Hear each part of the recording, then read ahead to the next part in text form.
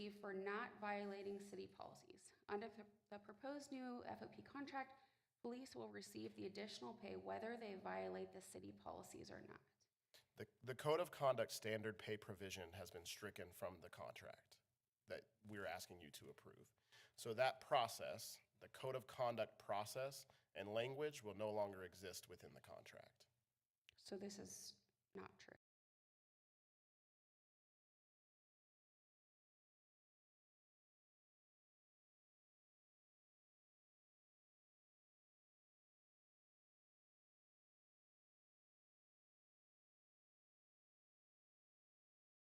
In lieu of the suspension, that process will no longer exist. Okay. Because my concern is the way that it reads is we're still rewarding people for potentially doing something bad or whatever, is the way that I read it. And I've already received a few messages this morning, so I wanted to try to clear that up. I know WPD, along with city leadership, has worked really hard to try to change some of the culture, and I certainly don't want it to appear that we're going backwards. Yeah, I would say the feedback we've received from the membership is that Chief Sullivan is taking swift action related to violations of our policies, consistent action related to violation of our policies and regulations, and fair action related to our violations of our policies and regulations. Consistent feedback we've heard from the members of our department is that when Chief Sullivan says if you don't meet the standards, it's going to be addressed, that is happening. And while people have been disciplined because of violating policies and regulations, the general membership of our organization has seen that we have written standards and we have standards for a reason. And if you're not meeting those, it's going to be addressed either through education or through discipline. We don't enjoy disciplining employees. I don't think any manager does. We understand that it's a part of doing business. But the Code of Conduct standard pay provision within the contract will cease to exist. So there will no longer be the opportunity for someone who is going to be disciplined to give up or forfeit this additional compensation in lieu of some sort of discipline. Okay, I appreciate that. I don't know how many people watch our council meetings or just read the headlines of papers, so I wanted to give an opportunity to explain that. So I think that's all my questions for now. Thank you. I appreciate the opportunity for clarification. There's many other things that should be clarified as well. So, thank you. Councilmember Johnston. Thank you, Mayor. Question for Director Hood, Jason. Slide 33. Back to that slide.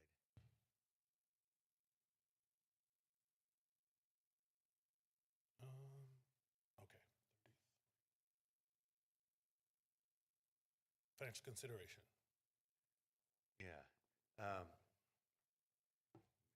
Maybe that's not the right slide, but there is an additional 10 hours in 26, an additional 10 hours of pay. I think it was vacation hour. 32, vacation. Yes. Thank you. In 2026, is the amount 1.8 million, is that included in the additional cost of having to staff during those vacation hours? Is it 1.8? Maybe I'm not saying it clearly, but is that benefit, which will require you to have someone to cover that shift since they're on vacation, is that included in the 1.8 million? I'm not really sure. Mayor, if I may. Councilmember, it is not. Department does not traditionally backfill into vacation spots. They try to control staffing on the street based on the schedules, and so they try not to get to a point where they're understaffed on the street. Okay. Which gets more difficult when there are vacant positions. Right. Okay, thank you. Councilmember Johnson. Thank you, Mayor. Either Jason or Captain Moses. For those who don't know in the public, what does meet and confer mean? And can you explain that process? That might be better answered by legal.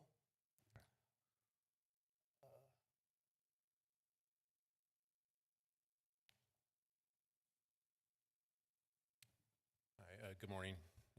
City Council, Mike Fessinger, Labor Relations Attorney. So the meet and confer process is mandated by state law with regard to municipalities that adhere to the Public Employee-Employer Relations Act. we cannot move unilaterally on conditions that affect employment without first meeting and conferring with our unions. So if we want to make a change, we can't do so unilaterally. We got to meet and confer with an open mind, try to reach consensus with workers before we take action. Now, if through the meet and confer process we can't reach consensus, then there is an impasse process that we can take part in that would involve state oversight and mandatory mediation, stuff like that. Okay, thank you. Councilmember Hoheisel. Thank you, Mayor. Yeah, I just want to follow through real quick on some other Jensen Hughes implementations here, specifically the Code of Conduct section. If we could just get like a little brief where we're at with it, kind of next steps as far as excessive force.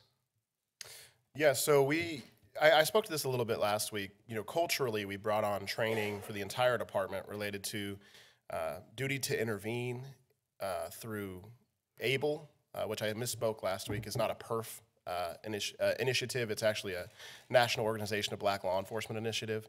But it spoke to the entire agency, the chief all the way down to recruit officers, about the duty to intervene when you see misconduct occurring. Additionally, you know, we're seeking accreditation at the state level for the first time in our agency's history, and there are accreditation standards related to duty to intervene. So we're working on language through the meet and confer process that meets the objectives of the community, of executive staff, and is clear enough to membership. Because when we talk about regulations and policy, these are things that conceivably, if someone doesn't do what we're saying they need to do, it could result in discipline. So we want to make sure it's very clear, the expectations to everybody. We've built a culture of that, and we've seen it. We've seen where officers are reporting perceived misconduct, reporting concerns to their supervision. And we have to work through the meet and confer process to get all of those things in place. We are doing a line item review of our regulations. Line by line, myself, the lieutenant in professional standards, Lieutenant Hutchins, and the Fraternal Order of Police leadership are sitting in a room and going line by line through every regulation that we have in our regulation manual, which is a lot, to ensure that they're clear, add any more specific language as recommended by Jensen Hughes, and then determine what an appropriate level of discipline would be for a first offense for that item. After we do that, we're going to go through and we're going to look at our discipline matrix. Based on that conversation, look at the discipline matrix and figure out a way that we can make the discipline matrix more streamlined, which is also a Jensen Hughes recommendation. So we have a plan and we're following that plan, but we've got to do things in the right order. Okay, so excessive force and discipline matrix are both meet and confer right now, and you're meeting with FOP and others to handle that one. Is that the same with the conduct unbecoming? Yes, And immediate reporting as well? that's duty to intervene. Yep, and then use of force? Yes, Okay, so those are all going through meet and confer currently? yes. Okay, thank you. Any further questions for staff? I just have one. Slide number 31 was about maternity and paternity leave. Maybe it's HR. Result of this kind of issue would be able to use FMLA, which is unpaid protection, but we do not have a citywide maternity and paternity leave policy. Thank you, Jason. You're welcome. I see no further questions for staff. We will now open it up for public comment. Please state your name, your address, and you will have 5 minutes to address the council.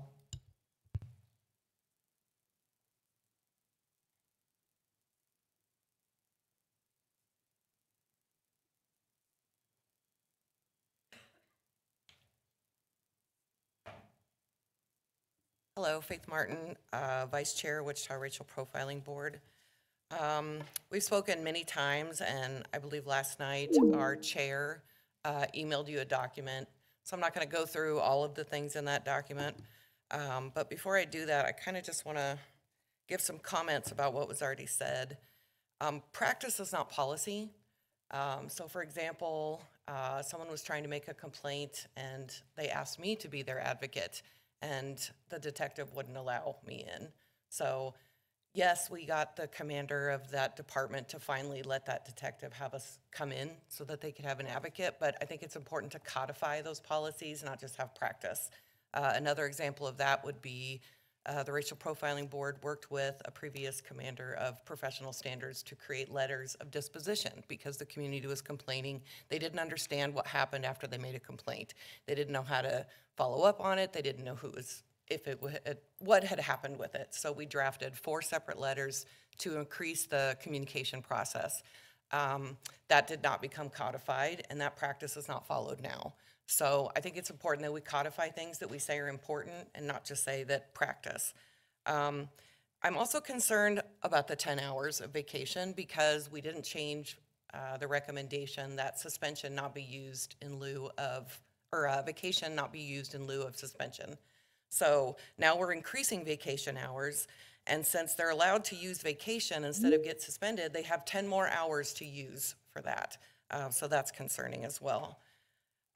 We appreciate and respect the collective bargaining process, and again, we try to not get in the middle of that process, but we're concerned that there are so many things that for 2 years have been discussed and are still in the meet and confer process, yet we're willing to approve a contract. I please ask that you delay approving the contract until we're able to get some more of the recommendations implemented. As taxpayers, the amount of money that's being put into this contract is concerning, and all we ask is more accountability, more transparency, and more truth. When citizens have that information, it helps us build those relationships between WPD and the city and the community, and that's one of our major goals in the Racial Profiling Board is to strengthen those relationships. Thank you. I stand for any questions. Councilmember Hoheisel. We will continue with public comment.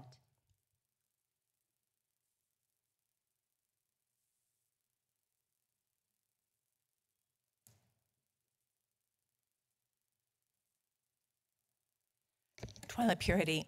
I live in District 1 in the Polo Club. I know you guys are probably tired of hearing from me, and frankly, I'm tired of coming up here. I keep coming because people in the community are watching and paying attention. I have been stopped at Sam's Club. I've been stopped in Wichita Wine and more. People thanking me for what I do. These are people of color. So people are paying attention. I'm frustrated that we're going into this process, FOP, and to my knowledge, none of you have asked to meet with the Racial Profiling Advisory Board. They've been studying this, and I know you can't all meet with us, or maybe just 3 of you, but 5 minutes up here from 2 or 3 people is not enough for you to understand the depth of our concerns. The other thing that happens is the last person who gets the word is usually the one who wins, right? So we walk out of here, we've said our piece, and then you may follow up with somebody in WPD, they get the last word. They're gonna refute things. Maybe you could get us together and have a meaningful conversation. What's going on in the police department, maybe it's getting better, maybe it isn't. I haven't seen measures. A lot of time when concerns are brought up about the police department, kind of the blanket statement is, oh, well, we have a Citizens Review Board. I'm here to tell you the Citizens Review Board is not providing the oversight that I think you probably imagine. And I can say this with a little bit of authority. Since January of 2021, nobody in the community has attended more CRB meetings than I have. And that includes the current chairman of that board. He has, because of many outside things that he has going on in his life for 2 years, he missed half or nearly half of the board meetings. I attended the CRB for 1.5 years before I was appointed. My appointment was less than 2 years, which is fine. I still go to the meetings. But many times now, since the new board has come on place, there's not a quorum. I explained last week how the amount of data that the CRB receives now is minimal compared to what it was when I started attending meetings. 2.5 I have 2.5 more minutes. It's not enough to explain everything that's going on. I do want to refute. I have a lot of respect for Captain Aaron Moses, a lot of respect for him, but I want to refute a couple of things that he said last week. When I talked about Jensen Hughes and asked about oversight, who provides the authority that it's okay to not meet a recommendation? Oh, and by the way, I think there's 3 recommendations that are not on the dashboard. But whose authority? And the first one on the dashboard is about an assistant chief. And Captain Moses said that, well, the chief can decide his own staffing. Well, I take exception with that. The chief didn't pay for the Jensen Hughes report. The city did. The city, in my view, has a responsibility to make sure that everything is being done according to Jensen Hughes. And there's not... what I feel like is happening with the dashboard is it's the student grading the papers. Where's the teacher? Where's the oversight here? The other thing that the department is really proud of, and that's this training that everybody had on the duty to intervene. Where's the data? Is that training making a difference? I don't know. But they're proud that they've done it. But is it effective? I don't know. Do you know? Are you getting what you pay for? Another issue that I've seen on the CRB is, and this is for the last 2.5 years now, when a CRB member would ask something of the officer who's in charge of, doing the presentations and running the meetings, a lot of times they would say, oh, I don't know, I'd get back to you. And the follow-up was rarely there. It's frustrating. I think you need to do more or know more. I strongly recommend that you ask to meet with some of us so we can provide a little more context from the community's standpoint. And some of these things, lack of data, lack of follow-through, ask yourself, who is that serving? Is it serving the community or is it serving the FOP? Thanks for your time. Councilmember Tuttle. Thank you. And I'm not sure if this question is for Bob or maybe Jason and HR, but I'm looking at the dashboard right now and there's 7 different categories. And one of the things that the speaker spoke on, thank you, Ms. Purity, was under first operations, create an assistant chief position, and it provides the information of, Chief Sullivan's decision in 2023 to promote 2 deputy chiefs. The speaker made a comment that, and I'm probably not going to use the exact word she did, that, from Jensen Hughes, they were mandates.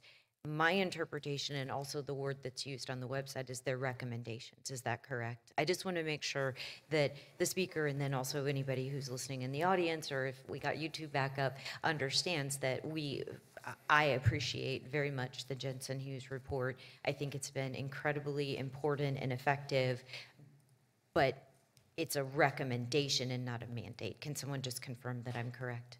Thank you. Yes, Councilmember, that is correct. They are a series of recommendations, and there may be different ways to accomplish the objectives that are behind the recommendations. And a good example of that is the item that you mentioned and that was just mentioned a few minutes ago, and that is creating the position of chief deputy. Chief Sullivan looked at the responsibilities of that position and instead elevated Aaron Moses into a position to help with the administrative duties for the chief, and that includes the implementation of the Jensen Hughes report. So we're accomplishing everything that Jensen Hughes recommended, just through a different title. And I might just take a second in case anybody's watching and wants to find out what we're talking about. If you go to wichita.gov and at the top of the page you go to departments and then you go to police, and when you get to the police page you can scroll down on the left side and you see Jensen Hughes report, and it gives just a really great background about it. And then at the very bottom it says view our progress. You actually have to leave the city website, but it gives all of the recommendations and then where we are in terms of progress with them. And I'm pleasantly surprised to see that the majority of them, all of them, I think, except for one, have been addressed. Most of them are complete and some are still in progress. So in case anybody in the community wants to see it firsthand, that's how they can do it. Thank you. Councilmember Hoheisel. Thank you, Mayor. First, I've been looking. I don't have any emails. Sometimes people get my emails mixed up. It's M.H. Hoheisel So I haven't received anything from Miss Officer here or Mrs. Officer here in the last week or so. So just putting that out there. I'm always eager to meet with people. That would be perfectly fine with me to reach out and have some discussions there. I did have 2 questions. One is, the 3 recommendations not on the dashboard, is that, what are these recommendations? Are they not on there, or are they on there in maybe different language?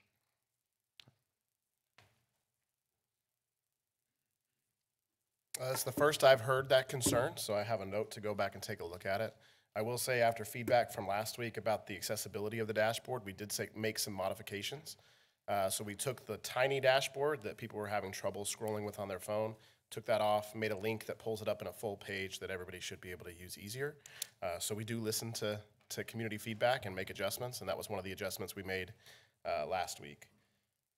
So Okay. I'll take a look at what 3 recommendations may or may not be on the dashboard, and if there are some missing, we will happily add them to the dashboard. Okay, Twyla, do you want to just let me know what you're...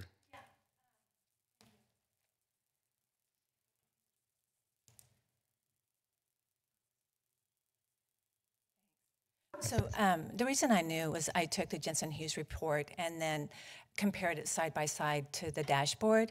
It's a little difficult because they don't, the top one in a category is not the top one on the dashboard. But the one that I remember that was missing is that there would be a paid position for the CRB, for somebody to do the work of the CRB, and it wouldn't fall on the department. That was one of them. Of course, that was one I was paying attention to. But if you count them, there are 3 that are missing. I don't have my Jensen Hughes notebook with me, so I don't remember the other 2. Okay, Thanks. Councilmember, the Yes, sir. one specifically mentioned is on the dashboard, and it does say implemented based on the addition of the part-time staff in the city clerk's office earlier this year. Okay, that was just here in the last 2 months or so, 2 or 3 months? Okay. The other question that came up from Mrs. Martin was vacation in lieu of suspension. I think we are working on that as well. Is that correct? Vacation in lieu of suspension does exist. It is essentially a WAP day, a day without pay, but it is also capped. So contractually, it's capped at how much vacation time you can give up in lieu of suspension. So the addition of 10 vacation hours does not mean that that cap is also increased. What is the cap current? I believe it's 4 days. I'd have to look back at the contract. Okay, thank you. Lastly, I just wanted to clarify, Chief Sullivan and I both attended the May 16th racial profiling meeting and did take questions from the racial profiling board. And again, when an invitation is sent out to any of the council members or leadership, more often than not, we try to make time. We will continue with public comment. Good morning, City Council members. I am Juanita Ridge, Millennium Moms founder, Millennium Moms Empowerment Network. I am also a member of the Wichita Racial Profiling Advisory Board. I am also the president of the A. Price Witter Neighborhood Association. I have a lengthy experience serving the community. I'm one of America's 1,000 Points of Light, number 541. I am looking at a process right now with the FOP that is in progress, but it's incomplete. And so at this time, I am in agreement with recommendations from the Wichita Racial Profiling Board that we table this until we get all the facts concerning what is going to impact the Wichita Police Department and the city at large. It has been stated that the FOP deserves an independent assessment of their implementation. I second that motion, and I hope that you all will do the same as our representatives for the city of Wichita. It is important that we have independence and transparency in this process. We cannot continue to do what we've done in the past. We must move forward and be great. Have a great day.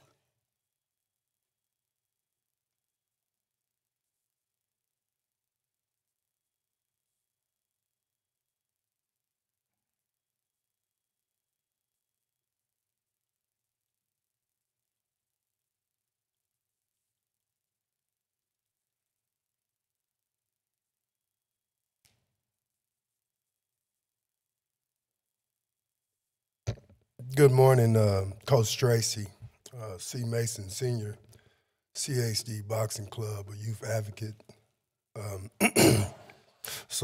Addressing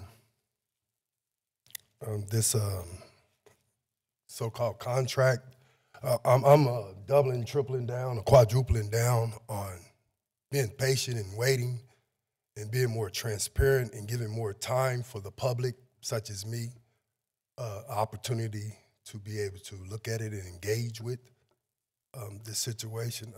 The FOP for years and years and years, I've never understood. I don't say that in a bad way. I say it in a way of ignorance.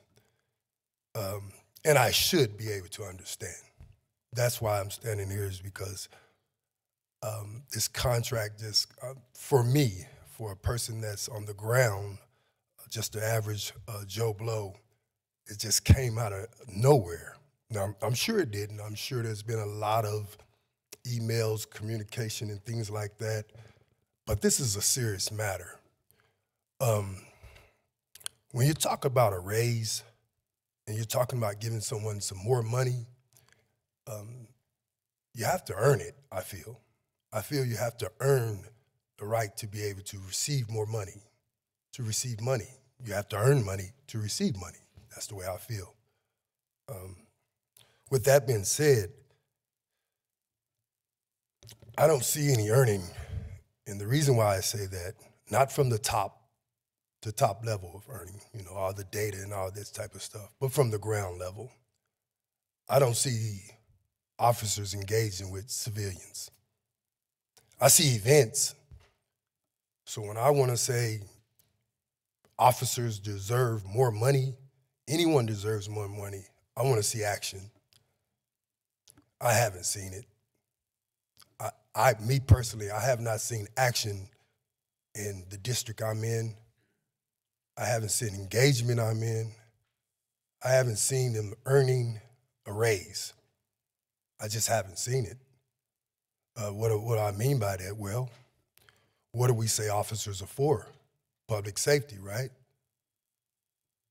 They're not in for prevention, they're in the intervention.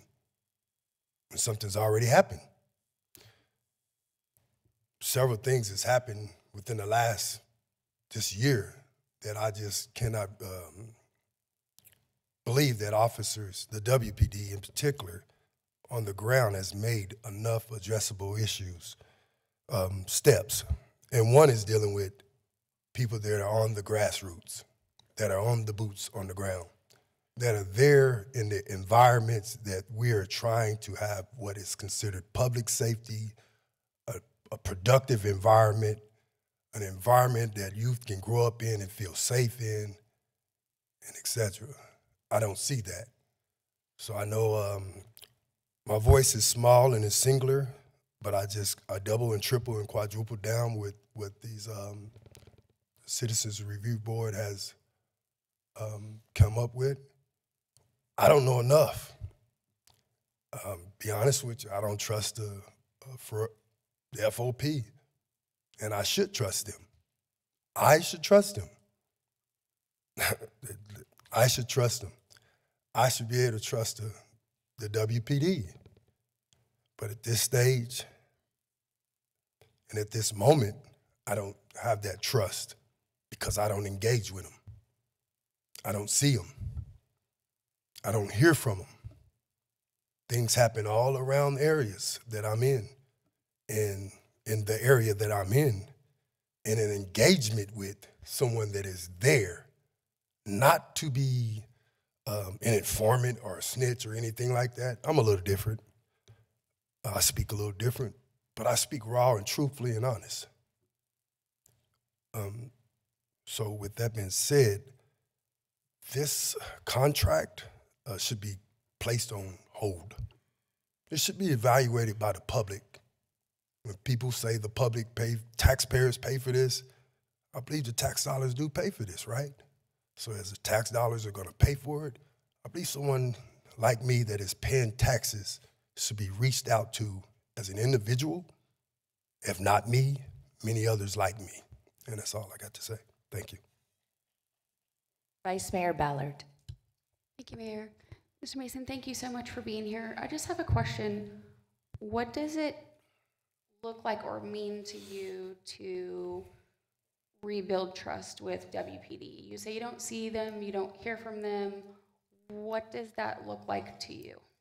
So I just came from a west side of the community, and that's a beautiful question because I just came from the west side, right?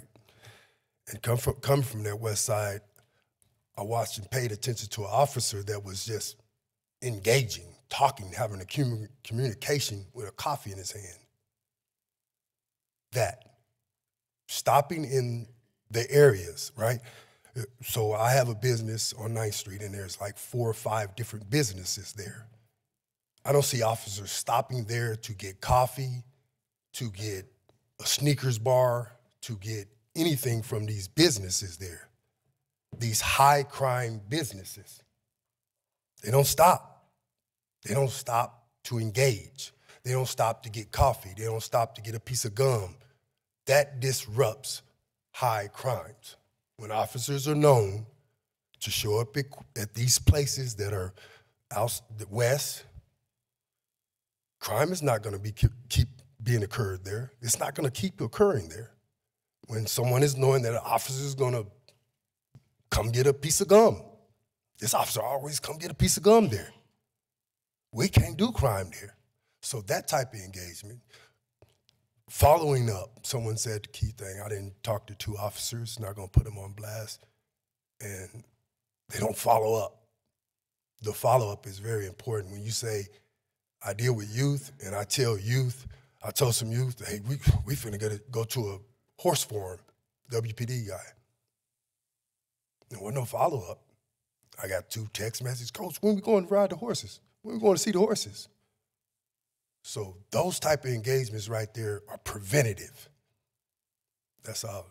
Just simple communication, simple treating the civilians like humans, simply treating them like their constituents. You care. Thank you. Thank you. I will just encourage everyone to take a look at the July 16th workshop. This was during the budget season, and it specifically calls on crime reduction strategies. And on that, you will note that the city of Wichita utilizes a large majority of investments into crime prevention, which include the police department. And I just want to make note that on there, it does say to prevent occurrence of crime, the police department is working on data-driven policing, implementing best practices, community engagement such as Axon, My 90 Citizen Survey.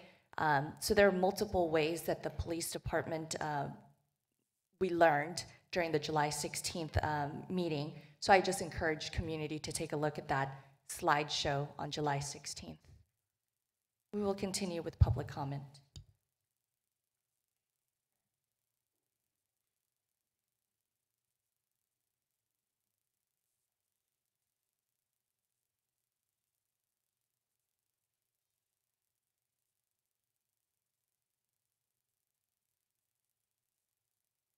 Good morning, Dave Inklar, Fraternal Order of Police, 477 North Seneca.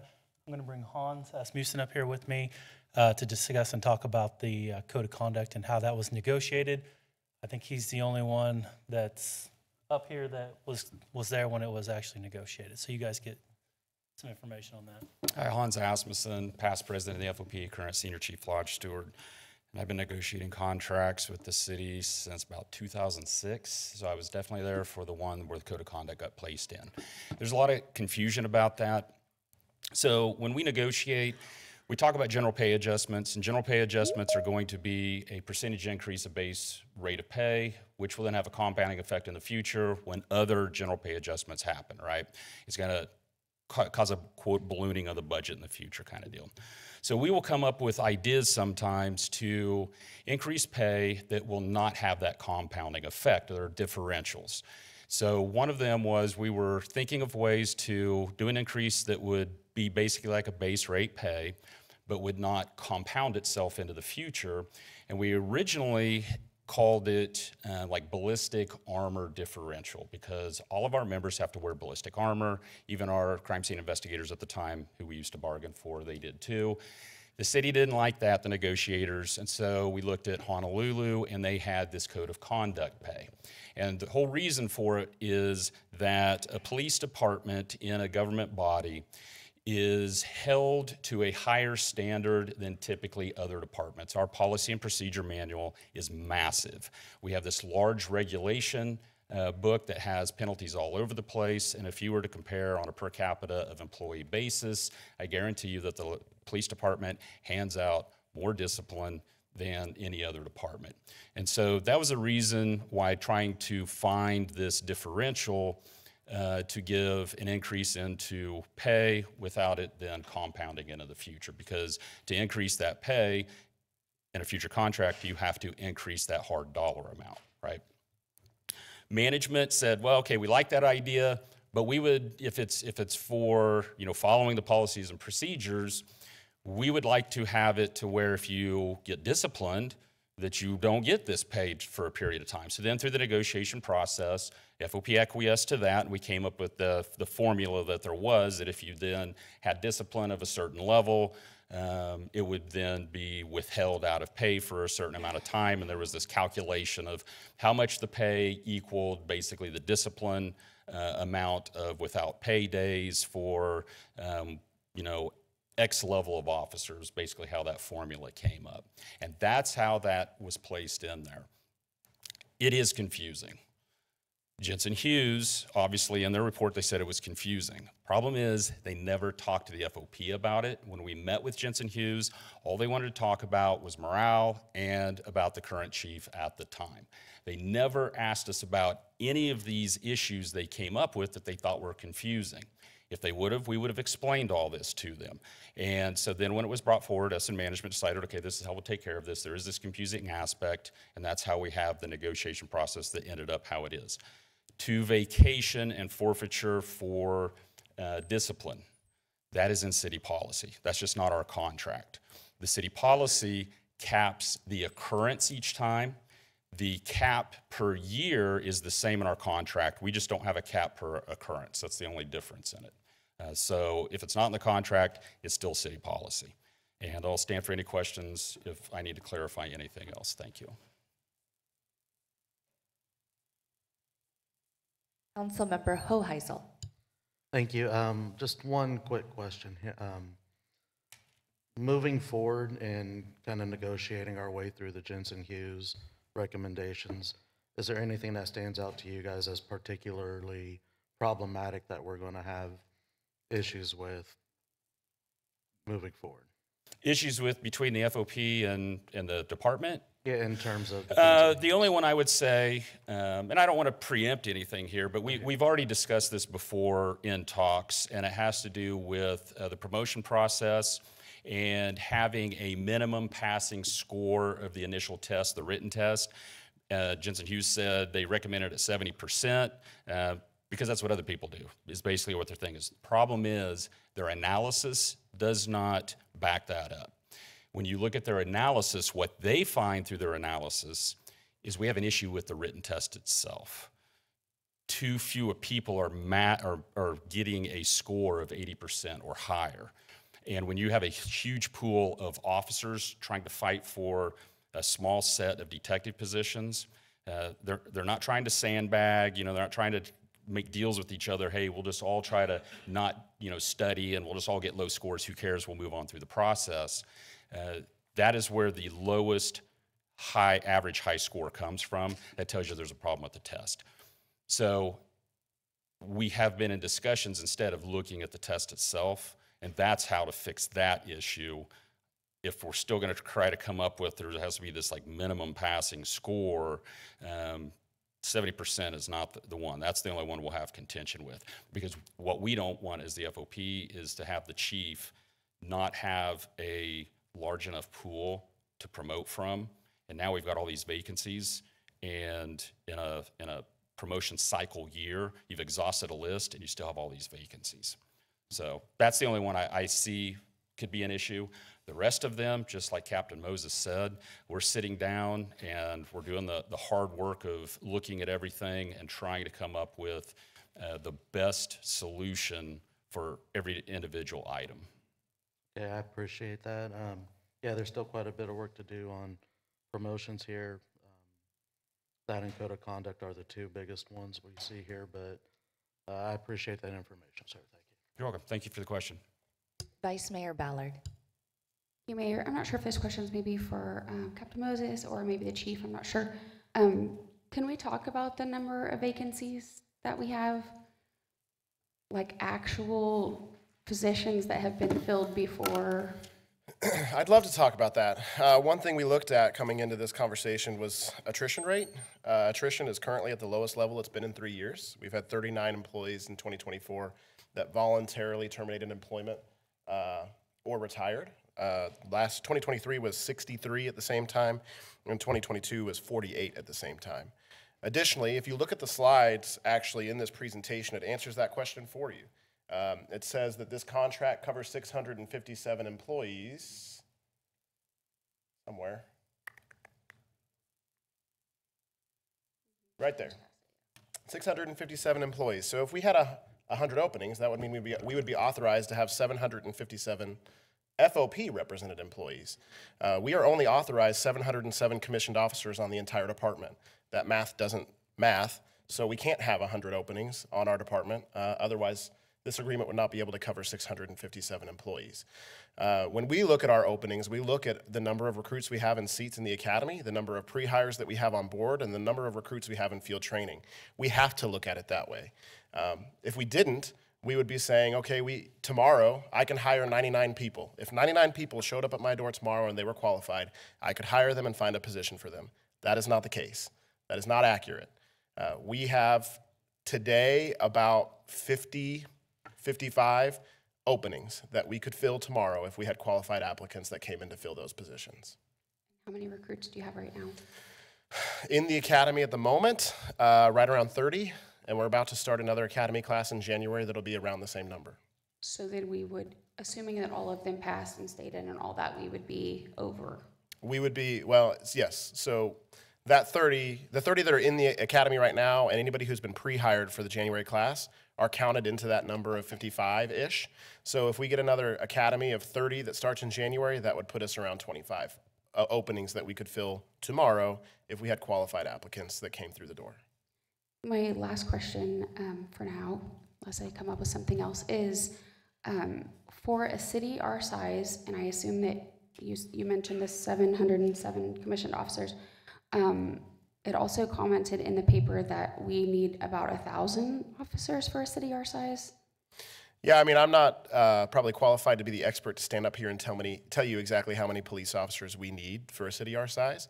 You can certainly look at other agencies across the country based on population and number of officers, but really the analysis should probably be a little bit deeper than that. It should include crime rate, it should include calls for service, so on and so forth. So probably not something that I'm going to opine on from this podium and would need some additional true expert analysis. I think we, as in leadership up here, and WPD has been working hard, especially since Chief Sullivan got here, to work on recruitment and all of that, and to know that we're working towards the 707, but then to hear that we need 1,000 is probably scary to the public. I mean, it definitely caught me off guard, so that's why I was just asking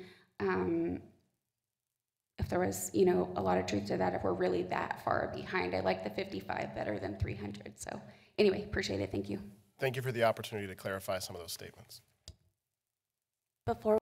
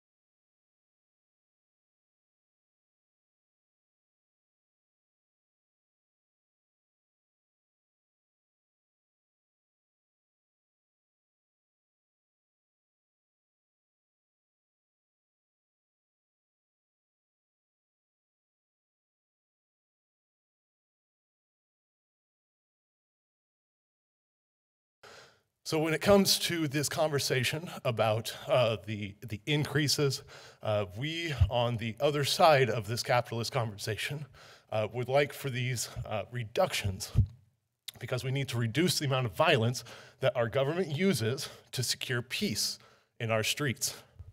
There's a lot of socio-political turmoil that is coming around that needs to be addressed in the sense of talking about what sanctioned violence is.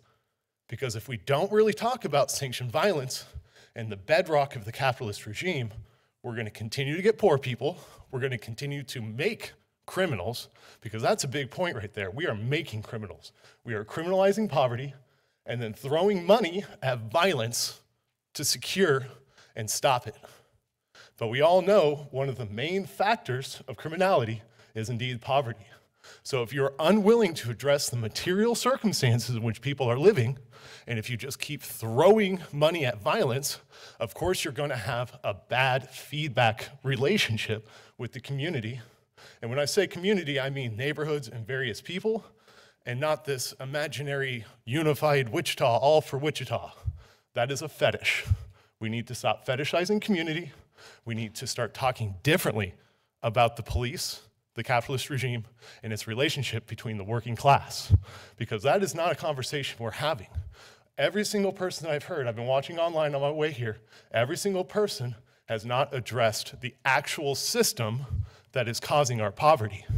So a lot of what happens with the police is that we are putting a Band-Aid on the symptoms of a system. And so we are trying to address the system that is breaking people. And you are spending way too much money and time on attempting to relieve these symptoms where we could address the systems, the capitalist regime, the charity, and the cops. If we don't address those systems as a mechanism of violence against the regular person, we're going to continue to have unsavory relationships between the capitalist regime and the masses of the working class. So if you want to move forward in a healthy way, where I am not making my demands as I do, where I am not coming to possibly your house to protest you, if you actually want to have a conversation about dismantling violence, I'm here for that conversation. But the codes that you're using are deferring and ignoring the conversation about systemic violence. So unless we actually sit down and talk about the capitalist regime and what they're doing as slavers, because when we have this debt economy and this renter economy, we don't have choice. We need to remove the duress. And I tell people, get your scoop, get your money. We're all forced to play in this capitalist regime. But if we want to play capitalist regime, we need to make sure people aren't in duress. We need to make sure people actually have choice. And right now, the way the current system is and the way the current policing system is, we don't have a choice. So as everyone knows, I'm a very big advocate of our constitutional rights. Our First Amendment rights were seized by this city in 2020. Our Second Amendment rights are constantly being seized by this city by the overbloating of the police. I encourage you to come to my protest. I encourage you to start thinking about systemic violence beyond your scope of application, because the way you're applying it now is going to cause more poverty and more antagonization against the working class. I stand for question.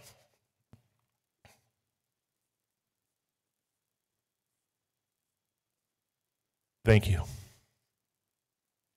We'll continue with public comment.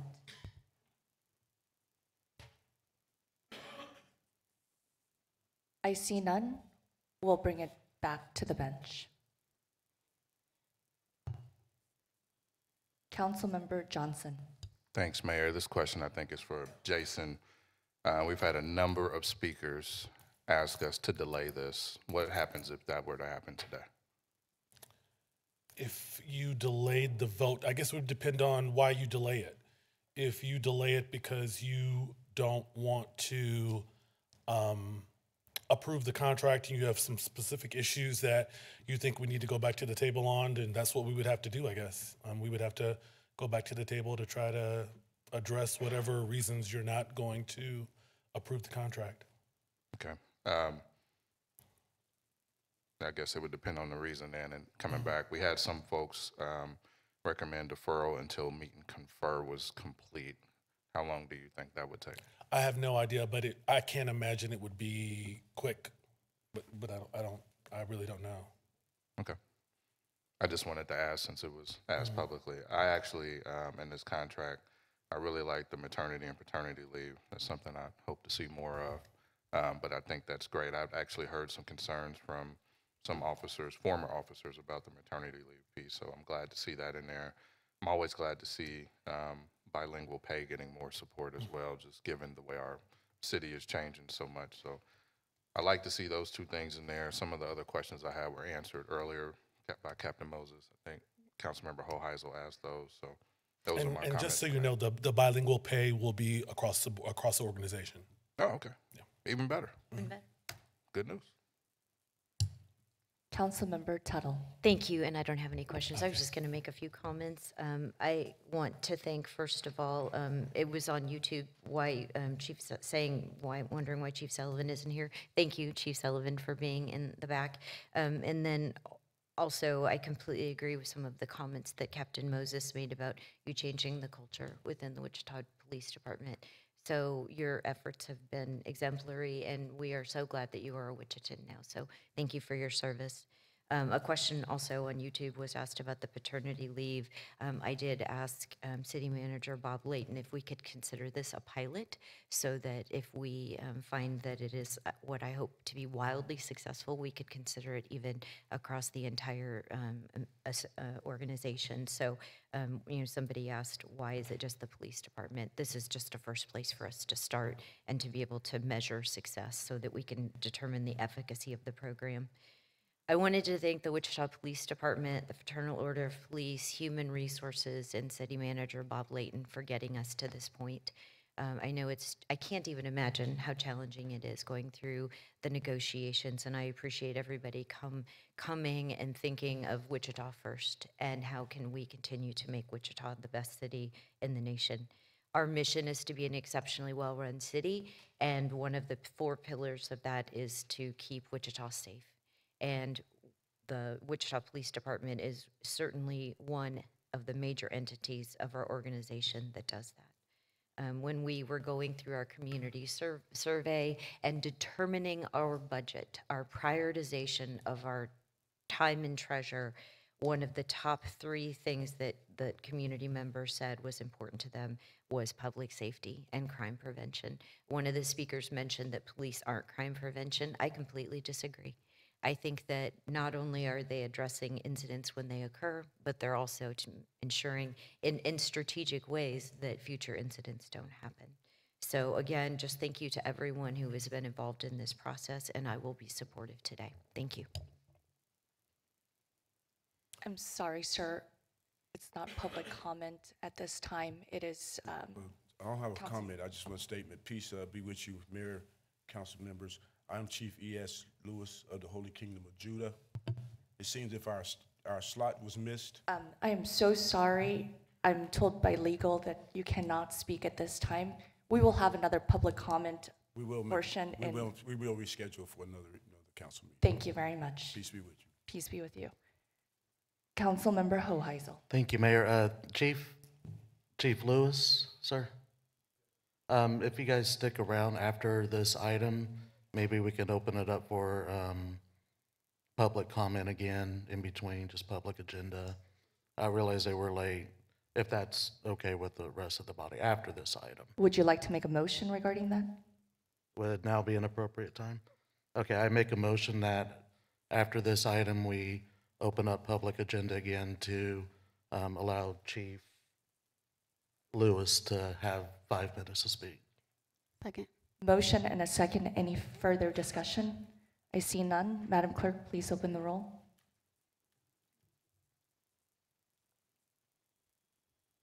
Aye. Motion passes 7-0. We'll continue with council member comments, and then we will come to public comment and after this. Yeah. We'll continue with with council member comments. Council member Hoheisel. All right, thank you, Mayor. I'm going to be supportive of this. We still got to fight through this process. We still got to get through all the Jensen Hughes recommendations. I appreciate the the ground that we've made so far on it. That's a pretty big chunk that we took out today with the current contract. I still have some angst. I appreciate Chief Sullivan. I think he's done a great job of bringing discipline and stability to the department. I hope he sticks around for a while. A little bit of angst about what comes after Chief Sullivan, though, so there is a little bit of concern there about just solidifying some of the policies we have. I would encourage both Jason and WPD and the FOP to continue to keep our foot on the gas with Jensen Hughes, coming up with these recommendations. This was nearly 3/4 of the police department also was interviewed for Jensen Hughes.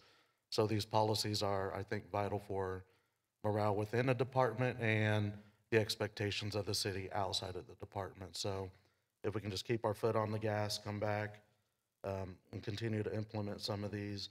I do think there is, to the speaker's points, some room as far as better communication with the public. Maybe if we can get this done a couple of weeks ahead of time next time and allow the public to come forward and kind of express some of their reservations with this as well. I do see some issues that we still need to iron out with the CRB, so those points are well taken as well. And that's really all I have to say here. Councilmember Johnson. Thanks, Mayor. I said I was going to do my part to shorten these meetings, but I had something else to say. I agree with Councilmember Hoheisel about the CRB and think we should continue to work on that. Also, I think with the Jensen Hughes dashboard, it's good to report out on implementation, but I'm also interested to see how officers feel about that as well.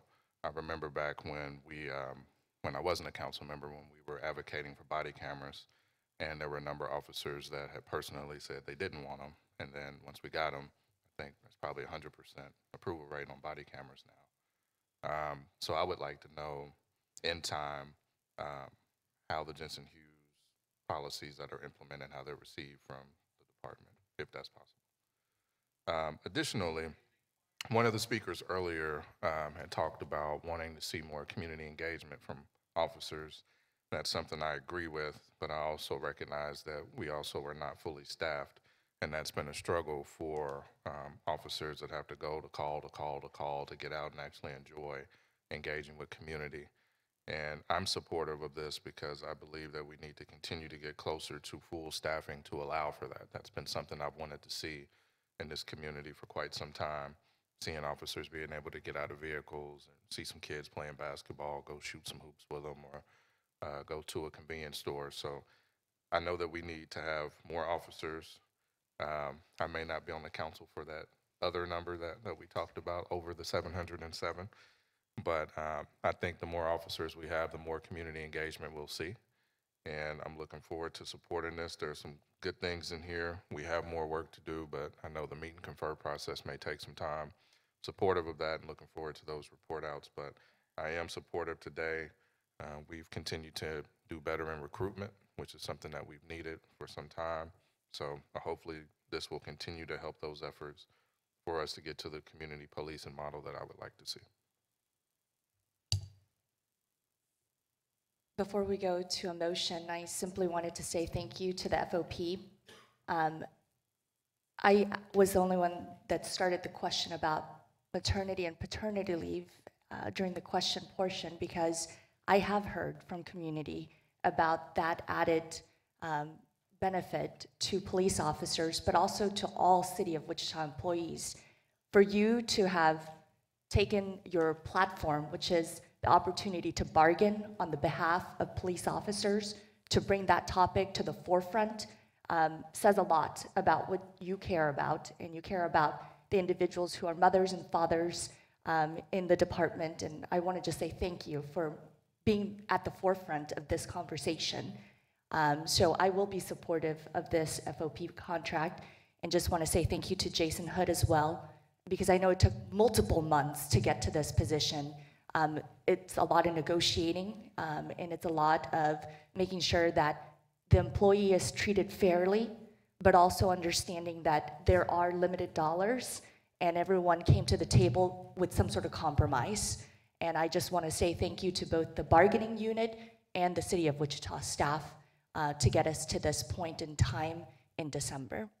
Vice Mayor Ballard. Thank you, Mayor.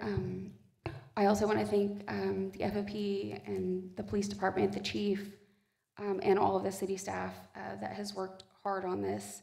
I did have a question. Is there a way that we could get some type of update in, I don't know if 6 months is long enough, or in a year, to make sure that everything is completed on here, get any type of updates, just so we can kind of keep our foot on the gas as well, and making sure that we're making sure everything is implemented to the community. For people that might not know about the dashboard, maybe we could, it looks like we've made significant progress, but I would like to get some report in whatever you think is an acceptable amount of time. Vice Mayor, I think that's a great idea. We could actually devote one of our council agenda review items to an update, maybe 6 months into the year, and we will keep the dashboard updated as well. But I think it'd be good, it's a good idea to maybe talk about it publicly with the mayor and council.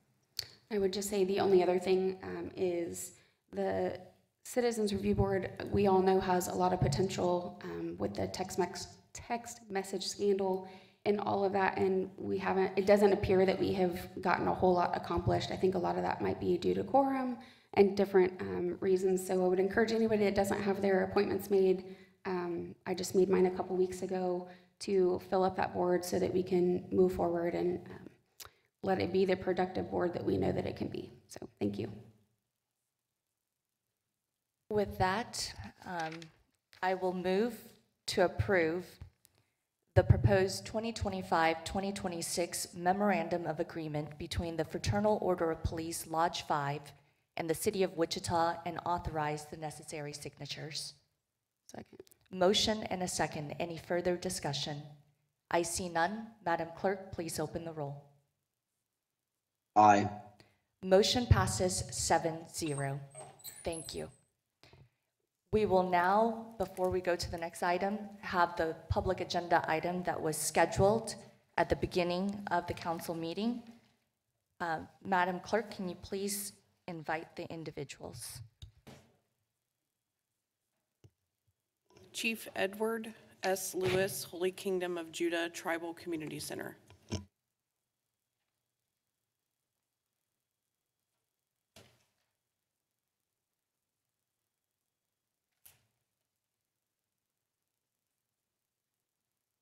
Peace again to everyone.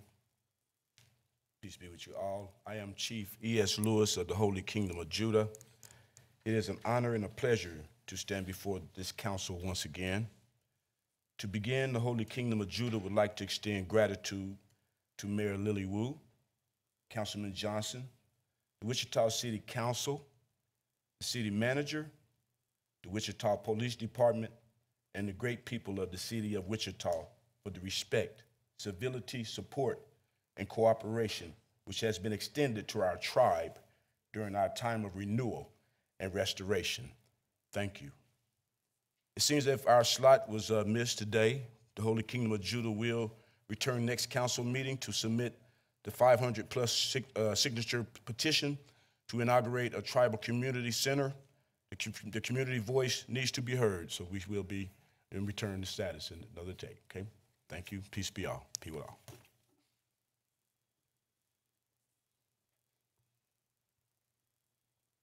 We will now continue with the next item. Madam Clerk, please call the next item. Public hearings considering adoption of a TIF project plan, establishment of a community improvement district, approval of letter of intent for IRBs for sales tax exemption, and a development agreement for 333 East English. Before we go to that, I think we're missing number 2, unfinished business. That We item have to was vote on it. Yeah, yes, that's correct, Mayor. Can you please call that item? downtown parking plan implementation strategy to be deferred to December 17th, 2024. Mayor, the council had established today as another discussion time for the downtown parking plan implementation strategy. The staff's been working diligently on trying to get all of the analysis complete. We're almost there, but we would like one more week to be able to make that presentation to you and allow for public discussion of the options. So we're asking you to defer this item till December 17th. One of the questions I asked during the last council meeting regarding the downtown parking was the current contracts that are supposed to be implemented but have not been implemented to their full extent. Can we have a full analysis regarding the Old Town contracts of how much they're paying and how much they should be paying as of 2024? Mayor, we have completed the financial analysis. We've also done some additional background checks, and we'll have a report regarding all of the history of the Old Town parking contracts. Any further questions? One more. Can we also have a brief presentation regarding the SMID during that conversation as well? The Self-Supported Municipal Improvement District. Thank you.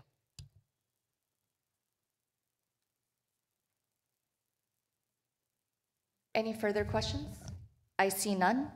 I move to defer the downtown parking plan implementation strategy to the December 17th, 2024 meeting. Second.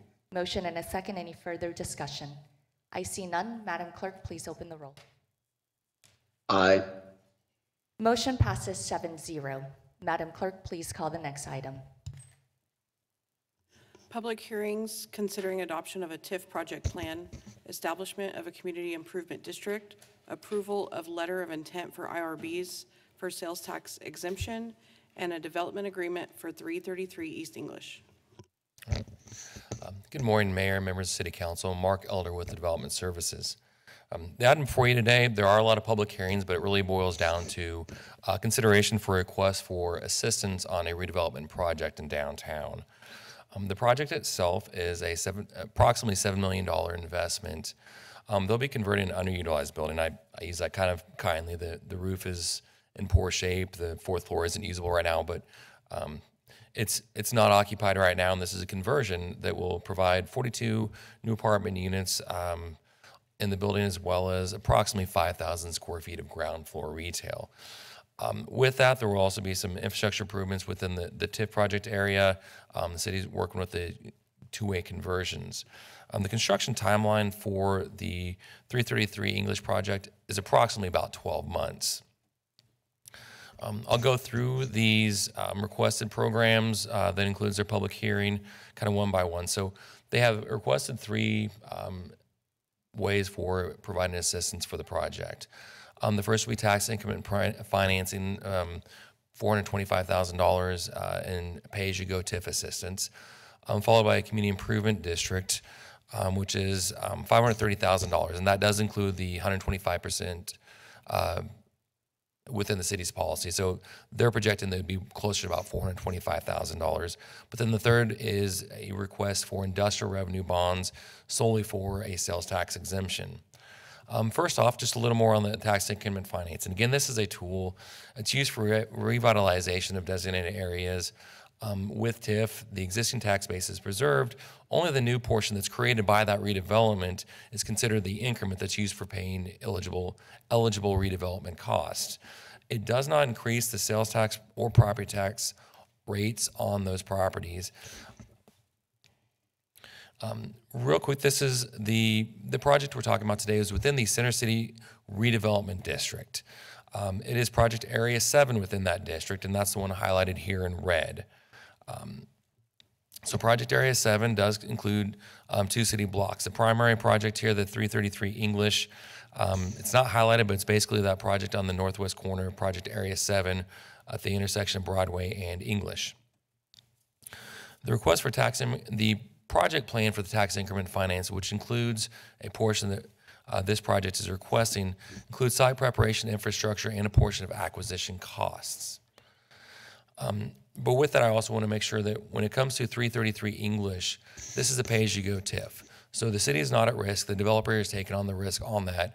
The increment is only there if the project is complete and providing and generating that increment. The second request is a community improvement district. It's another project or program that primarily the city uses to facilitate private investment and redevelopment projects. This is an additional sales tax on the parcel, but it's not part of the state and county traditional sales tax.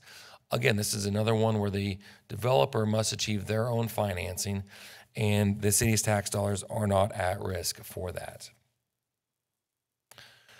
The eligible expenses that the 333 English would be requesting include demolition and some abatement of some asbestos lead-based paint within the project, roof repairs, as well as facade improvements and tenant improvements. And again, this is the CID as well will be a pay-as-you-go where it does not have any risk on the taxpayers. The third one, industrial revenue bonds. Those are primarily used for one of two or a combination of achieving either sales tax exemption and or property tax abatement for projects that are expanding and hiring new companies. It can also be used for redevelopment projects solely for a sales tax exemption, which is what is being requested today. And this is sales tax exemption for the cost of materials related to the redevelopment of the project. The city, again, does not lend any money and does not bear any risk for that. The developer is required to achieve their own financing for it. Just a few renderings of the proposed project as complete. Here you can see the building from kind of looking at the northwest corner. And then this is kind of looking from the northeast along the building. And then a rendering of kind of like one of the apartments, what it might look like inside. With that, we do have representatives of the development team here. If you have any questions for them, I will stand for any questions. And I just want to make sure I kind of highlight with this action today, adoption of a TIF project plan does require a 2/3 majority of approval of the governing body when it comes to that action.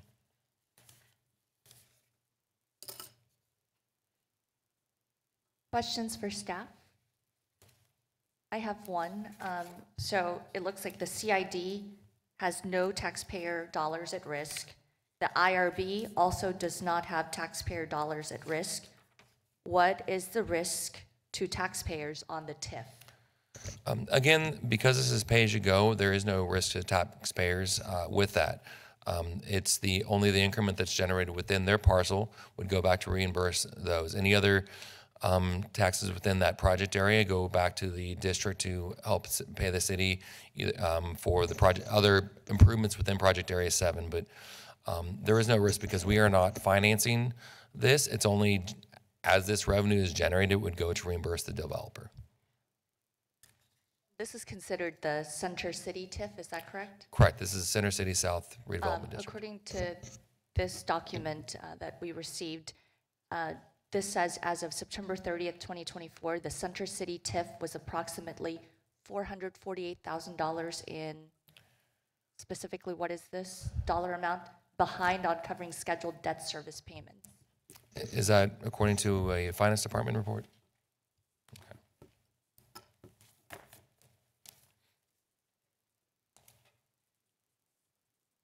Yes, ma'am, Mayor. Excellent question. That information is from the third quarter financial report, which includes a variety of information about the TIF districts. And that is a page that we produced that shows how the TIFs are performing relative to the city debt that has been issued on their behalf.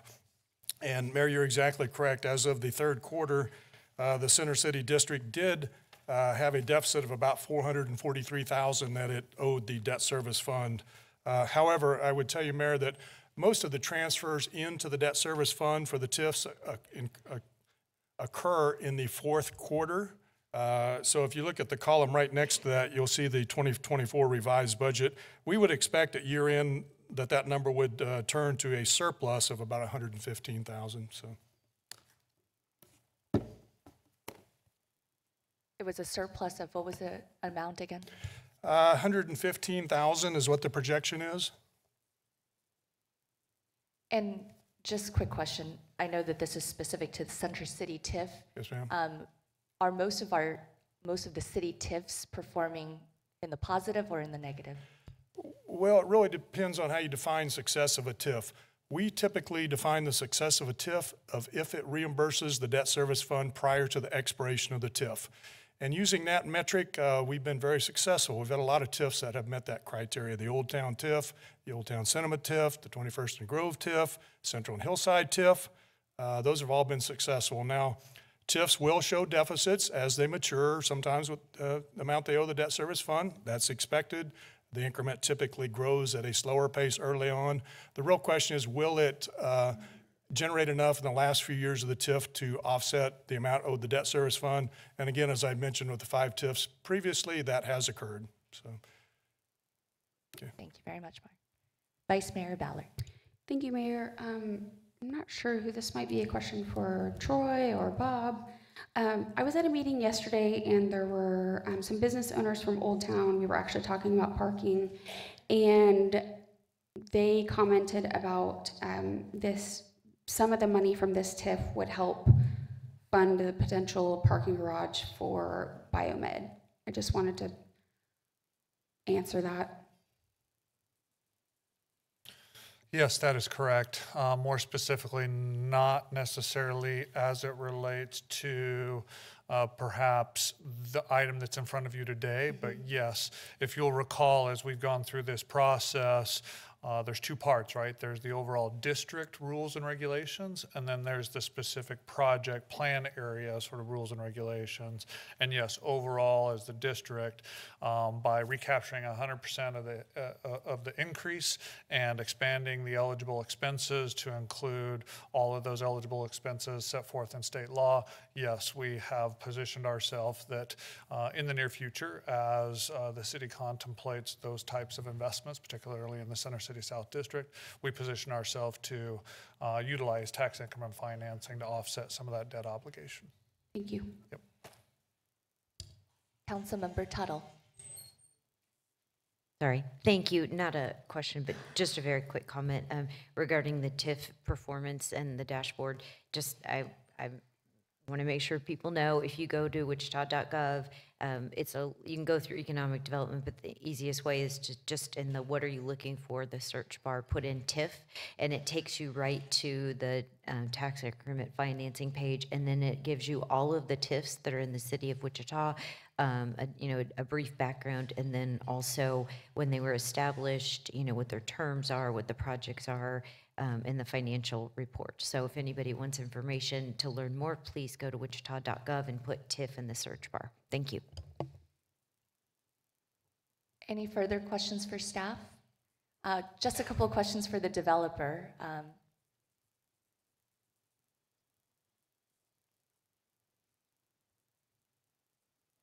Hi, Bruce Rowley, 143 North Rock Island. I'm representing Arena South Management. We're the developer on this project. Bruce, I had ex parte communication with you and got to learn about this project. I wanted to hear, you guys are, most of you, Wichitans for a long time. Tell me about why you decided to make an investment in this particular building. What will these 42 apartments mean for the community, and how are you going to deal with parking? Sure, Ms. Mayor, those are lovely questions. All of them things that we've considered along the way. This building was being used as office. It was originally built in 1920 and had been used as office until then. When we looked at this project, we've been developing in this area, particularly of downtown, for several years and have made quite a number of investments down there. So this was a natural property for us to look at. When the bioscience campus was announced, and we already had this property under contract, we then discussed with members of WSU, KU, Wichita Downtown Development, and the City of Wichita Development Department to get an understanding of what would be the best use for this project, understanding that what we're trying to do is create a more vibrant downtown where the uses of the buildings actually fit the needs of the community. And what we heard pretty much unanimously was that there was a need for apartments or multifamily in that area, and that became even more obvious when the school was announced next door. So the decision then was to make it into multifamily. There's lots of different kinds of multifamily. There's big luxury multifamily, there's condo multifamily. We went for something that we believe is targeting more the students that are downtown, not just in the bioscience campus, but obviously what's happening with the DO school and what WSU Tech is doing in the old Henry's building there.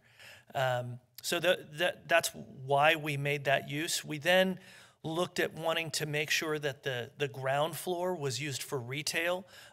Again, specifically because that's a need downtown, particularly as we bring thousands of more people downtown, the need for retail down there will become more and more important. And that's what led to our use of the building and the types of incentives that we're trying to apply to this. I do want to note, it's much more expensive to develop multifamily than to just update it into new office. And that's really part of what led to the need for applying these types of incentives to this project to make this kind of use pencil out. Does that answer all of your questions?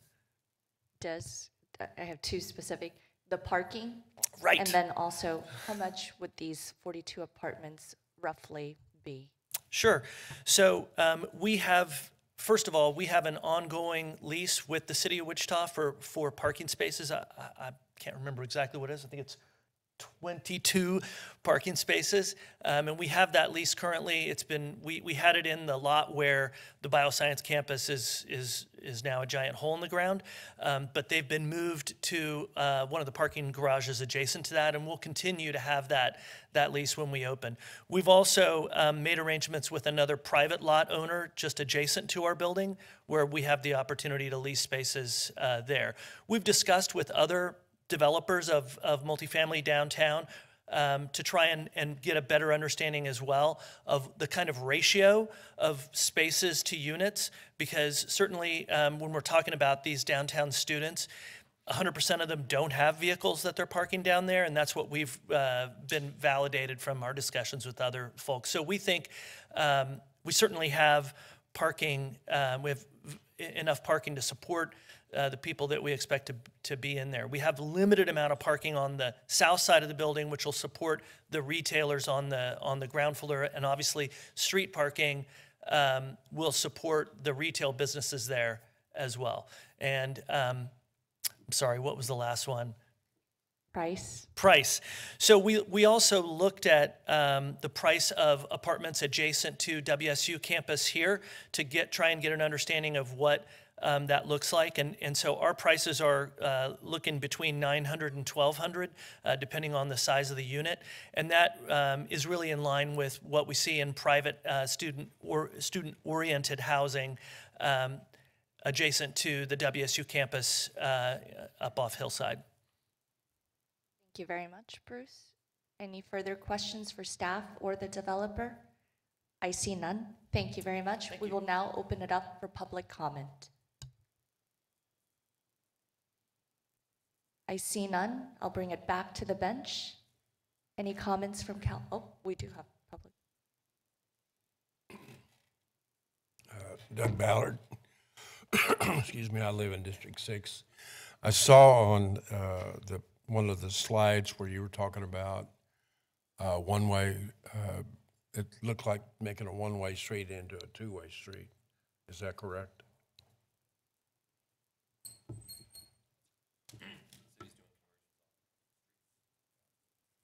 I haven't spoke to all of the others, but I'm opposed to that. I think when most of these streets were made one way, vehicles were much smaller. They didn't allow you to drive the size of trucks that we go downtown with now.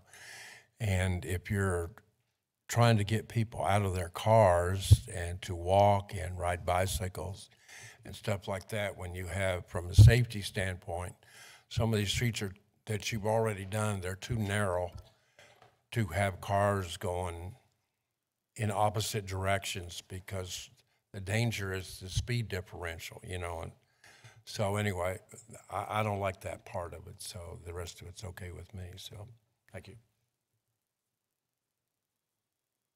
I see no further public comment.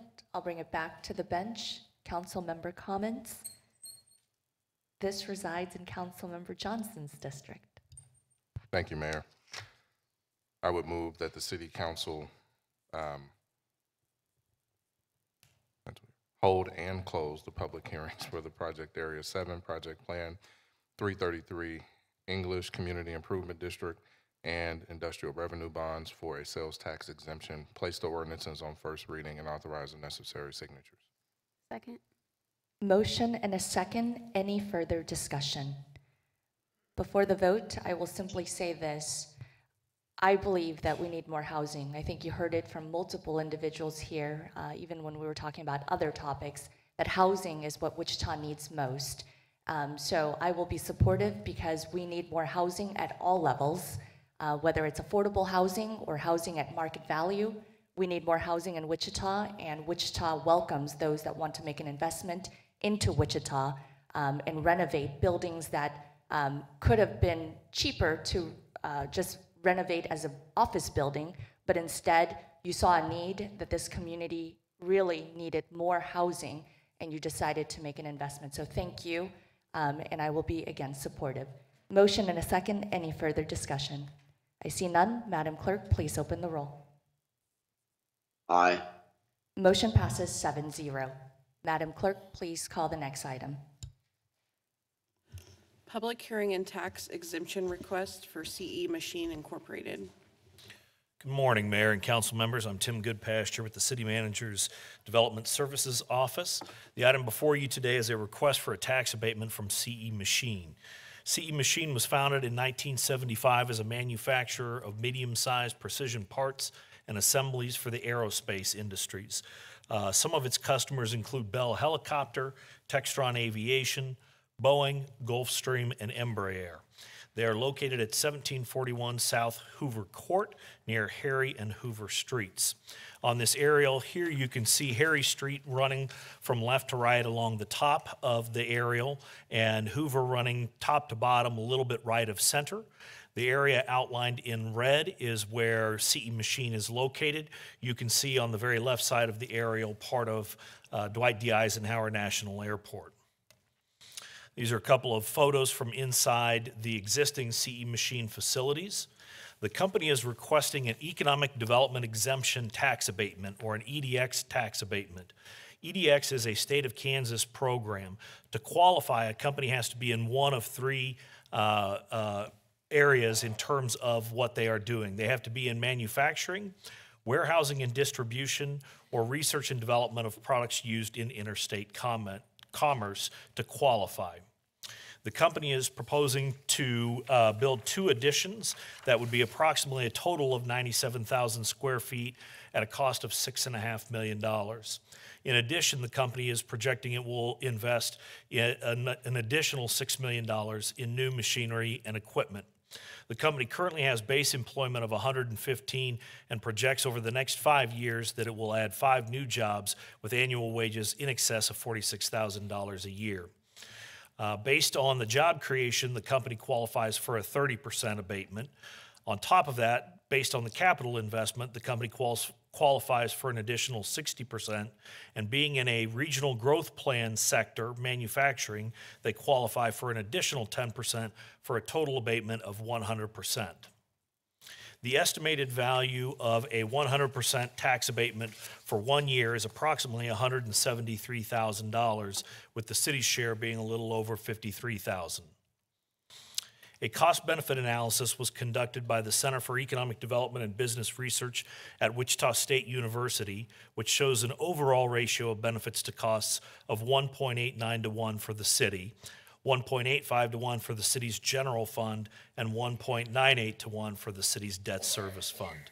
Therefore, it is staff's recommendation that the City Council close the public hearing and approve the first reading of the ordinance granting CE Machine a 100% tax exemption on the identified real property improvements for a 5-year term, plus a 100% tax exemption for a second 5-year term, subject to City Council review.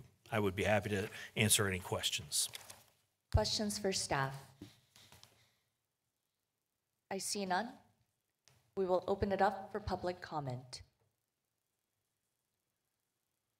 I see none. I will bring it back to the bench. This resides in Councilmember Dalton Glasscock's district. Mayor, with a motion to approve as presented. Second. Motion and a second. Any further discussion? I see none. Madam Clerk, please open the roll. Aye. Motion passes 7-0. Madam Clerk, please call the next item. Funding for the 2025 Dirt Street Paving Program.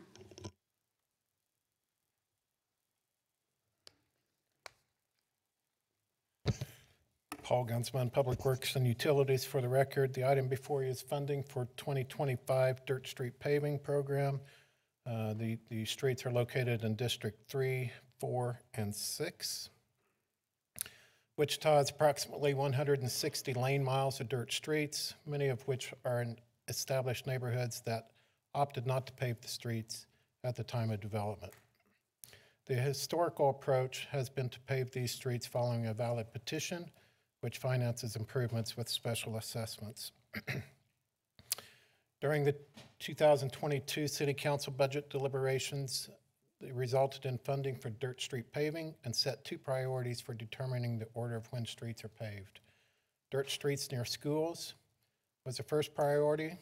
Streets within 1 block of schools that receive dust suppression treatment will be paved first, and that was anticipated to be completed within the first 4 years of the program. 2025 will be the 3rd year of the program. Dirt streets and disadvantaged businesses was the second priority, and the priority of those would be assigned based on areas within the highest percentage of individuals below the poverty line, according to the U.S. Census block level data.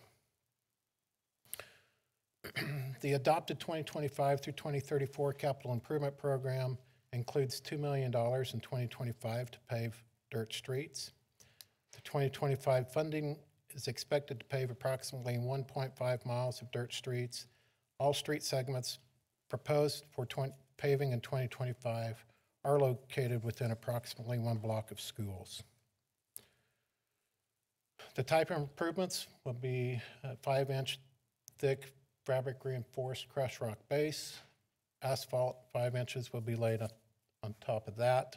Curb, gutter, and subsurface drainage are not included within the project.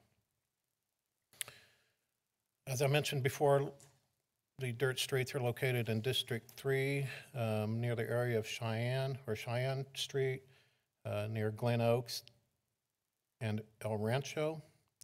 District 4, there are a couple of street segments located on Glen Street near 31st, and the remainder of the blocks of streets to be paved are within District 6, within the area northwest of Douglas and West Street.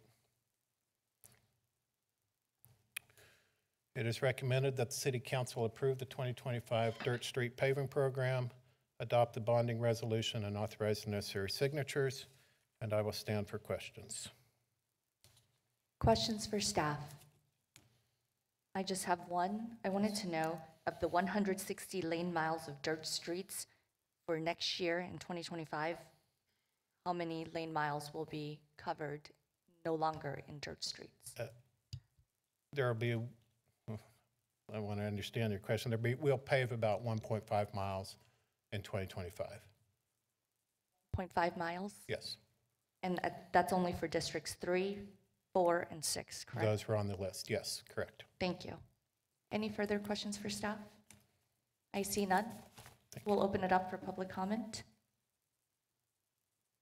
I see none. I'll bring it back to the bench.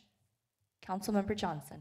Thanks, Mayor. Paul, on this, I know that the council during the budget session recommended 80% approval. Is that going to cause any issue?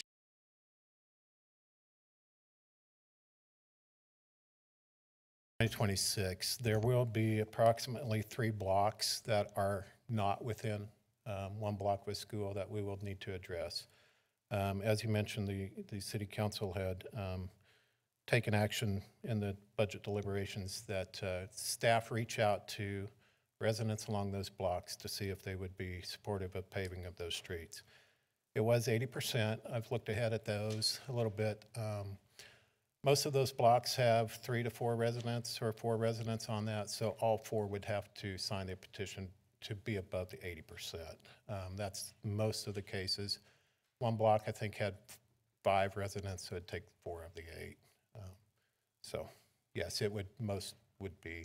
Our plan would be to reach out to those residents probably July 1st of 2025 in preparation of the 2026 budget to provide them the petition information and have them get back with us to circulate the petition if they approve it. Okay, so thinking about the block with 4 houses, if we were to potentially change the 80% to 50% or more, that would help if at least 2 of the houses were to say yes. It would, yeah, based on numbers or square footage, yes, it would get us closer. With the 80%, you have to have all of them. If it was above 50%, it'd be 3 out of the 4. Okay. Yeah, I know another street that I think has 3 houses. I don't think it's on the list, but that could potentially come up to, and then even 2 of the 3 wouldn't be enough. So correct. 50% or more would be better. Thank you. Councilmember Hoheisel. Thank you, Mayor. I just want to give staff props for this program. This has a lot to do with equity, but especially what we're attacking here the first couple of years, safety around schools, health for kids around schools. So I really appreciate the work that staff has put in on this. This is a great program. I know down south we have plenty of schools, like over the past couple of years we've been paving plenty of dirt streets around schools. So thank you guys for your work on this.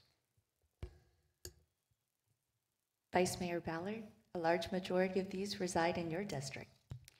Thank you. I'd like to take the recommended action, approve the project and budget, adopt the resolution, and authorize the necessary signatures.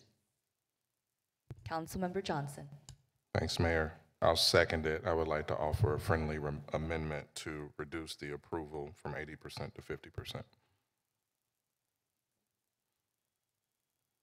I'd like staff to address that cost. What would that cost to the city if it went from 80% to 50%?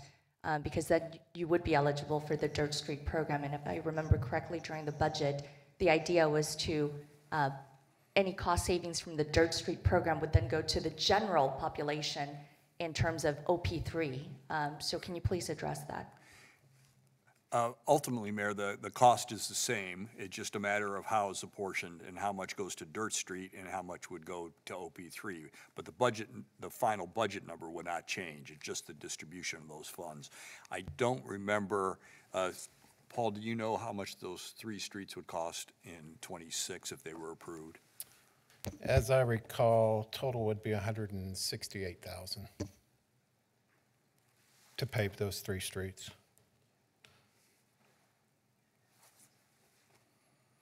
Those 3 streets would be in which area again? That I don't remember off the top of my head, Mayor. I can get those blocks to you. If we can have that back, I don't know. The council doesn't have to make that decision until next year because those are 2026 improvements. Councilmember Johnson. Councilmember Tuttle. Thank you. Councilmember Johnson, I'm just trying to understand. So with your substitute motion, it wouldn't impact this agenda item, it would be for next year, is that correct? Or would it, I'm not sure I completely understand what your motion was. Yeah, the only change is that for the streets of like what Paul mentioned with the 4 houses, if 3 wanted them and the 4th one either didn't respond or didn't, that's only 75%. And the council had an 80% approval, which in that case means you have to have 100% for the paving of that to happen. So the 3 houses that may want the street paved are now punished because the other one doesn't. It's still a majority of the block that would want it. Okay. So this isn't touching any money or anything. It's just the approval of the street from the petition. But it could potentially impact the budget, right? If they voted for it, then we would pave their street, and that costs money.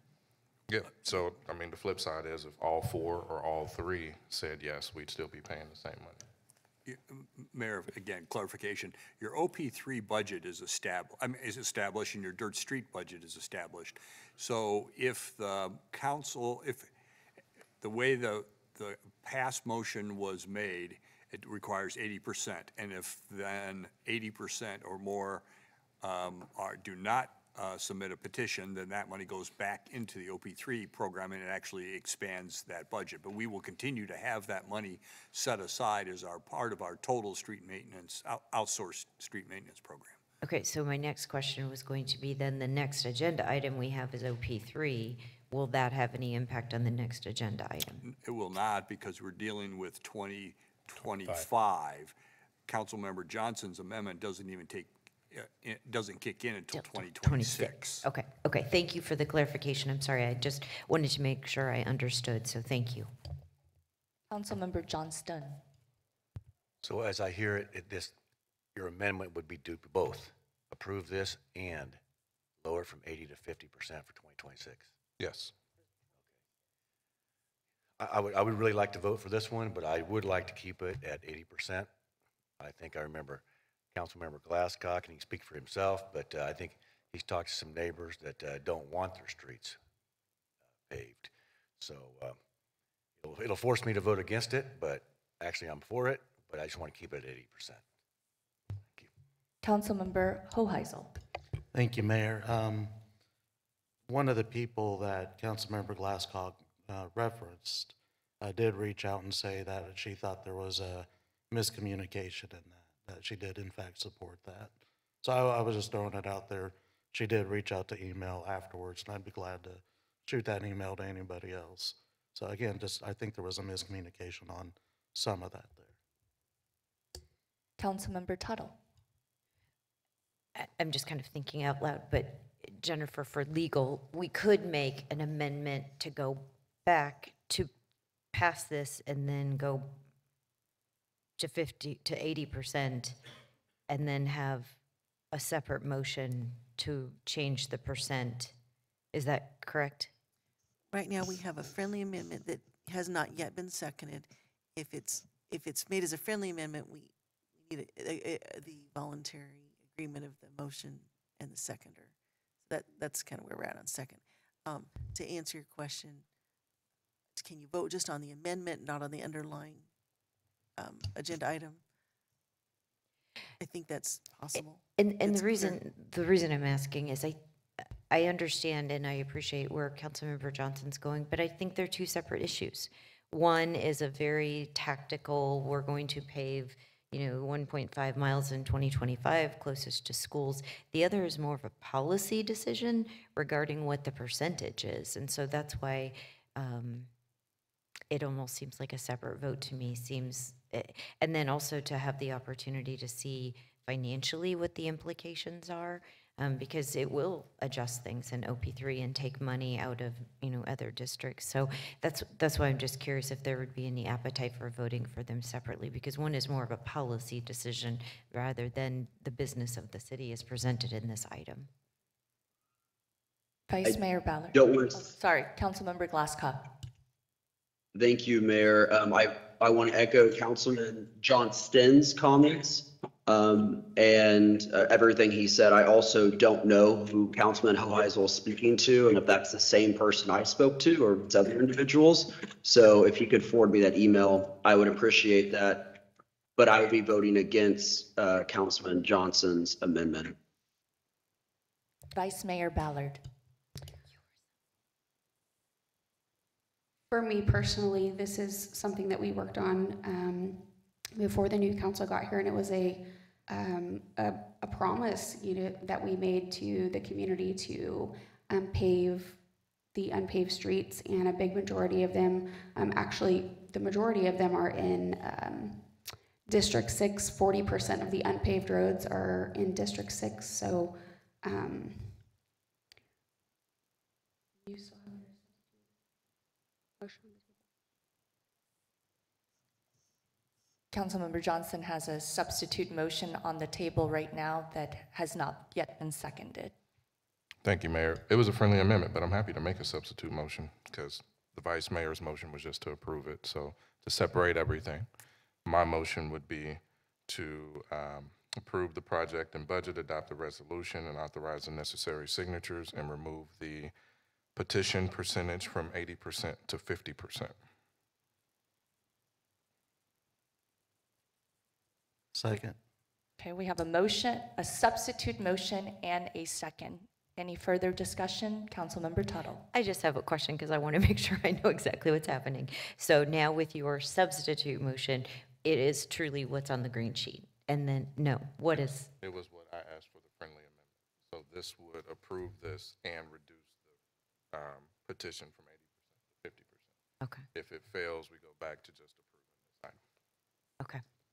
I just want to go on record. We did make a promise. We put in the budget that we would pave dirt roads with the prioritization around schools. I'm okay with that, and I would be supportive of that, but I do think that it would be easier for staff, it would be easier for us. We could have additional conversations. To me, that is a policy decision that should not be lumped in with something that's a business item. So if I vote in the negative, it's not because I'm not supportive of paving these 1.5 miles of dirt streets in 2025. It's because I feel that it's just not appropriate to lump in a policy decision without further discussion. Thank you. Councilmember Johnston. So again, for legal, for Jennifer, Right. if this does happen to get voted down, we could then go back to the original That's correct. amendment and vote for it. That is correct. Okay, thank you. So so actually, what we're voting on is that change from 80% to 50%. Exactly. Okay, thank you. Councilmember Tuttle, did you want to? I did, and I just want to make one more comment. I'm sorry, I don't want to delay, but, and I may be supportive of going from 80 to 50. I just would like to have more discussion. I don't have this issue in my district, so I just don't know enough about it. So I would like to learn more before I make a decision. So again, if I vote in the negative, it's not that I'm not interested in the conversation. I just need to learn more and talk to more people who this impacts. Thank you. So we have a substitute motion by Councilmember Johnson and a second by Councilmember Hoheisel. Any further discussion? I see none. Madam Clerk, please open the roll. Nay. Motion fails 4-3. We're back to the original motion that was motioned by Vice Mayor Ballard, and I will second that. So we have a motion and a second. Any further discussion? I see none. Madam Clerk, please open the roll. Aye. Motion passes 7-0. Madam Clerk, please call the next item. Proposed 2025 Outsourced Pavement Preservation Program. Good morning, Mayor, members of the City Council. I'm Aaron Henning with Public Works and Utilities, and today I have the privilege of presenting staff's proposed 2025 Outsourced Pavement Preservation Program for your consideration and approval. As a reminder, the city manages and owns and maintains more than 5,000, actually more than 5,200 lane miles of paved streets. To put that in perspective, I like to note that that's roughly equivalent to a 24-foot wide 2-lane road stretching from Los Angeles to New York City as the crow flies. In order to maintain that vast network of paved assets, the city has for many years allocated funds to leverage the resources and expertise of private contractors. Each year's corresponding outsourced pavement preservation program, or OP3 as we like to call it, supplements but does not replace the critical and highly reactive work performed by city crews.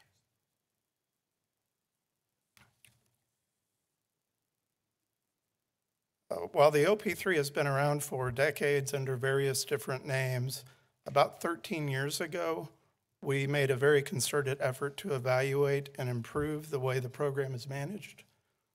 The resulting changes have proven very successful, and we've achieved very good results. One of the most significant things we did was we moved away from a pavement condition driven approach to one that's more focused on returns on investments. Along the way in 2013, we began extensive piloting to make sure that the sorts of alternative treatments we contemplated using were going to be feasible and effective for Wichita. We also, early in the process, identified thermal crack repair as being probably the single most effective action we could take at that time to very rapidly improve conditions across the entire city network. Thermal crack repairs are those very wide, bone-jarring cracks that span the full width of some of our older asphalt streets. So, in addition to the pilots, we also very aggressively targeted those thermal cracks over a 4-year period. And those efforts were limited to just repair of the crack itself. We did not cover those up with any kind of a surface treatment, but we did make a lot of ground by doing that. As a side note, I'll mention that fortunately those thermal cracks are only newly a concern. Are really only a concern for the city's asphalt streets that were constructed before the mid-1990s or so. Prior to the mid-1990s, asphalt streets were constructed on a cement or lime-treated subgrade, and that tended to perpetuate those thermal cracks. But in the mid-1990s, a change was made in the city's standard. We began using a more flexible aggregate subgrade, and we've not seen a recurrence of those thermal crack repairs in streets constructed that way. So we do have to continue to deal with it on the older ones, but fortunately it's no longer an issue on the newer ones. In late 2013, staff also began developing and refining a computerized decision support tool. It's one that we discussed earlier this year in a workshop to help guide future investment decisions. Next year's 2025 program and all programs since 2018 have been compiled using that decision support tool, or DST. To further explain our transition from a pavement condition-driven approach to one that's based more on returns on investments, this on the slide is a typical idealized pavement degradation curve. On the y-axis is the Pavement Condition Index, or PCI, which is a rating we give streets that is on a scale from 0 to 100, with 100 being a street in perfect condition and 0 representing a street that has completely failed. On the x-axis is time in years. And with the curve, we can see that as a street degrades over time, we have opportunities to intervene using different types of treatments depending on its condition. At the top of the curve, those treatments tend to be very low cost and very high yield in terms of the life that you gain. But as a street degrades over time, the treatment options get sometimes exponentially more expensive, and the life extension that you gain with those treatments is much less per the dollar that you spend. So when you're focused on condition and your program is driven by pavement condition, you tend to focus on your worst streets, streets that are at the bottom of the curve. And what you often miss are the needs along the curve, toward the top of the curve, and the opportunity to make really good investments when roads are in better condition. And that's what our modeling has focused on over the years. We've made some changes to how that works. We're presently at a 60-40 split, with 60% of the funds allocated to preservation or treatments that are at the top of this curve, and 40% of funds allocated to mitigating our streets in the poorest condition that are toward the bottom of this curve.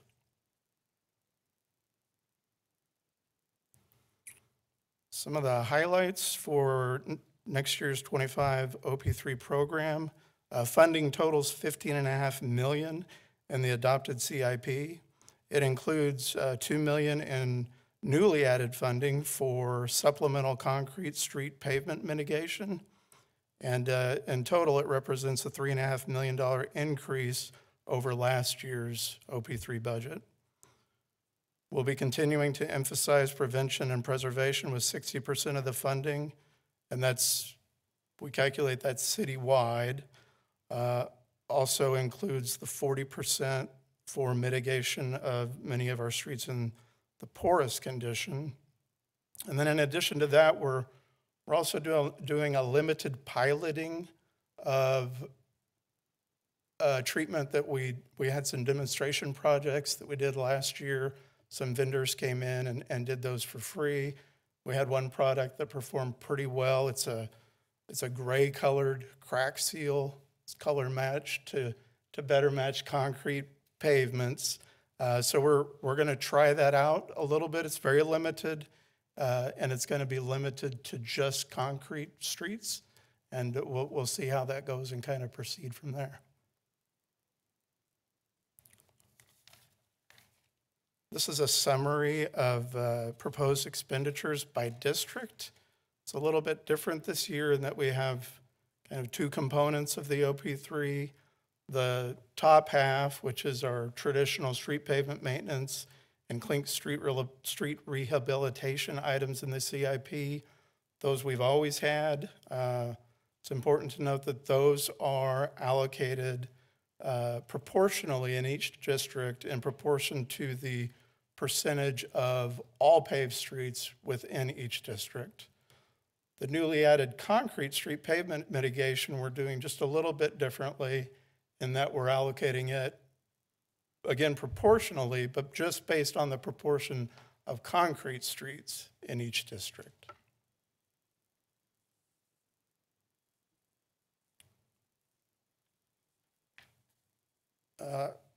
In 2025, we'll be touching about 366 lane miles of the city's network. That's far from the highest numbers on this chart, but it's still more than 5 times the amount we were touching back in 2011 before we began implementing the changes just discussed.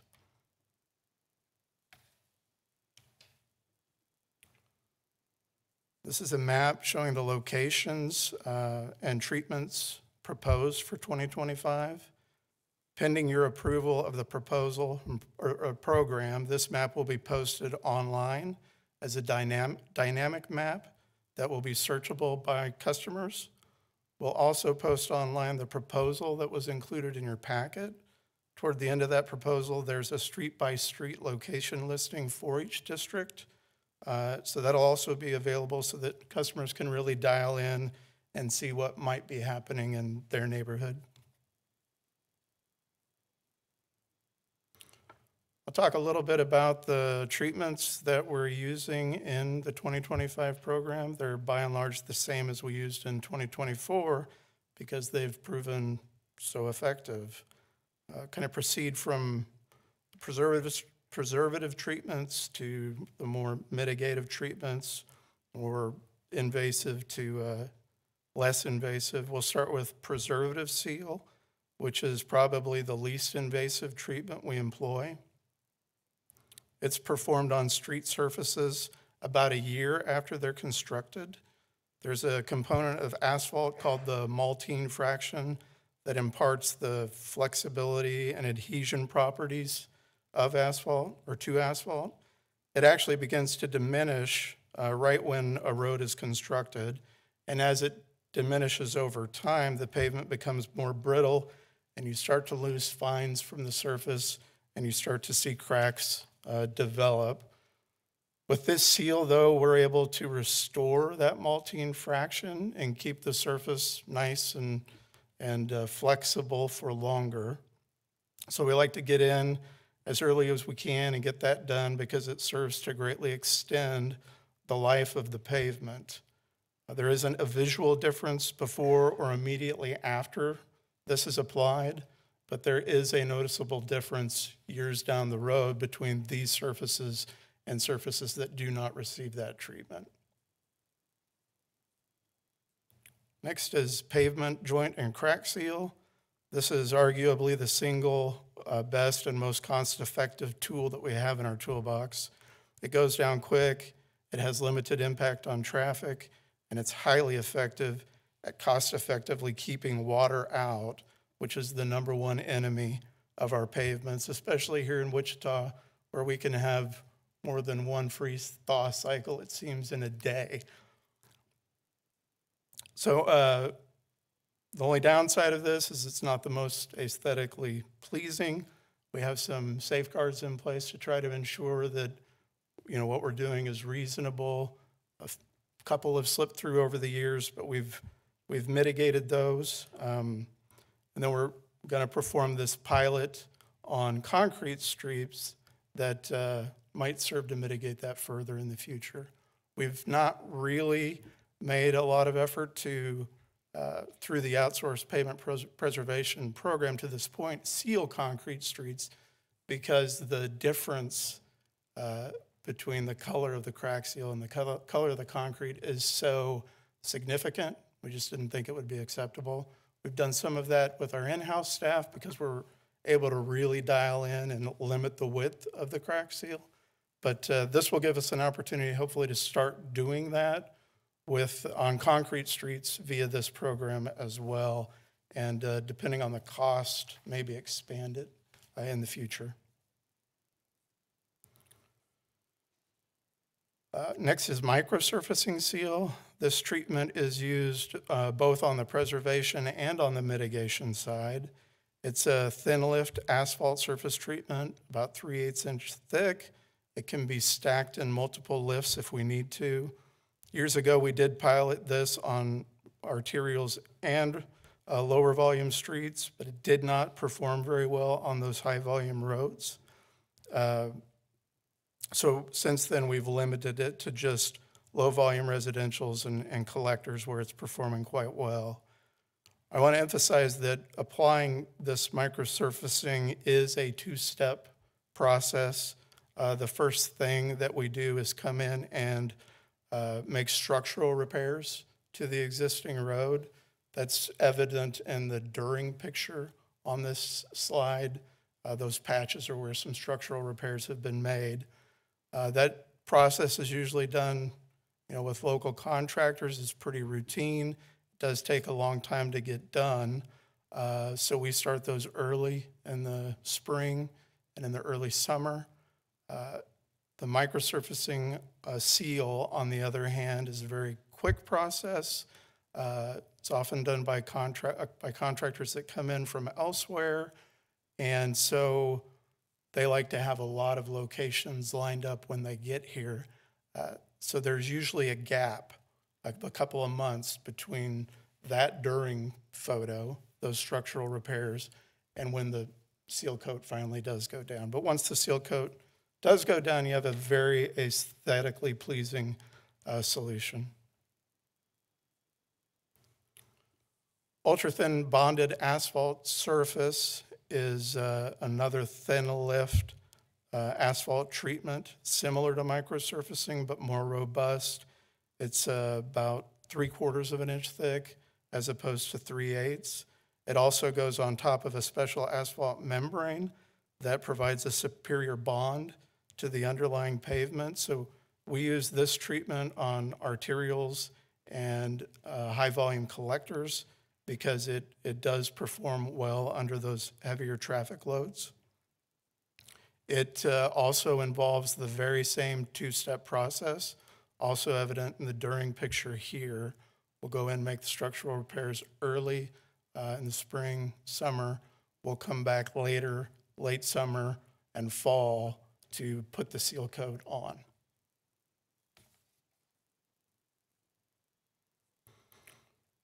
Localized repair is it's a very small but important component of our program.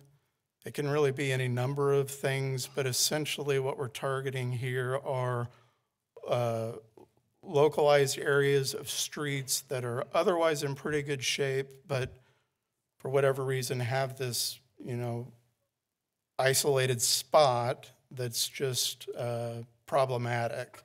Oftentimes, those spots are commanding an inordinate amount of attention from our in-house resources to just keep things safe, keep things traversable, but the area that they span isn't enough to really bring that entire street into the mix as far as the decision support tool is concerned. So we're able to go out with this program and strategically make permanent repairs there that benefit the entire stretch of the road and kind of brings everything up together. Brick crosswalk improvements, we started this a few years ago as a pilot. When we started, we had some very poor condition brick crosswalks around town to the point that it made sense to go in and fully replace them with stamped colored concrete. The concrete is much more durable. The treatment's still aesthetically pleasing. You still achieve the same distinction and the look of brick, but you have greater longevity with the concrete. As we've progressed, we're getting to the point that we kind of have a mix of crosswalks that might require full replacement, but others that really aren't quite to that level yet. So we have a mix of full replacement and partial repair still using brick right now.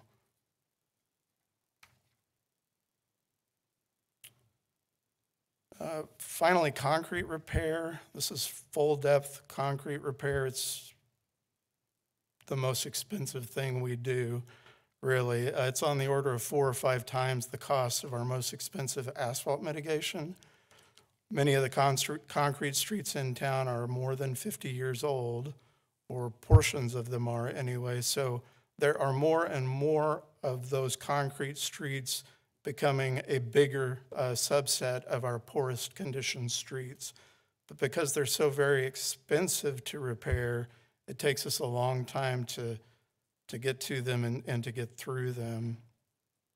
To ensure that we're at least getting some of the way there, we've been committing half of our mitigation funds, or about 20% of the overall budget, to addressing poor condition concrete streets.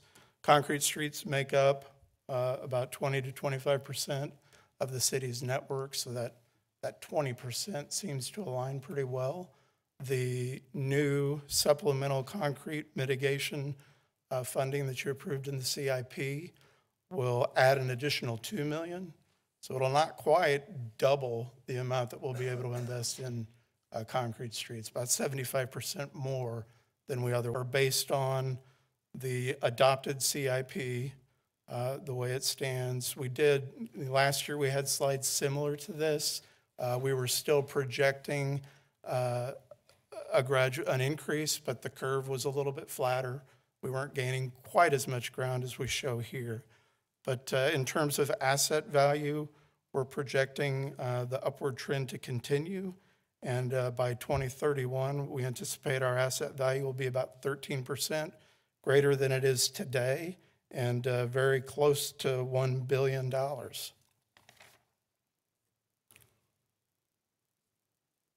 We also track remaining acceptable service life. That also continues to be on an upward trend, and we expect it to increase by about 8% over the next several years. And finally, we track the number of lane miles we have with remaining acceptable service life above 0, and that also continues to be on an upward trend. Not quite as rapid, though, but we're expecting about a 1.4% increase over the next several years.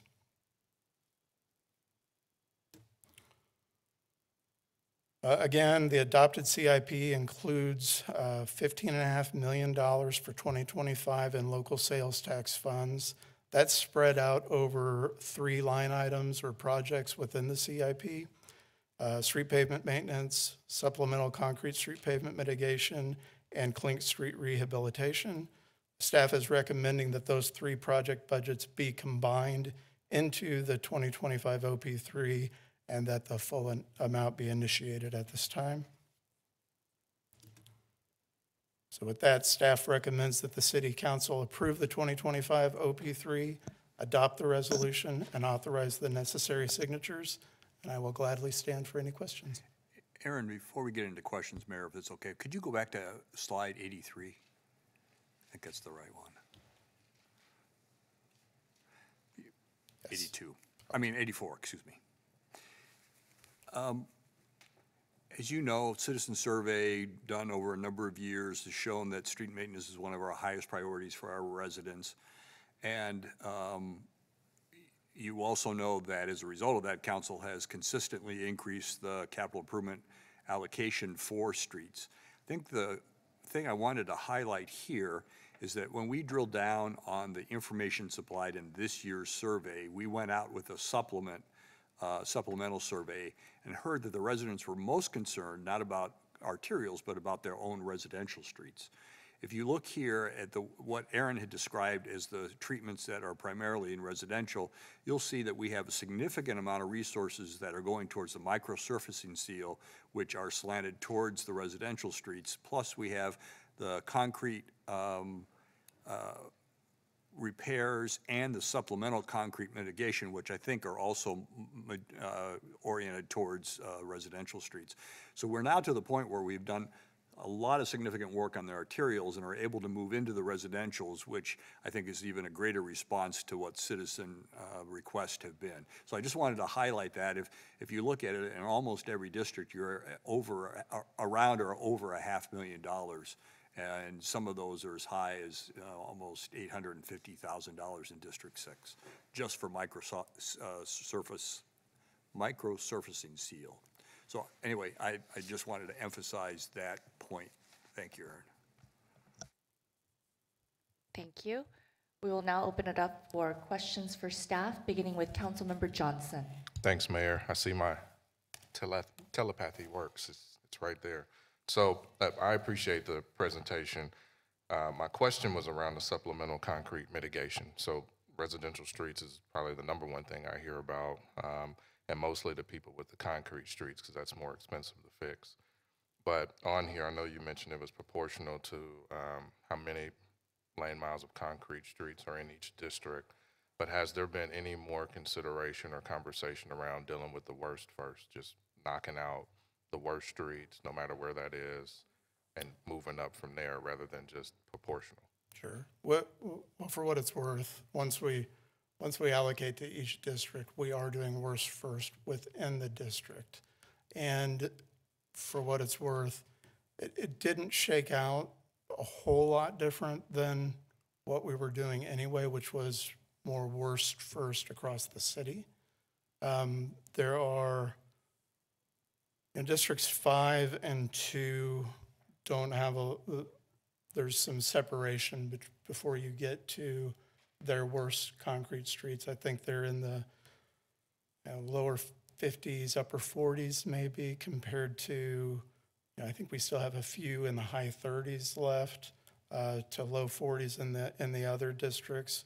But the spending, the proportional spending is very low in 2 and 5, 5.7%, 1.3%.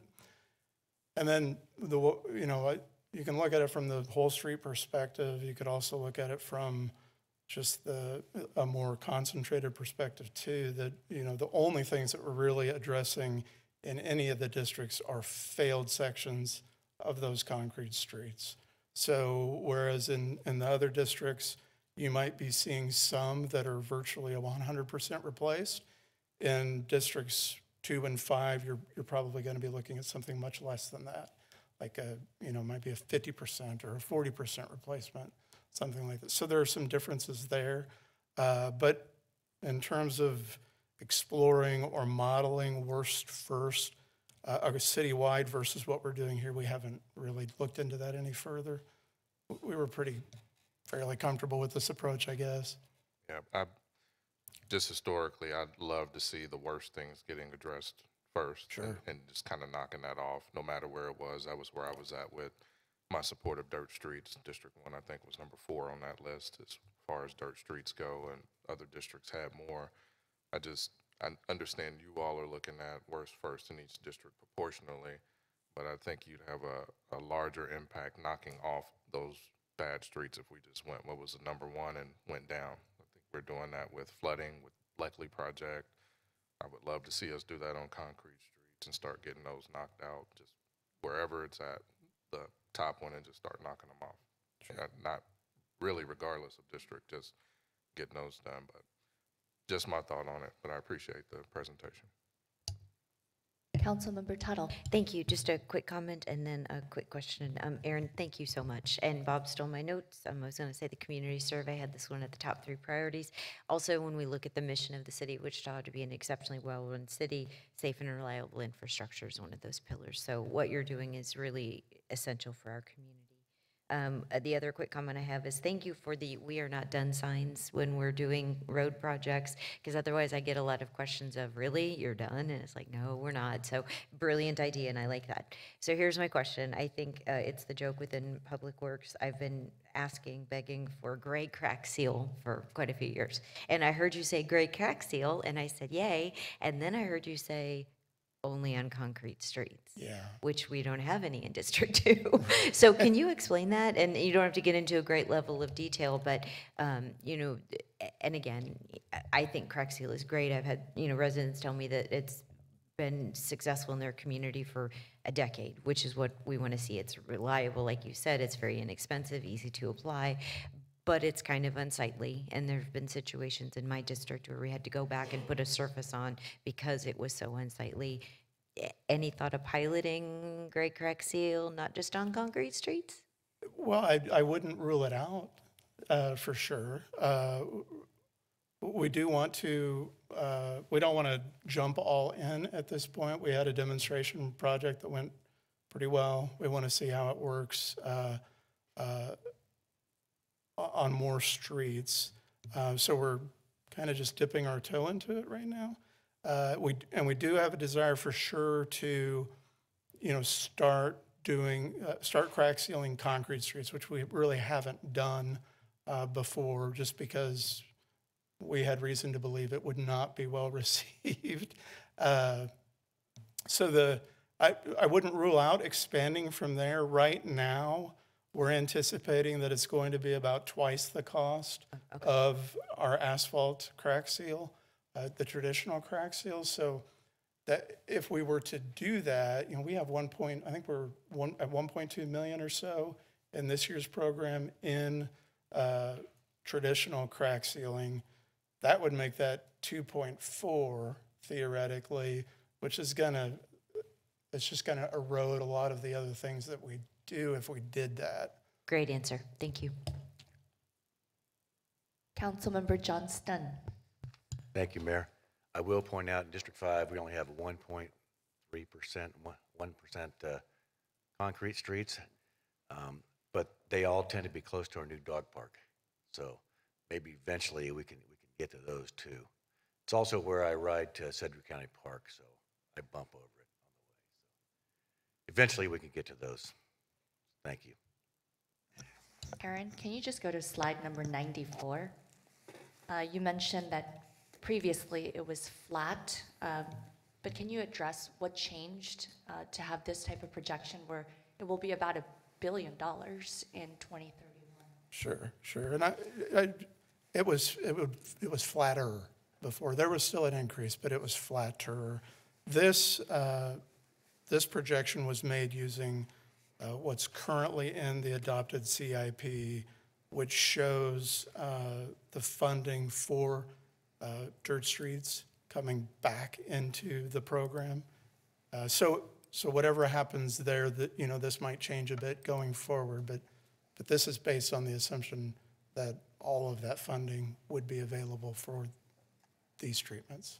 So this was a policy decision by this council to, again, respond to community back in the budget season regarding moving some dollars into OP3 that then equitably gives it to all 6 districts more, again, equitably. Is that correct? Well, so my decision was to use what was in the adopted CIP, which is the CIP that City Council approved, yeah. Okay, Well, thank you very much, Aaron. We don't have any further questions for staff. We will open it up for public comment.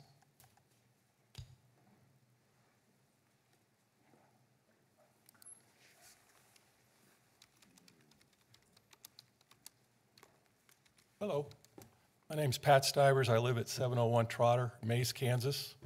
While I'm not a resident of Wichita, I have been in the pavement maintenance industry for 25 years. And I just want to say that I concur with what Aaron and the Public Works Department are doing with regard to pavement maintenance. As we all know, infrastructure is probably our most important commodity. Once a road goes, the price to repair it or replace it is phenomenal. And so I would concur with them, and I would strongly suggest that this be passed. And that's basically what I have to say. Thank you.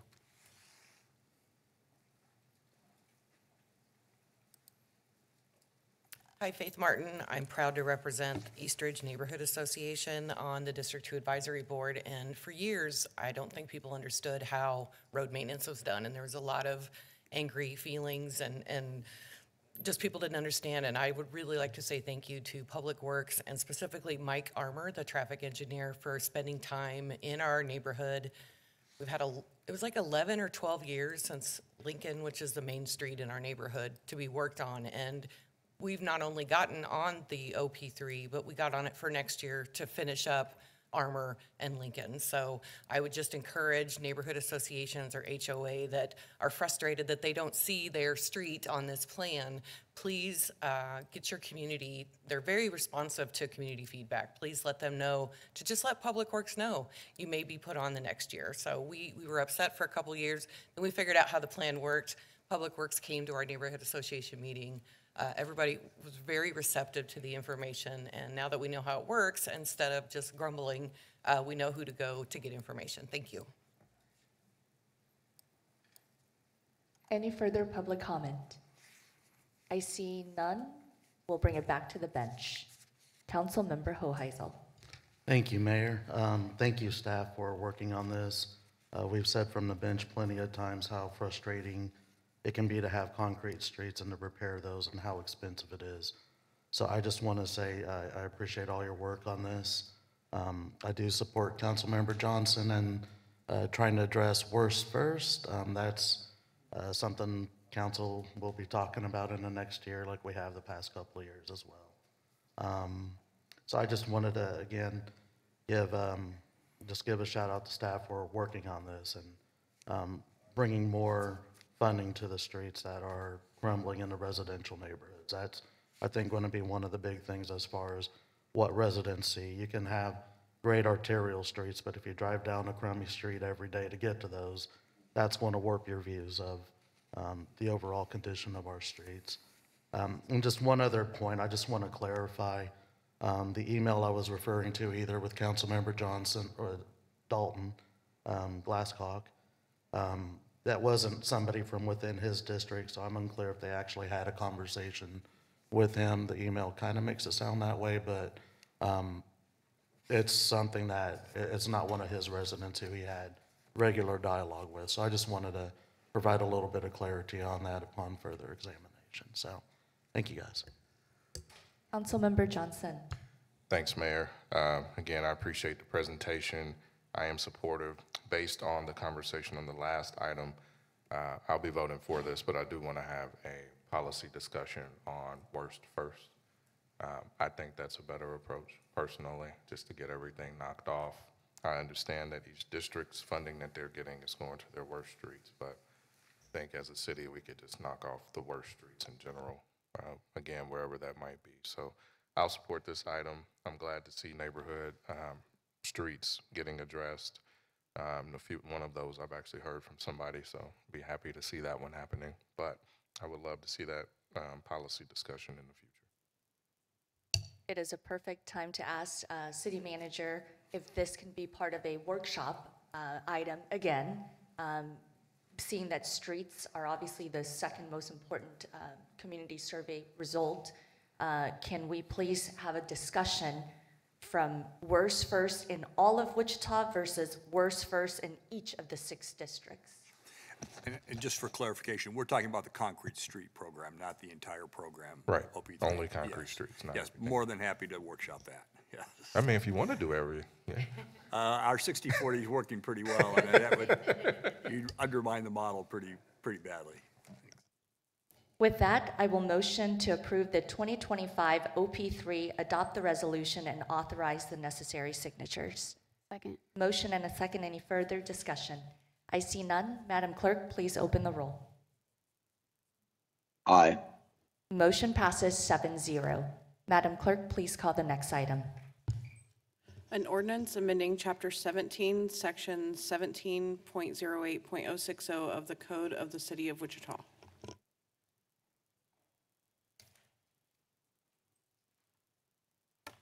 Good afternoon, Mayor, members of Wichita City Council. For the record, Don Henry, Public Works and Utilities.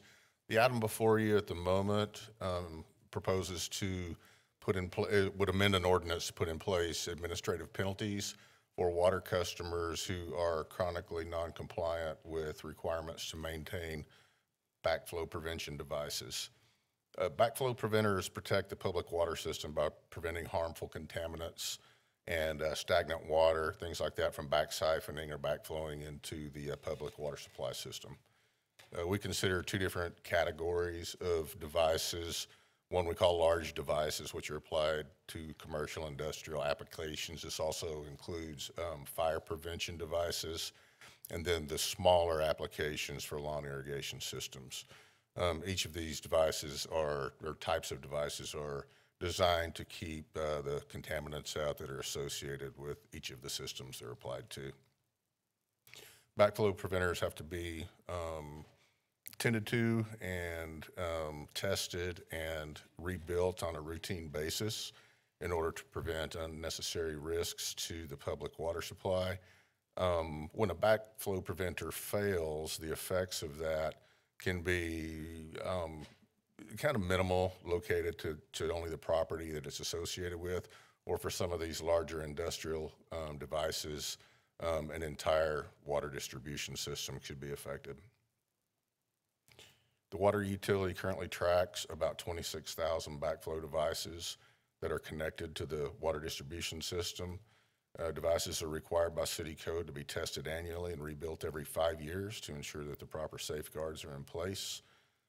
Each year, roughly 5 to 10% of the devices remain out of compliance. And so the purpose of today's proposed ordinance is to effect increased compliance and enhance consumer safety. The chart in front of you shows kind of a condensed history of compliance over the last several years, dating back to 2018, when we had a baseline compliance rate of about 50% at best. Since that time, a number of program improvements and efficiencies have been put in place, including a more efficient and consistent customer notification process, more focused and increased public outreach and education, and stepped up enforcement. Since 2021, compliance rate has plateaued or leveled off at about 90 to 95%. We've been kind of varying in that range since 2021. And while 95% is an excellent compliance rate in any regulatory program, if you look at the kind of the population of the devices, the number that we have, year to year, that's 1,300 or more non-compliant devices that remain connected to the city's water system. So the proposed amendment to create section 17.08.055 includes the addition of administrative penalties to encourage compliance and avoid interruption of water service or criminal complaints against customers. Those are the two tools that we have in our box now.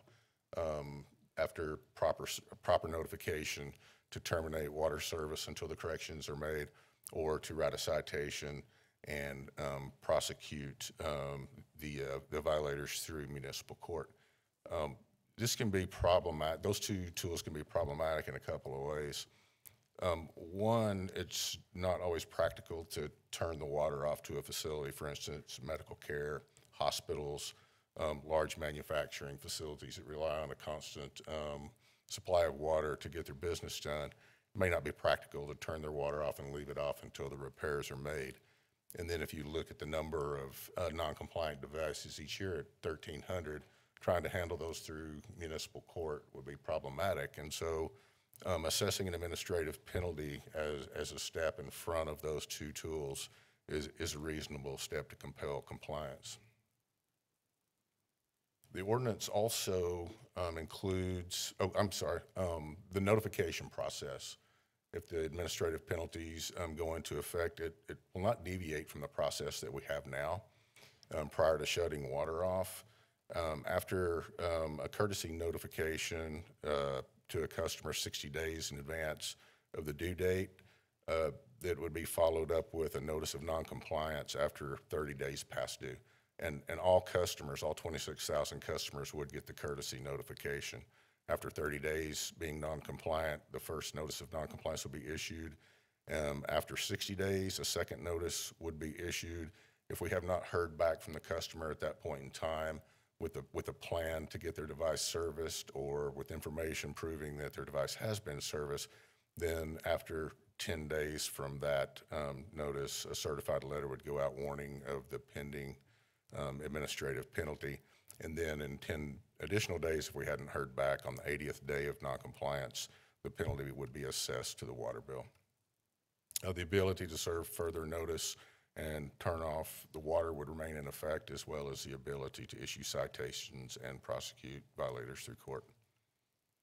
The dollar amounts of the proposed penalties have been established according to risk that's associated with the size of the pipe that the device services.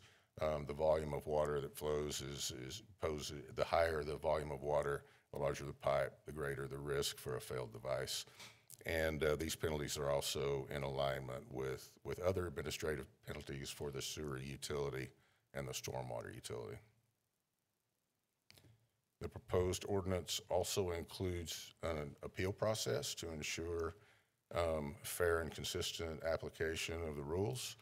And it would allow for an aggrieved customer to request a hearing with the director within 10 days. And then the director, his or her appointee, would conduct a hearing where the customer would show cause as to why the decision should be modified or made not to comply. If the customer did not agree with the hearing administrator's decision, the final appeal would be to City Council. And this is consistent with other appeals processes and similar ordinances. At this time, I'd like to make staff's recommendation that the City Council place the ordinance amendment on first reading and authorize the necessary signatures. And I'll stand for any questions that you have. Thank you, Don. Questions for staff, beginning with Councilmember Hoheisel. Thank you, Mayor. Thank you, Don. I appreciate it. Couple quick questions. Is this our own regulations that are pushing this, or is there a state or federal regulations that we're trying to comply with? There are federal and state regulations. The Kansas Department of Health and Environment has administrative authority over the public water supply in Kansas, and so we are obligated to conduct an effective backflow and cross-contamination program. So improving those compliance rates is something that we always strive to do. Okay. Are most of the people who are out of compliance, are they residential customers or commercial or? It's both. Right now, we're looking at 62% of the non-compliant portion is residential irrigation devices, and 38% would be your commercial, industrial, and fire protection applications. Okay, residential irrigation. Pardon me? Residential irrigation. Yes, sir. Okay. And those are irrigation systems that are connected to city water. Doesn't apply to well owners. Okay. Thank you. Appreciate it.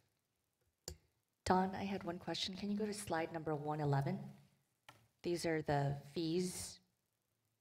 I just was curious, are we achieving cost recovery when it comes to these penalties and the staff time it would require? We would have to run that analysis to see. Rather than taking a cost recovery approach, what we looked to do here is to compel compliance. Rather than collect a fee or or the penalty, the desire is to have them comply. And so these fees are in alignment with what it would cost to get a relatively sized device serviced. And so with due warning and enough time to do that, our hope is that that compliance rate comes down and hopefully we get no fees. Thank you, Don. I see no further questions for staff. We'll open it up for public comment. I see none. I'll bring it back to the bench. With that, I will motion to approve that the City Council place the ordinance on first reading and authorize the necessary signatures. Second. Motion and a second. Any further discussion? I see none. Madam Clerk, please open the roll. Motion passes 6-0. Madam Clerk, please call the next item. Amendments to sections 1196.010, 1196.020, and 1196.060 regarding speed limits, one-way streets, and truck traffic. Paul Gunzelman, Public Works and Utilities. For the record, there are some amendments to Chapter 11 of the Municipal Code for within the traffic code. The City of Wichita Code Section 1196 schedules provides specific information regarding stop intersections, parking zones, frontage roads, arterial street designations, speed limits, one-way streets, and trucks. Periodically, this section needs to be updated to reflect current conditions. Regarding speed limits, numerous arterial street speed limit segments need updated due to annexations, development patterns, roadway improvements, or changes in traffic patterns. Some of the locations identified to be updated are Hillside, north of 37th Street, North Hoover Road, Mays Road, south of Pawnee, as well as some sections along Webb Road. A few maps of the locations. The top area is Hillside from 45th, needs to be adjusted down to 37th Street, and we will be, due to some annexations, we will be adjusting that speed limit from 50 to 45 miles per hour. The bottom section is Hoover Road. Some of the adjustments needed on it are between Hoover or 45th Street down to 29th Street. We'll make that consistent. And then the other item I'll bring highlight to is Mays Road from Pawnee to K42. Some of those limits need to be adjusted. Street segments as well as the speed limit. And we propose, due to some of the development, from adjusting that from 55 miles to 45 miles per hour in that section of roadway. Regarding section 1196.020, one-way streets, the proposed changes are needed to accommodate the two-way street conversions downtown.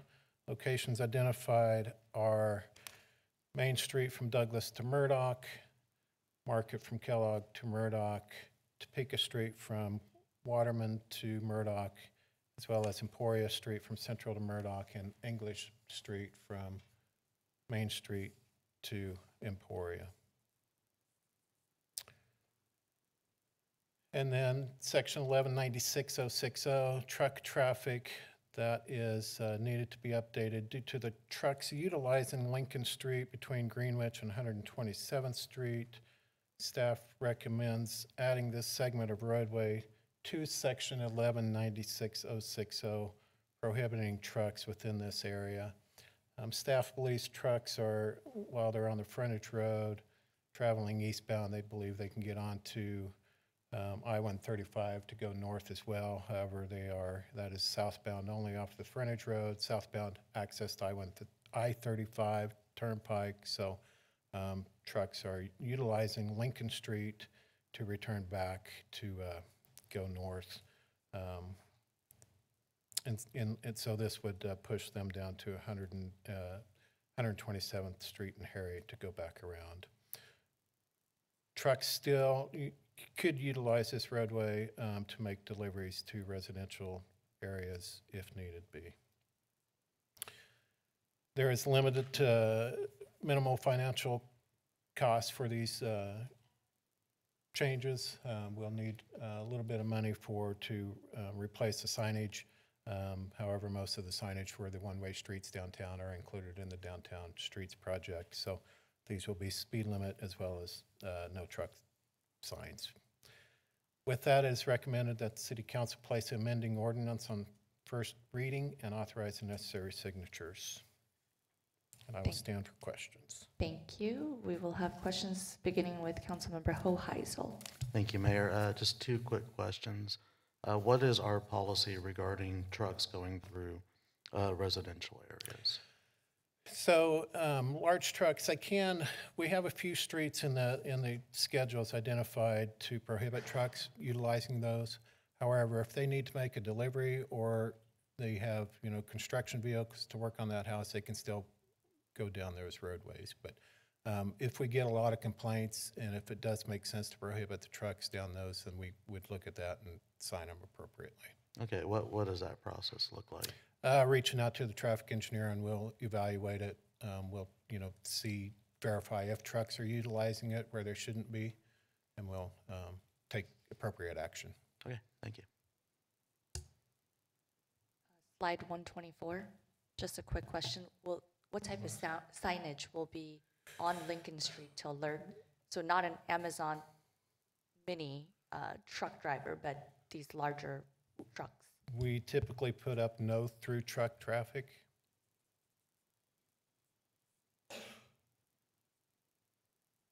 Thank you. I see no further questions. We will now open it up for public comment. I see none. We'll bring it back to the bench.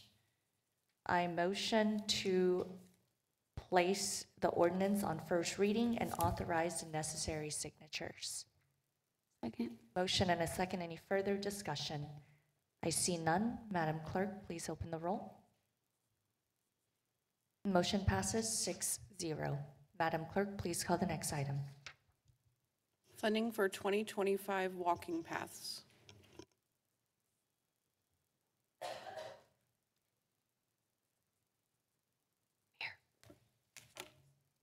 Councilmember Tuttle. Thank you. I turned the wrong way. Apparently I need a break. I was trying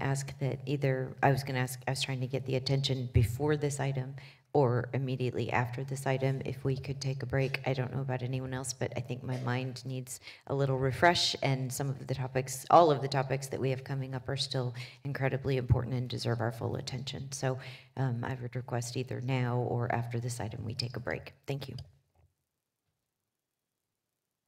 I believe we can take this item and then we'll take a break, a 15-minute break. Thank you. Hello, Mayor, City Council. Tim Kellums, Public Works and Utilities, here to talk to you about a fun project and personally one of my favorite amenities that we have in the park systems, and that is walking paths. So a little bit of background, walking paths are one of the most used amenities that we have in the park system. They can be used by most of our citizens, all different ages and different abilities, now that we are making sure all the pathways are ADA accessible. So that provides a lot of opportunity for people to improve their mental health and physical health as well. Just getting out in the parks is usually beneficial to everyone. And by increasing the quantity and quality of our walking paths in the park system, we have more individuals. We're reaching out to more of them and providing more access to them to provide healthy lifestyles. So they are a pretty important part of our park systems and do make a difference. In 2022, a survey was conducted for residents who live near Sycamore Park, which is in District 6, to gain feedback on potential improvements. Through, I guess, one of the later items talking about athletic courts, we had a pair of tennis courts that were in disrepair, and they just needed to come out. We had tennis courts nearby, and we felt that going to the public to ask to see what other improvements they feel may be more beneficial to Sycamore Park would be beneficial. Overwhelmingly, they felt that walking path was desired. It's a really perfect park to do walking paths, and it's even better that I believe it's a 55 and older community is nearby, so they get a lot of use of the park, and providing a walking path would be beneficial not only to them, but also the neighborhood adjacent to the park. In early 2023, City Council accepted a National Park Service Land Water Conservation Fund, LWCF grant, that provides to improve a trail and provide some paved parking, as well as an ADA compliant fishing dock to Chisholm Creek Park North. Honestly, it's a park that not very many people know about. It's a beautiful park. I think most of the people go to Chisholm Creek Park South, but the north part is also very beautiful. Doesn't get probably as much attention as it probably deserves. So we felt that putting in a walking trail here, a paved pathway, would get a lot of use and a lot of benefit to the residents, especially knowing that with K96 right there, we know that these arterial roads and highways, they can tend to divide communities. So providing something on the north side would be beneficial for the community north of K96. This does require 50% match for improvements. We plan to utilize the walking fund, 2025 walking funds, to help make that 50%, that minimum 50% match for improvements. Funds will be used to, as I mentioned, will be used to match the LWCF grant, and then other funds, the remaining funds will be used to and put in a walking path at Sycamore Park. Any additional funding beyond that would be used to improve existing walking paths throughout the park system. There are some repairs that need to be made throughout the park system. Luckily, most of them are in kind of smaller spots that we can kind of strategically identify through. We usually hear about them. See Click Fix has been a great option to hear and learn about different walking paths, and also just walking around the parks. Park staff will notify us, so we'll target those as funding remains. So financial considerations, the 2025 CIP includes a little over $650,000 for walking paths in 2025. And recommend that City Council initiate the project, adopt the bonding resolution, and authorize the necessary signatures. And happy to stand for any questions. Questions for staff? I just had one. This is more, I just wanted to make sure that this is on the record. I did ask the city manager to take a look at the improvements and break it down by district, just like we had during the cultural arts presentation a few weeks ago. I'd like to see the breakdown of investments by district regarding investments in parks and rec over the last 5 years by district. And I know this cannot be provided this rapidly, but again, maybe for a workshop. And I also would like to see the breakdown of investment by district regarding libraries, just like cultural arts did. Councilmember Johnson. Thanks, Mayor. Tim, always good to see you. Great presentation. Question on the breakdown. You mean above and beyond what's in the budget book? Because that is broken down by district, like a smaller one? Over the last 5 years. Okay. So more a workshop item. Okay. I was just going to say I'm disappointed because that was a secret park, and now you've talked about how great it is and put those pictures up, and I could go there to get away. Now everybody's going to see it. Yeah, well, oh, I'm sorry. Well, at least now it's more accessible for everyone. So it is. Yeah. Thank you. Thank you. We don't have any further questions for staff. We'll open it up for public comment. I see none. I'll bring it back to the bench. This resides in Councilmember Johnson, and the green sheet actually says District number 4, but I believe this is in District number 6, so Vice Mayor Ballards. Thank you, Mayor. I am very excited to get the walking path in Sycamore Park. We removed the tennis courts that I could probably stick my whole foot in the crack earlier this year or late last year, so I'm really excited. It was worth the wait to get the walking paths back in that park, so or add them, I should say. So I'd like to take the recommended action and initiate the project, adopt the resolution, and authorize the necessary signatures. Second. Motion and a second. Any further discussion? I see none. Madam Clerk, please open the roll. Motion passes 5-1. Madam Clerk, we are going to take a break right now. I remember Councilmember Tuttle. It is 12:22 at this time. I ask that we take a break until 12:40 and return at 12:40. That gives everyone enough time, correct?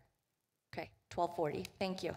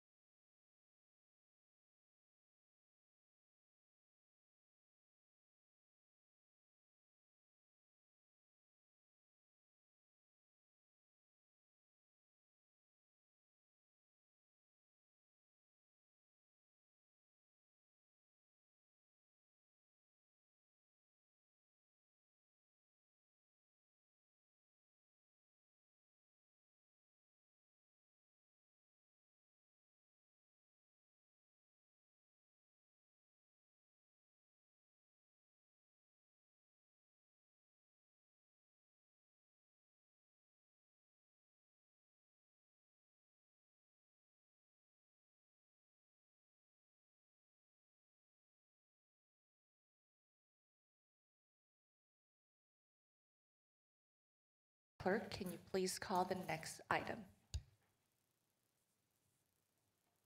Funding for 2025 Capital Improvement Program Park and Recreation Projects.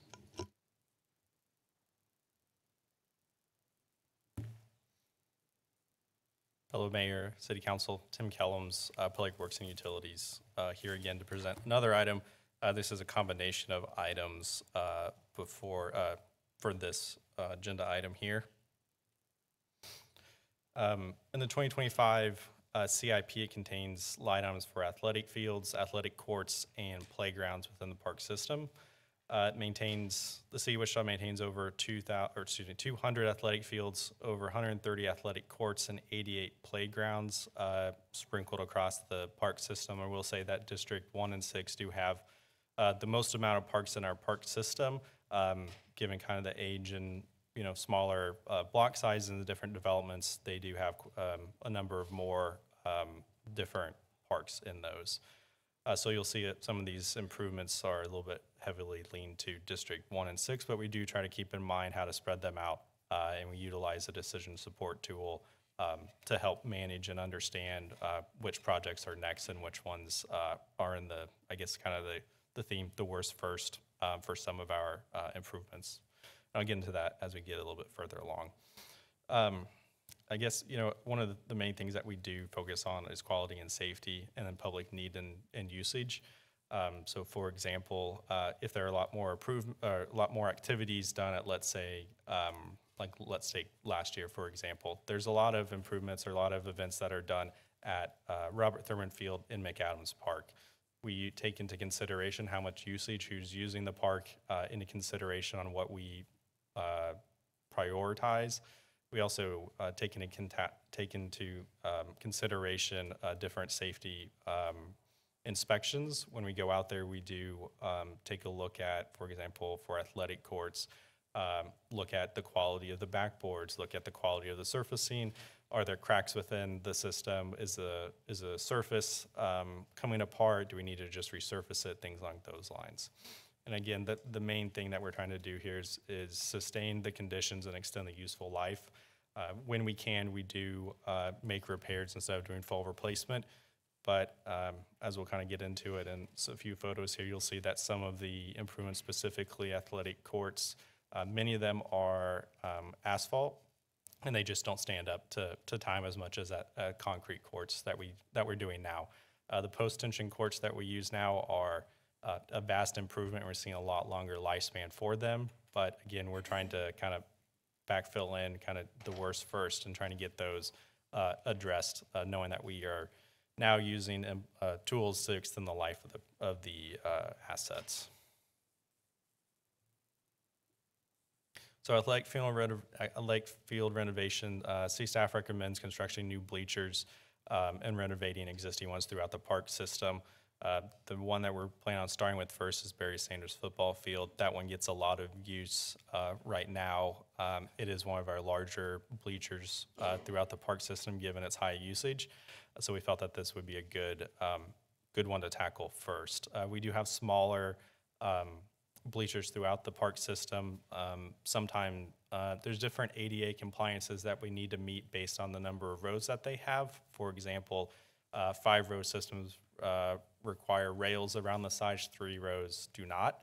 So we're looking at strategically implementing or converting from 5-row systems down to 3 to just kind of get a little bit more bang for our buck and try to address as many as we can, knowing that maybe a 5-bleacher system is not needed or 5-row system is not needed.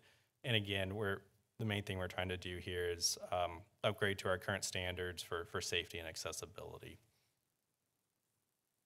For athletic courts, as I kind of mentioned, some of them are not in such great shape. As you can see here, Murdoch Park, the main 3 that we are planning on targeting for this year is Cessna, Kiwanis, and Murdoch. Cessna is in District 3. Kiwanis is in District 6, and Murdoch is in District 1. Again, we're utilizing a decision support tool to go out there and analyze the conditions of the courts and ranking how much usage they get, and then that kind of comes up with the next round that we need to work on. Right now, we're kind of in a basketball-heavy replacement kind of period right now. We've kind of focused on tennis and pickleball and things along those lines earlier, kind of as we started using the decision support tools. So right now, we're kind of focusing on basketball. They don't have as much program, where they do get a high use, more for drop-in play, but we aren't seeing, you know, basketball tournaments out there per se as maybe we would see at tennis courts or different pickleballs. If funding remains, we will plan to utilize funding for replacing the surface, the last remaining surface over at Charles Gustati Tennis Facility. We utilize 2024 funding to make improvements there, including replacement of a tennis court and then resurfacing of one. Funding from 2025 would then repair and do a new surfacing over the last one. There are 6 total out there, so if we can knock out those last 2, that'd be great. We'd also like to explore putting in a small shelter, knowing that there's a lot of programming that happens over there at McAdams, and it gets a lot of use. It's also used as a overflow space for the tennis facility. So when there are heavy tournaments, they do utilize the courts over there at McAdams. Next would be the 2025 playground. Right now, we're suggesting and want to move forward with replacing the surface at Evergreen Park. That's in District 6. That one's right next to the rec center, and it gets a lot of use out there. It's right next to the basketball court, and I believe that may be a futsal court over there. There's a lot of folks that go over there with all the programming at Evergreen. It does get a high volume of use. So resurfacing that, we feel, would be a great use of the funds. We would also, I guess, a second approach that we have for playgrounds is going through and taking all of our sand playgrounds and getting them up to ADA standards. Right now, we have quite a bit of sand. Most of them are upwards of 20 to 30 years old. I believe Riverside Park just had its for the 2 to 5 year old sand playground. I think it just hit 30 years old. So we feel that this would be a good use of our funds to replace that one, knowing how much use Central Riverside gets. That would be a big improvement for that park, we feel. If funding remains, we'll take a look at other playgrounds. Sometimes we can do different patch repairs or surfacing with the funding that remains. So again, that we do over 2,000 inspections, playground inspections a year. So that's a lot. That takes quite a bit of time for our staff to go out there and make sure everything is accessible and safe for everyone. So we do utilize all the feedback that we get through those inspections to prioritize improvements through the playgrounds. For the financial considerations, there's a little less than $300,000 for athletic field renovations, $225,000 for athletic court improvements, and $450,000 in 2025 for playground rehabilitation and development, all of which are GO bonds, and staff recommends initiating all funding at this time. It is recommended that City Council approve the initiation of the project, adopt the bonding resolutions, and authorize necessary signatures. Stand for any questions. Questions for staff, beginning with Councilmember Tuttle. Thank you, Tim. Thank you for the presentations. Larry, we slowed you down a little bit from getting out of here. Great job, as always. Always appreciate what you do. I've mentioned many times that some of our most vulnerable residents in our community, our Parks and Rec Department is how they have their quality of life, right? Low cost, no cost options. You said that you do approximately 2,000 playground inspections per year. I wasn't aware of that. That's amazing. And we talked about the 200 athletic fields and 130 courts and the 88 playgrounds. When we do these playground and the other inspections, do we find situations where things are not safe? And that's part of the rationale that we have to invest in this to make sure that any deferred maintenance is taken care of for safety issues? Yes, yeah, the main thing is safety. That's kind of the number one thing with playgrounds, is trying to make sure they're all safe. One of the things that the inspections help with are if something's broken. So if something, let's say a rope is missing, that may create a safety issue that we want to address. There's different safety inspections. There's a whole course, and you can be certified just through safety inspections. They take all these cool different gadgets and gizmos out there to test the playgrounds. And that's kind of what the inspections do to help make sure that we are up to standards with our playgrounds and they are safe. And I was thinking, especially with bleachers, right? There would be a tragedy if we weren't inspecting them and then repairing them, and we had an accident happen, heaven forbid, in one of our park or rec facilities. So thank you very much for the presentation. Thank you, Tim. I see no questions for staff.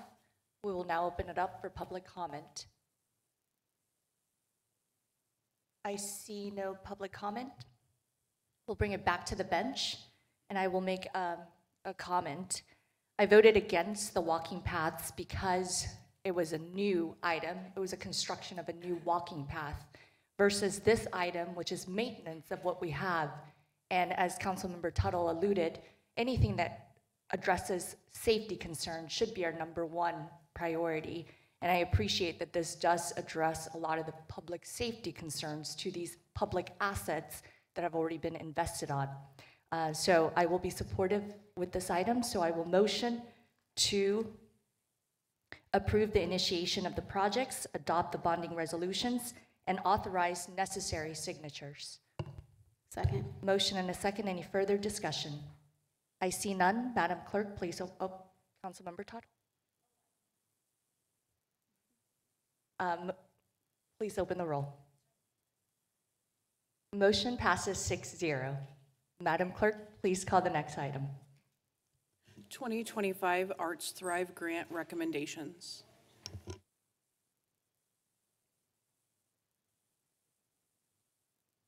Hello, good afternoon, Mayor, Council. Lindsay Banaka with the City Manager's Office, Division of Arts and Cultural Services.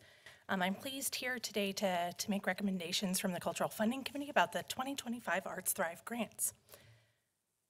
A little bit of an overview is that the city has a longstanding cultural funding grant program that includes 3 grant categories, including the operational grants for arts and cultural nonprofits who serve Wichita residents, artist access grants, and this new grant category that we're presenting today, the Arts Thrive grants. I do want to, I'll say it a few times throughout this presentation, that this is a one-time sub-grant award funded by the National Endowment of the Arts, so the city is acting as a pass-through. Because we have a cultural funding program already, we are able to utilize that as match funding for this grant program. So the grants that we're discussing today in particular are funded directly by the NEA. The artist access grants I do want to take a moment to talk about because we currently have applications open. These are grants for individual artists serving Wichita residents and living within city limits to apply for funding for professional development opportunities. Applications are currently open and close on January 6, 2025. Applicants are encouraged to learn more about the program and apply online directly at wichita.submittable.com, which is our grant platform, and more information is also on the city's website, wichita.gov/arts. This grant is designed to support professional development opportunities for individual artists directly, so it's not for the creation of artwork per se, but for professional development. So some examples of what could be funded, but not limited to: conferences, trainings, website development, artist residencies, and professional services. I always like to shout out that this is a great opportunity for legal services, so if an artist is curious about how to copyright their artwork or navigate the legal system, this is a grant that could support that. It could also support things like professional photography or website development, headshots, et cetera, anything that could help advance the professional capacity of an individual artist. And our award amounts range from $100 to $1,000. So moving on a little bit, all of our grant programs follow our new strategic plan that was adopted in May of this year. Just as a reminder, our mission is to ensure that everyone has equitable access to cultural arts opportunities by activating the creative potential of our community. And our vision is that Wichita is recognized as a community where artistic expression is an integral part of the city's success, where arts thrive, hence the name of the grant program, and where cultural heritage is preserved and celebrated. A little bit of background on our cultural funding program. We provide funding to local arts and cultural organizations and individual artists. The program is overseen by the Cultural Funding Committee. There are 11 committee members, 7 appointed by Mayor and City Council, and 4 appointed by the Arts Council. The Cultural Funding Committee makes recommendations to the City Council, which is why we're here today, for local artists and arts and cultural organizations to receive grants. And the committee oversees the funding program and ensures that it aligns the grant applications with the Cultural Arts Strategic Plan, which is really new and further developed in this year's this year's funding cycle for 2025 funding. So, in thinking about the Arts Thrive grants in particular, this is a new program funded by a one-time fund from the National Endowment of the Arts. Because the City of Wichita has a local arts agency, which is the division that I oversee, because we have that local arts agencies, we can be a sub-grantor of NEA funding.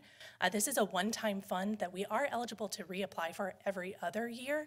We have a different grant out right now for review with the NEA, but we anticipate we'll be applying for this every other year in the future now that we kind of are in and understand the program, but it's not guaranteed. So we do want to remind any applicants that we will not have this application or this program next fiscal year, but we hope to see it return or revisited in fiscal year 2026 or 27. Under the guidance of the Cultural Funding Committee, we decided to offer 3 $25,000 grants for a total of $75,000 for projects specifically that align with the Cultural Arts Strategic Plan. The committee advised us to have special consideration for projects that are women-led, LGBTQ+-led, BIPOC, Alana-led, or projects that will serve those same communities. And the committee also advised that special consideration will be given towards projects where the grant funds represent at least 50% of the project, as one of the goals of the program that was developed through Arts Thrive is to fund projects that would not otherwise occur without this funding. So although they're $25,000 grants, the committee saw the $50,000 project and below to be kind of the sweet spot for the type of projects that they're looking to fund, keeping in mind that we'll talk about requirements here in a little bit, that this is not a match grant, that it could be a fully funded project, but really is the nuance of the individual projects as they applied for. In looking at eligibility, we opened this grant up to all individuals, groups, and organizations that serve the residents of Wichita, except those directly employed by the City of Wichita or city departments or city-owned operations. We really wanted to showcase that we weren't paying ourselves for projects that we already had in the pipeline. So we really wanted to open this up to the community at large. Nonprofit status is required for organizational applicants for this program. Individual artists could apply, but they do not need a business or nonprofit status to apply. If a business or for-profit entity was interested in applying, they must have a partner with a nonprofit or individual artist. So really anyone could apply depending on the type of program that they were looking for.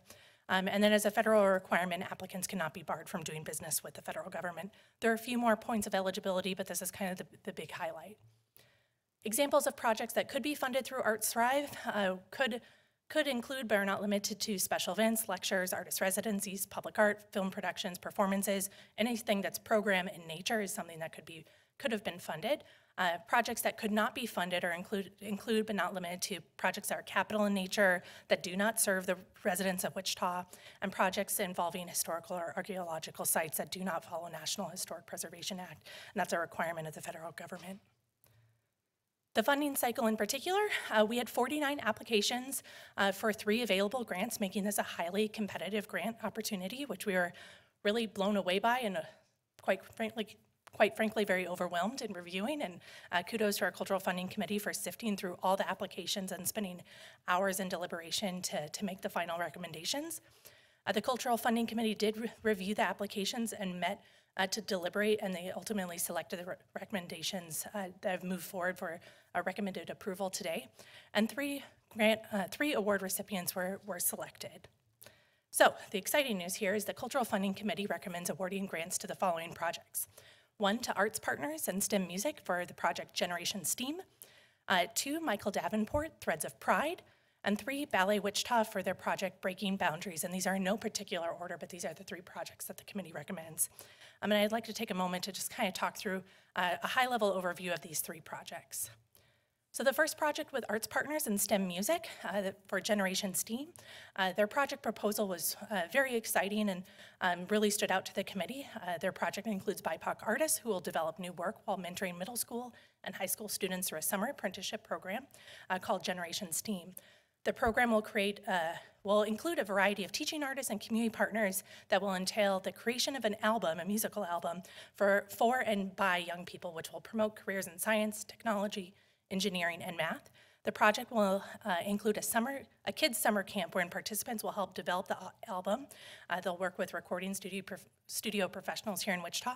They'll even design the cover artwork and learn about career opportunities in aviation in Wichita.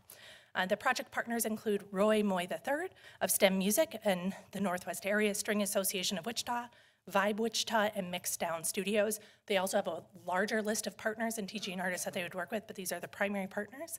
I don't have a video for all the different projects, but this one in particular, I think they have some great visuals that I think if anyone's not familiar with STEM music, there's an abundance of energy behind it. So I'd like to showcase a sample of his work. Maybe.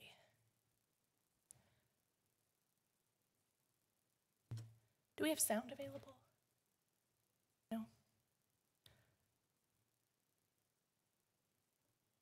Let's see.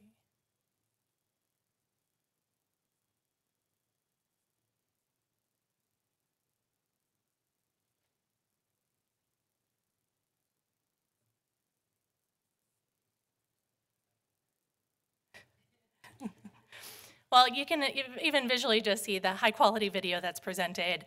Roy is an amazing musician and performer, and he's also an aviation engineer who has now turned his career into education. So I encourage everyone to look him up online and find out more information about him. I'm sure once this project is approved and in process, we'll see more about his project. So moving on to the second project, artist Michael Davenport with the project Threads of Pride. Michael is a local artist, and he will curate an exhibition celebrating the diversity of LGBTQ+ IA experiences in Kansas. The artist will work with middle and high school Gay Straight Alliance programs, or GSAs, and pride clubs across the state to create 3x5 foot quilt panels reflecting their experiences. This project is inspired by the AIDS Memorial Quilt, and the panels will offer a visual narrative of what it means to grow up within the community today. The panels will be displayed throughout the Wichita community during Pride Month in June of 2025 in particular, but I believe that there's a tour of the project planned as well. And then the final project with Ballet Wichita is Breaking Boundaries, in which Ballet Wichita has proposed to confront past social bias by engaging two nationally renowned choreographers, Molly Sansone and Yusha Marie Sorzano, in 2025 to produce the spring ballet entitled Breaking Boundaries. The ballet will be presented in a non-traditional performance location and will elevate Ballet Wichita's commitment to equity and inclusion. The performance will feature original choreography inspired by the Dokken Sit-In and Wichita's aviation's history while challenging the stereotypes of ballet and the art form's history of body, gender, and racial bias. And I do want to reiterate on this project in particular that this is a site-specific work of art that's being created by nationally acclaimed artists in Wichita for Wichitans. So those are the three projects that the committee recommends. For financial consideration, the Arts Thrive grants are funded through a sub-grant for the National Endowment of the Arts, so there's no city funds associated with this project. The recommendation is to approve the 2025 Arts Thrive grant recommendations from the Cultural Funding Committee and authorize the necessary signatures. And with that, I stand for any questions, and our committee chair might still be in the room, Dominic Ghana, if there's any questions for the committee. Thank you, Lindsay. Questions for staff? I see none. I will just ask for slide number 148. You mentioned the number of applicants, which is really wonderful, which also meant a lot more work for the Cultural Funding Committee that already did one round of a lot of that grant funding. So I wanted to say thank you to the committee for then reviewing an additional 49 applications. What were the major reasons some of the other applicants did not get selected? I would say that the committee identified, I would say, a top 25 and then just slowly narrowed it down. Really the focus was to pick projects that best align with the project prompt of serving historically underserved populations and really matching with the city's cultural arts plan. But on a personal and professional note, any of the top 25 applicants would have been wonderful projects to see through. So anecdotally, we are looking at other opportunities and working with private funders to see if there's other projects that we can find a way to figure out. We're excited to have like shovel-ready projects that if we find funding available through other partners that we could potentially make them happen. I just also wanted to say thank you to you, Lindsay. I know that you mentioned that this is a one-time grant that doesn't require any local match. So you had to go search for this, and I appreciate that you were able to find something that benefits our community while at the same time did not have a local match, but you're encouraging the private sector to step up because there are also wonderful projects that could use some private funding. Thank you. I do want to just make it maybe one clarification that we do have a match for this grant, but because we already have a cultural funding program, no new monies had to be sought out. We already have this program. We've had it for 20 years. We can now just use it to match this new opportunity. Thank you, Lindsay. I see no further questions for staff. We will now open it up for public comment. I see none. We'll bring it back to the bench. Councilmember Johnson. Thanks, Mayor. Thank you, Lindsay. Great presentation. I'm excited to support this. I just wanted to volunteer Councilmember Hoheisel to finish Roy's song. Roy's song. Go ahead and sing it. The song you wanted to sing, go ahead and sing. Whatever song was on the video. I'm not sure I can parse through what he was saying there, but I'm eager to see the video or hear the video later on.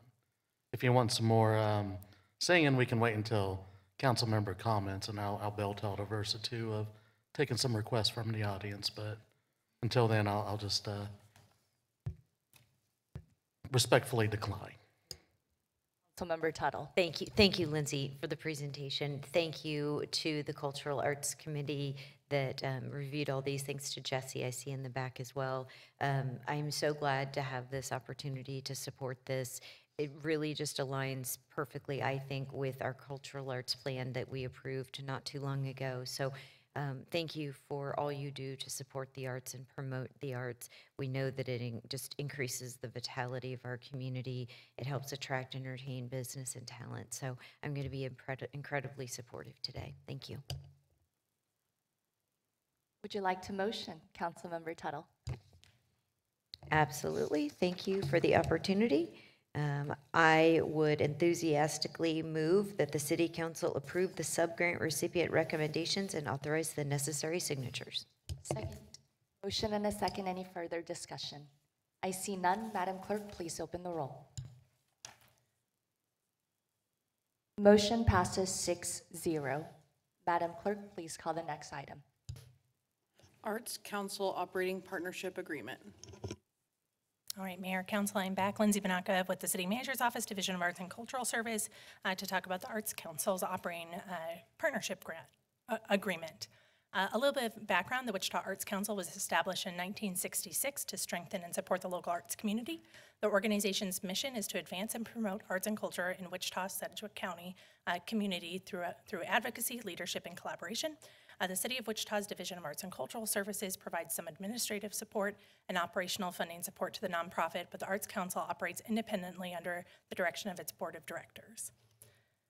Some additional background is that the city has had a long history of partnering with operations of cultural organizations, and our new strategic plan reaffirmed the city's commitment to collaborate with various arts and cultural organizations, including the Arts Council.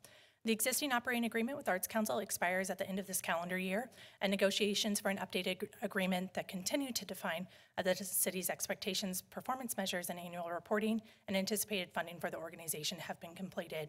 And just an anecdote about the timeline, 2 years ago when we approved a new operating agreement, we anticipated a new strategic plan being developed, and so we had an expiration date of this year, knowing that we would have the new plan, that we could, any future agreements would align with the new strategic plan, so hence the timing we are here today. In the new agreement, the responsibilities of the Arts Council are further outlined. First, to support the new strategic plan, to support the cultural funding program itself, to seek private funding through individual and corporate giving opportunities for arts initiatives in the community, to serve as a fiscal agent and assist in the fundraising efforts for local arts and cultural programs and offerings, and perform other duties and recommendations as may be requested by the city from time to time, and establish and maintain articles of incorporation and bylaws. And again, just an anecdote about the city's relationship with the Arts Council is perhaps comparative to some of our foundations that we work with in other departments, like the Library Foundation or Parks Foundation. The Arts Council is kind of our fiscal steward to support things that the city can't do. They're our nonprofit partner in executing opportunities as they may arise. The responsibilities of the city in this new agreement are the responsibility of the implementation of the new plan rests with the Division of Arts and Cultural Services, as it is a city plan, versus the Arts Council is responsible for supporting it. The city is responsible for having a cultural funding program and responsible for seeking additional public funding opportunities through state and federal programs. Provide meeting space for the Arts Council and staff support, not to distract from our existing job duties, but as we're available, we provide some staff support and operational funding support for the organization. Agreement updates for this next one are the responsibilities of each party have been detailed, which is new to the agreement, and updated performance measures that connect directly to the 2024-2028 Cultural Arts Strategic Plan. For financial consideration, that through this agreement, the city will provide the Arts Council a direct payment of funds that may be used by the council for its operations. The funding is tied to a fraction of the cultural arts mill levy that is allotted by city council, to the council by the city council. The absolute dollar amount provided to the Arts Council may fluctuate from year to year, as do the revenues obtained by the applicable tax mill levy. And this is a comparative to what we have with all of our cultural institutions in their current agreements. For comparison, you see the past handful of years breakdown of what the amount has been. And the recommended action is to approve the operating agreement and authorize the necessary signatures. And with that, I'm available for questions, and I think Matthew Broderick had to step out, unfortunately. He was here all morning. If appropriate, I do have a statement from him that I can address to council on the Arts Council's behalf, if you'd like to wait till public comment for that, or I do have a statement from Matthew. No? Okay, bear with me because I'll read it. Statement to the Wichita City Council from the Wichita Arts Council. Honorable Mayor and City Council members, on behalf of the Wichita Arts Council, I extend our sincere appreciation to for the continued support and partnership of the City of Wichita. Together, we have made significant strides in advancing the arts and cultural landscape in our city, and we are grateful for your dedication to fostering an environment where creativity and culture thrive. Over the past year, we have remained active in fulfilling our mission to promote the arts, enriching our community through engaging cultural programs and initiatives. Our collaboration with the city's Division of Arts and Culture has been incredibly fruitful, and we have worked hard hand in hand to meet shared goals in fostering a dynamic and inclusive art scene. Through our growing and engaged social media following, we've been able to effectively promote programs like our arts mixers and cultural funding grants, efforts that have been greatly enhanced by our direct collaboration with the city. The arts are not only a cornerstone of our community's identity, but also a key economic driver. It's important to recognize that the arts and culture sector contributes over $180 million in quantifiable value to the city of Wichita, impacting our local economy in significant ways. This impact touches every corner of our community, from tourism and hospitality to local businesses and employment, providing an immense value and proving that the immense value of arts and culture bring to our shared prosperity. As we look ahead, we are excited to continue our work in identifying opportunities to celebrate and recognize the vibrant arts and cultural landscape that Wichita is so special.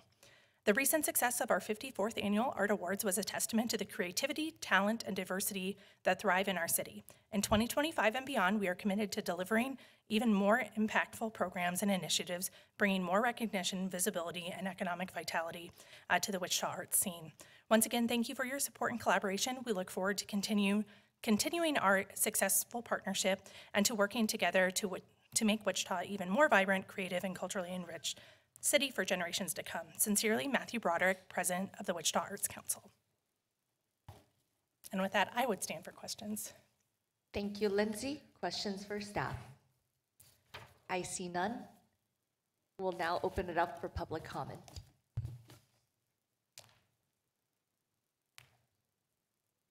I see none. We'll bring it back to the bench.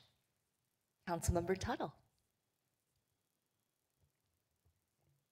Thank you, Lindsay, for the presentation. Thank you so much for the Arts Council and all that you do. I'm a proud member of the Arts Council and always incredibly supportive. Matthew's comments were perfect, and I couldn't say it better myself. So just excited to have this partnership with the Arts Council in the city of Wichita. Thank you. Would you like to move the item? Sure, thank you so much. I am excited to. I would move that the City Council approve the operating partnership agreement with the Arts Council, Inc., and authorize the necessary signatures. Second. Motion and a second. Any further discussion? I see none. Madam Clerk, please open the roll. Motion passes 6-0. Madam Clerk, please call the next item. Axon Records and Axon Standards. Good afternoon, Mayor and Council. Captain Aaron Moses back to discuss the Police Records Management System. For background, the Police Records Management System serves as an initiation point for many processes within city government. Our cases are used by prosecutors, municipal court, district court, external partners, and to inform the public through data analytics. The Wichita Police Department currently utilizes 3 separate systems to manage incident reports, use of force reports, complaint tracking, internal investigations, and digital evidence management. Those 3 systems are Niche Records RMS, Blue Team IA Pro, which is a Versaterm product, and AxonEvidence.com. In April of 2021, the Wichita Police Department went live with Niche RMS, which was a transition from e-Justice Records Management System, which we had for a very long time. Prior to that time, we were not a field data entry agency. So anytime an officer made a report, they typed or hand wrote that report, and then they would physically call our case desk personnel and enter that report over the phone, or they would scan that report to be entered by case desk personnel. The biggest change for us transitioning to Niche RMS is that it is a electronic system where officers were now the data entry personnel for all of our cases, which did relieve some of the workload on case desk personnel, allowing them to focus on citizen calls and cases being made by citizens over the phone. Blue Team IA Pro is a product that we've had at least since I've been on the department in 2012, but before that.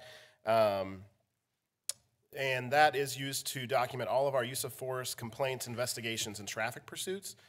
And it is currently supported by 1 IT department employee.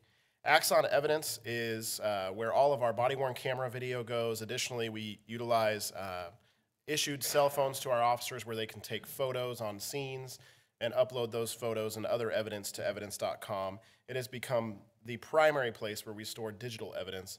We still use some other avenues to store digital evidence, but we are moving to store all digital evidence within evidence.com. In 2023, we partnered with the Bureau of Justice Assistance through our involvement in the Public Safety Partnership and asked a subject matter expert to come review our records management system and support that we had in place for the system. And they issued a report that showed that we needed permanent staff to support the RMS, and that's something we've been working towards. Additionally, it identified some weaknesses in our current system. One that's called out specifically was traffic citations taking officers about 20 to 40 minutes to issue, which relied us to revert back to using paper citations and not using e-citation program. Specifically, the report called out the need for a permanent RMS support team for those functions listed: administration and configuration, issue resolution, vendor management liaison, end user training, that's a big one, initial and refresher training, reporting and analysis, quality assurance, end user support, and continuous system improvement. We have made some strides when it comes to quality assurance under Chief Sullivan's leadership. We've sort of retooled some of our records employees into a real-time case review. So in order to increase our accuracy with our reporting to the state and the federal government regarding crime data, we now have, or we're moving towards a 24/7 quality assurance group that will review these cases for those federal coding, essentially, and send those reports back to officers as they make them in real time. Based on all of this and information that we also learned from talking with our employees, which included overwhelming indication that our current structure was not meeting the needs of our officers on their daily needs, we began having discussions with the city manager's office and other external stakeholders, including IT and the court system and the city prosecutor's office, to review the potential of transitioning to Axon Records and Axon Standards as a solution based on the inclusion of those products within the Officer Safety 10 Premium Plan. I'll take you back to November of 2023 when many of you, some of you, were on council, some of you were not yet.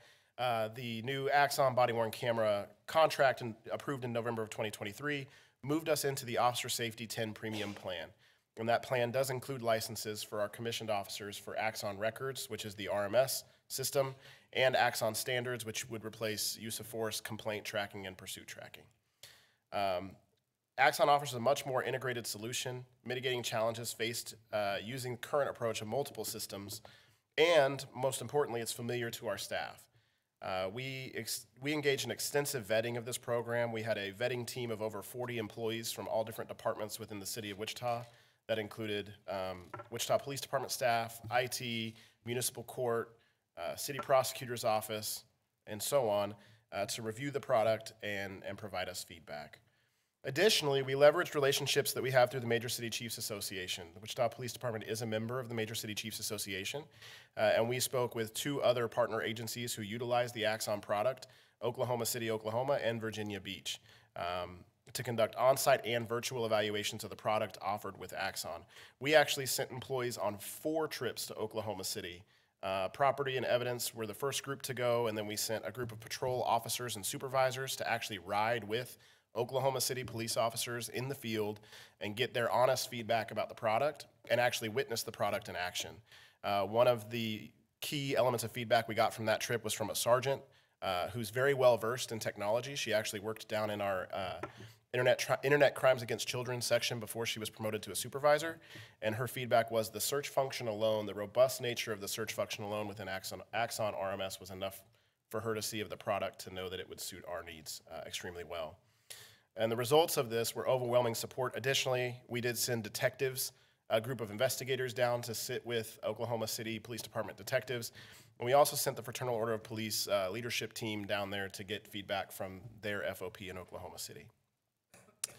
Again, that review included property and evidence, records staff, KIBers, which is incident-based reporting staff, and our crime analysis sections, as well as patrol officers, crime scene investigators, detectives, and we have had discussions as a command staff with the command staffs of these other agencies as well to get honest feedback about the product.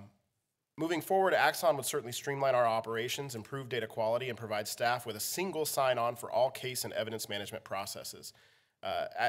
Axon records and Axon standards are both accessed through evidence.com, which is where we store all of our digital evidence. So officers are already familiar with logging on to evidence.com. If we transition to this product, officers would continue to log on to evidence.com, and within that website platform, they would have access to our records management system and Axon standards. So it would be a one-stop shop for our employees to access all of that information. Additionally, it is a web-based product, so the need for on-site servers here is no longer needed. Axon Standards is the use of force reporting, complaint tracking, and internal investigation system. Again, it is web-based. It's also incorporated within evidence.com. And it follows a similar structure to entering cases into the RMS. So officers will get into a routine of entering cases and entering this use of force information in the same way.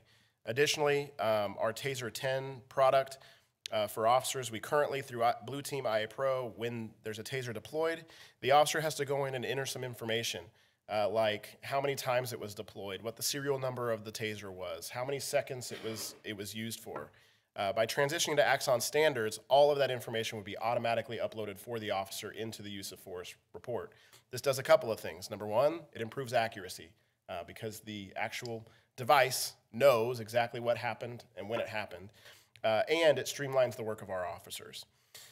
Within Axon Records, investigators will be able to create structured case files to streamline the discovery process. All of you were at the city-county en banc and heard the district attorney speak about the mountain of the process that it is that we go through for discovery.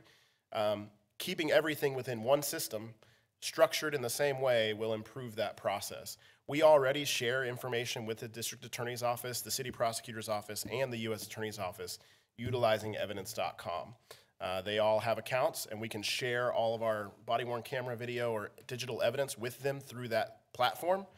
And moving forward, if we transition to Axon Records, that entire discovery process will now be handled through that share function within evidence.com through the case management, through records.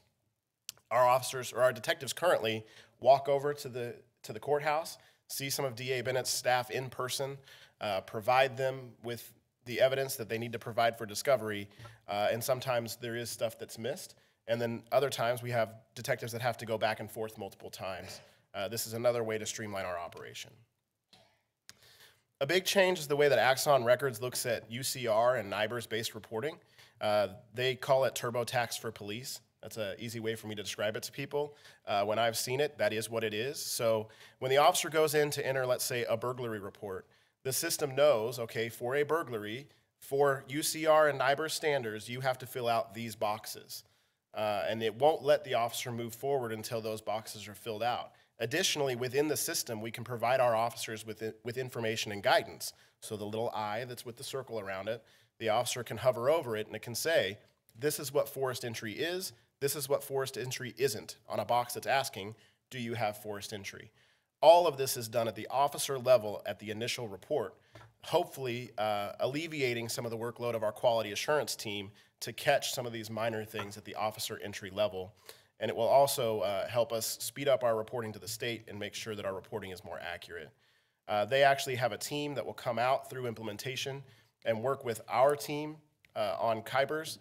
We would be the first agency in Kansas to switch to this system, so they would build KYBRs, the KYBRs validations as we move through implementation with our team. I think I covered everything else on here already. Now I want to talk about staff. So the recommendations we already talked about was that we needed a permanent team to support this. We agree with that.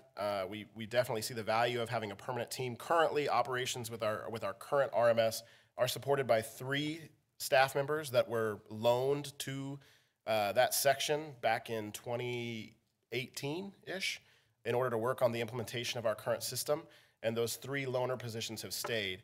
What we're going to do is create a team of 5 employees by looking at open positions and utilizing open positions within our department to fill that team of 5. That team of 5 would be a unit administrator, kind of a supervisor for the team, an application analyst, a KYBRs expert, an incident-based reporting system expert, a program specialist, a trainer. That's something that is key for us to have a full-time trainer on the system, and then 2 support specialists, one for the records side and one for the standards side. In addition to our staff, we've included in this agreement what Axon calls a technical account manager for 36 months. One thing that was key that we worked through Axon with, and they were willing to come on board with us on, was getting that person in place 6 months prior to go live. So that person, that employee, is actually an employee of Axon, but they're embedded here in Wichita, in City Hall with us 4 days out of the week. And that's included for 36 months in this agreement. That is our first line of support. So we have a physical person in our building that when we have an issue with the system or need something modified or have a question, we can go to that person, essentially making our team of 5 a team of 6 for that first 36 months as we work through any challenges or identify any deficiencies with training. That was the big thing. That's why we wanted them involved in the agency training, is to identify where people were struggling and things that we can continue to roll out after we go live. After that initial 36-month period, we do have the option to include the technical account manager moving forward, but it's a cost of $200,000 annually, so it is only included for the 36 months. We will reevaluate that after the 36-month period and make a decision about whether we'd like to continue having that employee through Axon or move away from the technical account manager being included. For financial consideration, I have a table on the next slide that makes this a little bit easier to understand. The total cost before you take off the licenses that are already included in our plan is around $6 million. This includes estimated interface costs of $384,000 and data conversion of $95,000. I do want to call that out. Part of our vetting process was to identify any interfaces we thought we were going to need for this product. So an interface would be our RMS needs to speak to the jail RMS. When we book people in jail, we have to be able to send those reports back and forth. With niche RMS, we've spent about $100,000 with a company called Blue Skies to build that interface, and it's still not complete. We're still working on that. So we included that in the scope of work with Axon. Additionally, having an interface between the municipal court RMS and our RMS is something that we heard from multiple people on that vetting group, including municipal court staff, as a way to streamline our operations. So we included a 2-way interface with the benchmark RMS that Axon will be responsible in their scope of work of building through the implementation process. Additionally, we have to have an interface with the computer-aided dispatch system through the county, so that is also included. And then obviously we have to convert our old data. We have to clean and convert the data in our current RMS to move over to the new one. Because we utilize the Officer Safety Premium Plan, we are saving about $2.4 million in licensing costs over the life of this contract. This is an amendment to that contract approved in November of 2023. That contract went through 2033, so this is about an 8-year contract, and we receive a savings over that time of $2.4 million in licensing costs that we don't need to pay for our commissioned officers based on the Officer Safety Plan. So that reduces the total down to $3.5 million over 8 years. After that, you have to factor in the fact that we still pay for niche RMS on an annual basis. We also pay for Blue Team and IA Pro on an annual basis, and the Blue Skies interface that I was just speaking of. Elimination of those brings the total cost of this project down to about $1.3 million, in between $1.3 and $1.5 million through 2033. This is just a graph that kind of shows what I just spoke about, and the net cost of this project being anywhere between $1.3 and $1.5 million through 2033. I know that can be complicated, so hopefully I explained it well. If not, I'm sure I'll get questions. Again, we're contracted with Axon through 2033 through the Officer Safety Plan. I did fail to mention in here, we are also bringing on Axon's preferred vendor for e-citation. So LexisNexis Ethos is a separate product that is going to be implemented through this process by Axon through a subcontract agreement. They will also be brought on through 2033, and this total cost includes that e-citation product.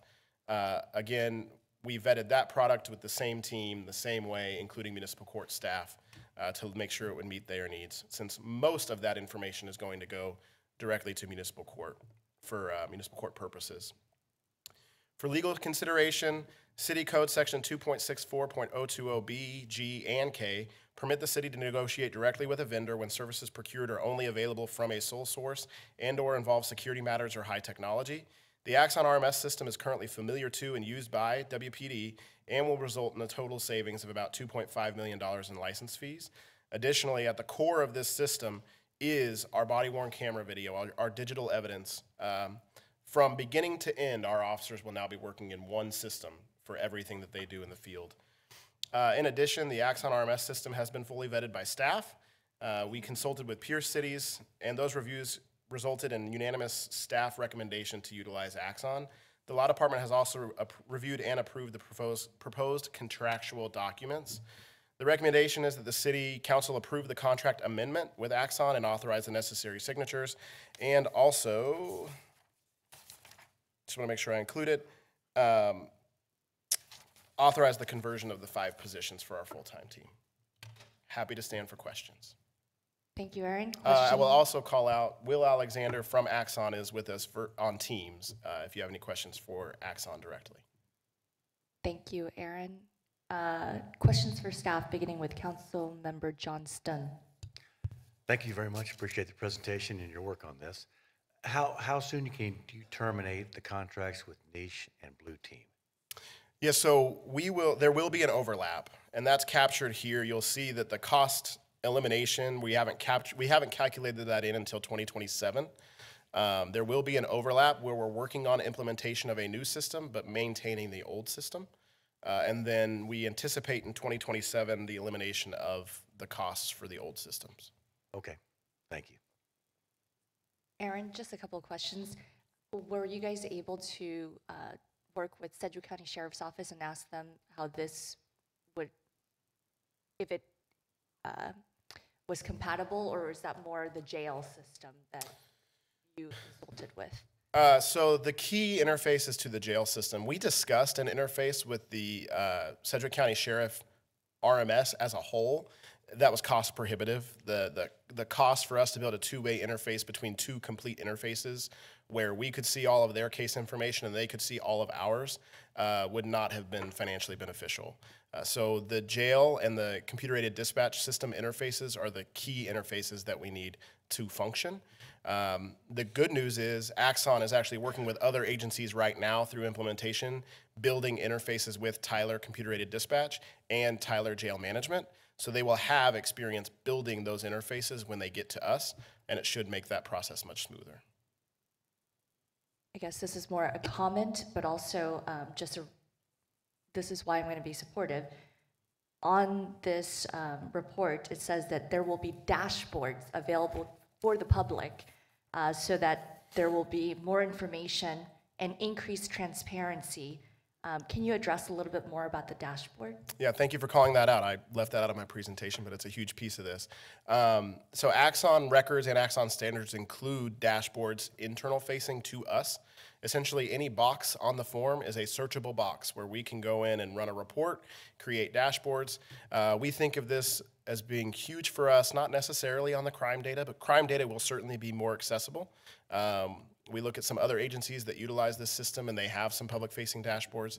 But for us, the analytics around complaints, pursuits, use of force, effectiveness of use of force are huge. And to have those built into the system in a way that we can access and then a way that we can publish for the community was a huge selling point for us on this product. We also had discussions about ways to streamline the Citizens Review Board functionality for the staff that are involved in preparing information for the Citizens Review Board. We've talked about ways, once this is implemented, to streamline those efforts and build in like automated reports to create the information that's provided to Citizens Review Board, and to enhance our public-facing professional standards dashboard that we already have. Thank you, Aaron. October 23rd, Aaron shared, quote, "There's a reporting server issue that IT is working on. They've not provided us a time frame for a fix. We will publish future reports when they're available to us." Weeks and now months later, those reports have never been published. Earlier today, Faith asked for WPD accountability, transparency, and truth. I agree. The Kansas Criminal Justice Information System, known as KCJIS, has policies that require member agencies like the WPD to conduct a weekly audit review and analysis of their information systems audit records for indications of inappropriate or unusual activity. On May 17th of this year, I asked for a log of the dates on which that weekly audit has taken place, as well as when the last WPD IS audits were conducted by the KHP and/or the FBI.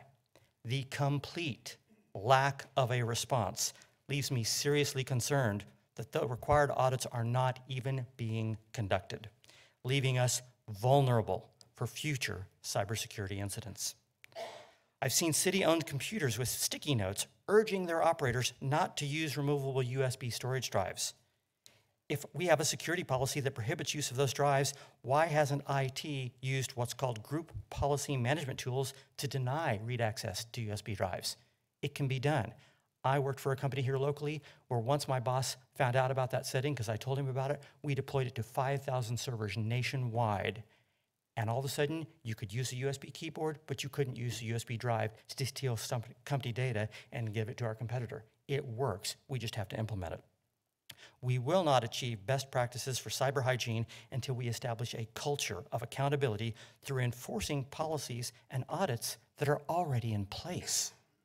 On a related footnote, in August, this council changed the method I'm using right now, the public comment rules that illegally forbade citizens from speaking about matters pertaining to personnel, quasi-judicial cases, litigations, or violations of laws and ordinances.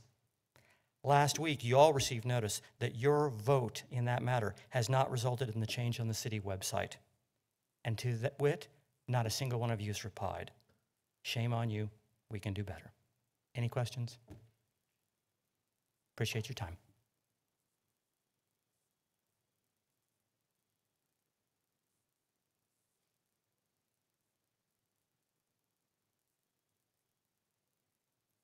Hi, Faith Martin, Vice Chair, Racial Profiling Advisory Board. In this case, I actually support updating and streamlining a records management system.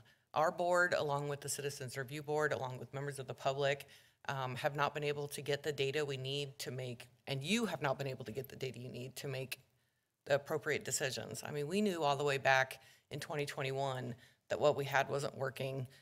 Wichita Eagle did a great article in 22 talking about it, and in 23, this body voted on it, and here we are in 24. Now we're saying we want a new system. So I'm not saying don't implement this new system, which sounds like it will be streamlined, it will be efficient, it will be effective.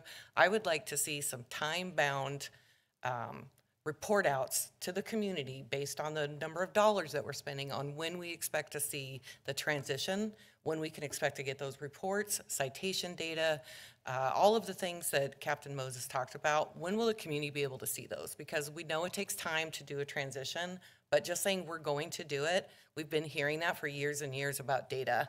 And so I just think the community has a right to know when we can expect to start seeing that appropriate data. And again, I would support the move to the new system. Thank you.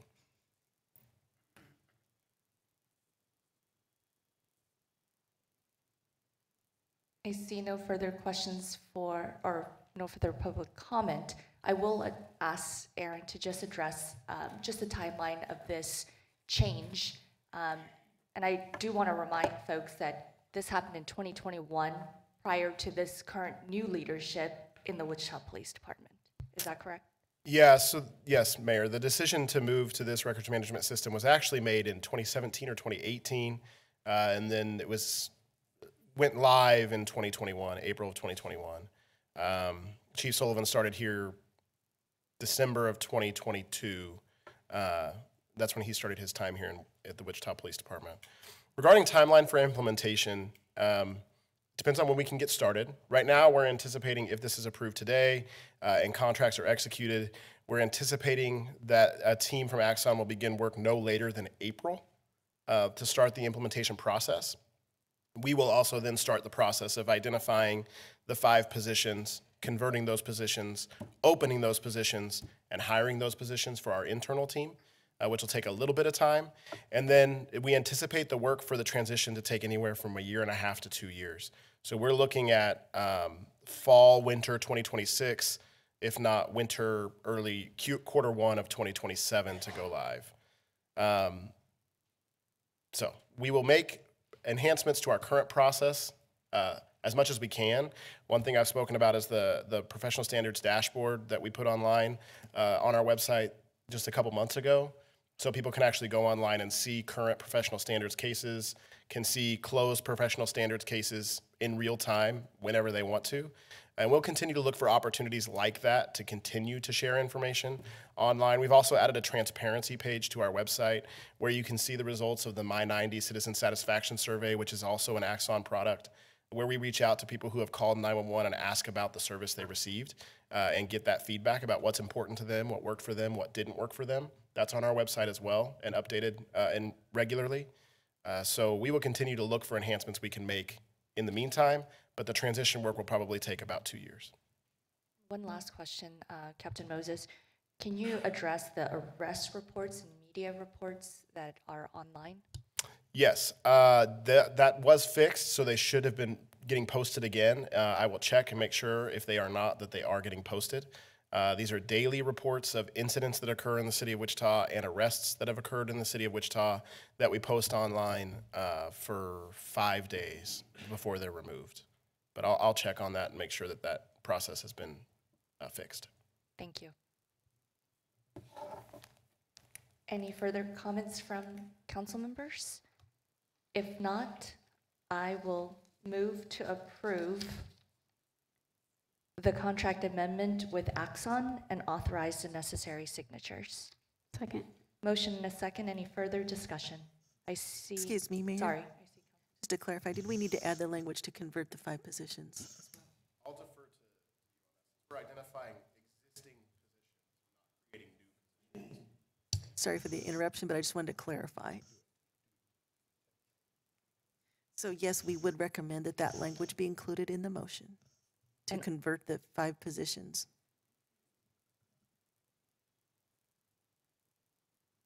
I motion to approve the contract amendment with Axon, authorize the necessary signatures, and authorize the conversion of the 5 positions.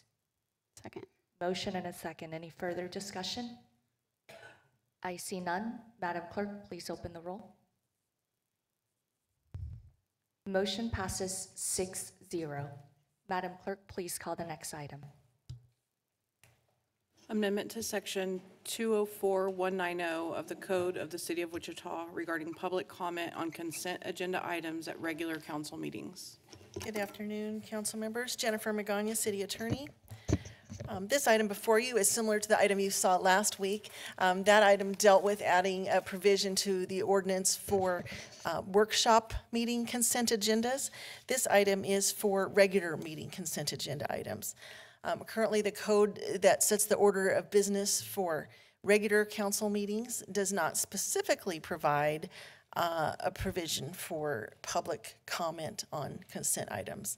It does provide that individual consent items may be pulled by council members for discussion, just like the consent workshop items. But like I said, it does not specifically provide for individual public comment on such pulled items, as is provided for regular meeting new business items. Last week, council directed us to add a provision. Last week, you did add that provision to consent agendas for workshop. We were then directed to prepare an amendment adding a public comment provision for consent agenda items at regular meetings. This ordinance amendment would allow that public comment on those items on the consent agenda that are pulled for discussion during regular city council meetings. The proposed amendment would mirror the public comment provision for new business items. It is one sentence that is added to subsection Roman numeral VA of the ordinance, and recommend that you consider the proposed ordinance amendment. I'm available for questions. Questions for staff? I just had one really quick question. It was really in the ordinance itself. I know that item D, under opening of regular meetings, it talks about attendance of who's present. And I know that the county often does this at their county meetings where they say the name of the individual and say present. Is there a reason? Do we need to do that? I know that, for instance, Councilmember Glasscock was here virtually. So do we need to do that from now on? To do a roll call is not required under their ordinance, the way this council has adopted the ordinances for meetings. If you choose to do so, that's certainly something you consider, but it's not required. Thank you. Any other questions? I see none. We'll open it up for public comment. I see none. I'll bring it back to the bench. Councilmember Johnson. Thanks, Mayor. Much like last week, I'll be voting against this. There's already a process in place for council members that feel like there's a consent agenda item that may be of public interest to pull from the consent and add to the regular agenda before the council meeting. Oftentimes, consent agenda, up until maybe 2024, has just been to highlight some good information about a grant or something going on within the city, and then it gets approved as usual. Again, if there was something provided our process now that is of the public interest, we can pull that ourselves and add it to the regular agenda for presentation and public comment. I think that this, again, looks at taking away the reason that we have a consent agenda. Vice Mayor Ballard. Thank you, Mayor. I share similar thoughts as Councilmember Johnson. I'd rather have a real discussion about what we want staff putting on consent agenda to give them guidance versus adding public comment for no useful benefit that can't be achieved by reaching out to your council member before Tuesday. That way we can pull it. So for that, I will not be supportive. I will add a couple comments. This would be consistent with what was approved last week, which now allows for public comment during the consent agenda during a workshop meeting. This would also allow it for regular council meetings, which happen to be 3 times a month. So number one, that's for consistency. But the true cause of this was to increase transparency and engagement. And I will bring back a topic regarding the downtown parking, since that discussion was had the meeting right before this new council took leadership. And it was in the consent agenda packet that then was in it, where if, again, it was passed as a consent agenda in whole, we could have pulled an item to really talk about it and then had further public comment, but that did not happen. So in this situation, we could have done that. If we pull a consent agenda item now, you now will be able to, in a workshop meeting, be allowed to speak as the public regarding that specific matter. In this ordinance, this again would codify it so that it would happen at a regular meeting like today. So again, I'm going to be in favor of this. So I see now Councilmember Johnson and Tuttle would like to speak, so I'll start with Councilmember Johnson. Thanks, Mayor. And to your point, there's also a process for that. So during the NDO, if many of you remember, the City Council had approved the first reading, I believe, 4-3 of the NDO. And then for second reading, which would have been on consent, it was pulled by the council, voted then to come back in 90 days, I believe, and that came back as a regular council item. So again, we still have the power to open this up for public comment if it is of great interest to the public on the consent agenda.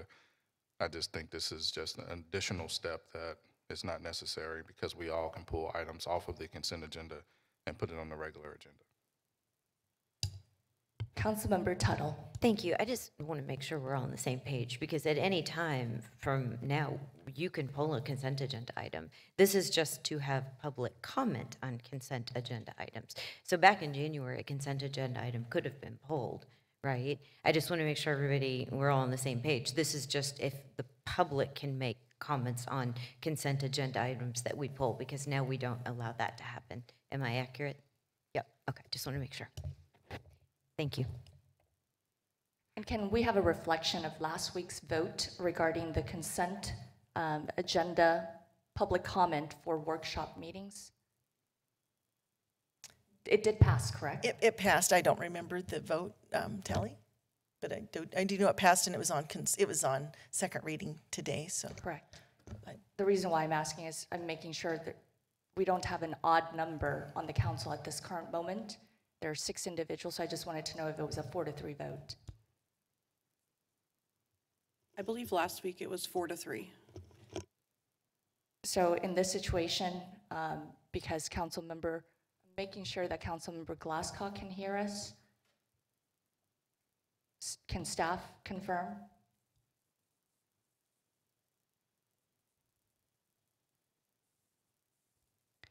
So in this situation, I would like to move this item until we have the full quorum, the full 7 council members. I mean, can you do that just because there's an odd number? And maybe it wouldn't pass? the ordinance is silent, the code's silent on whether you can move an item in the midst of the item. There's just not guidance on that under the code. Okay. The council does have the ability to defer the item. You do. Right. You do have the ability to defer at any time. And defer means to another date. I have 2 more individuals on the board before I will make a motion.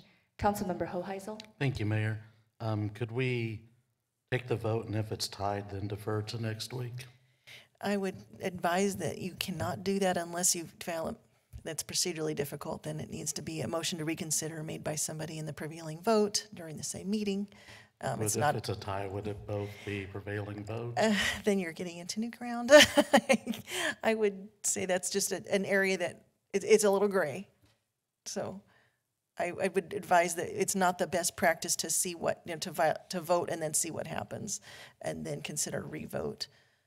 Procedurally, parliamentary-wise. If the vote to defer the item until next week is tied, what happens? Then you're back to having another motion before the board. You can do whatever you want. Motion to defer doesn't invalidate anything so far. We're just So back to to come square back one. to the current. Square one. Okay, thank you.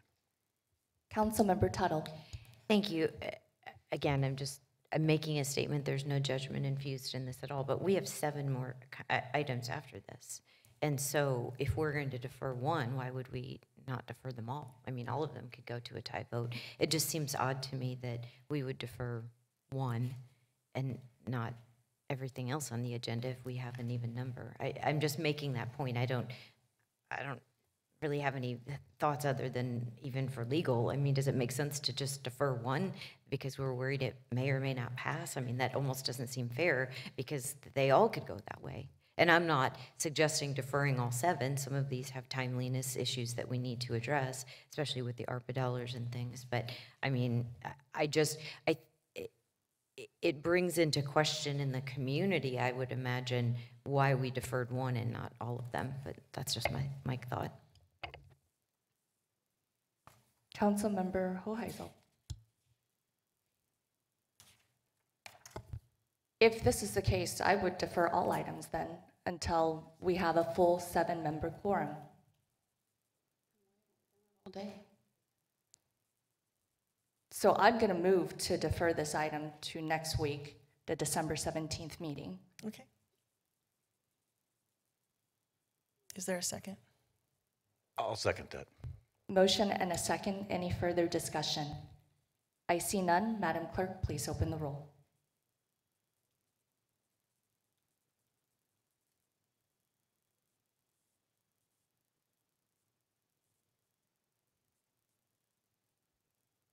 Motion does not carry 4-2. Okay.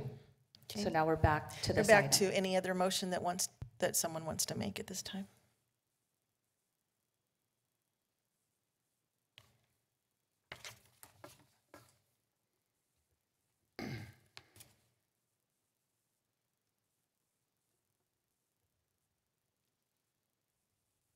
Councilmember Hoheisel. Thank you, Mayor. I do support this motion, so I will go ahead and move that the city council consider placing the ordinance on first reading and authorizing the necessary signatures. Second. Motion and a second. Any further discussion? I see none. Madam Clerk, please open the roll.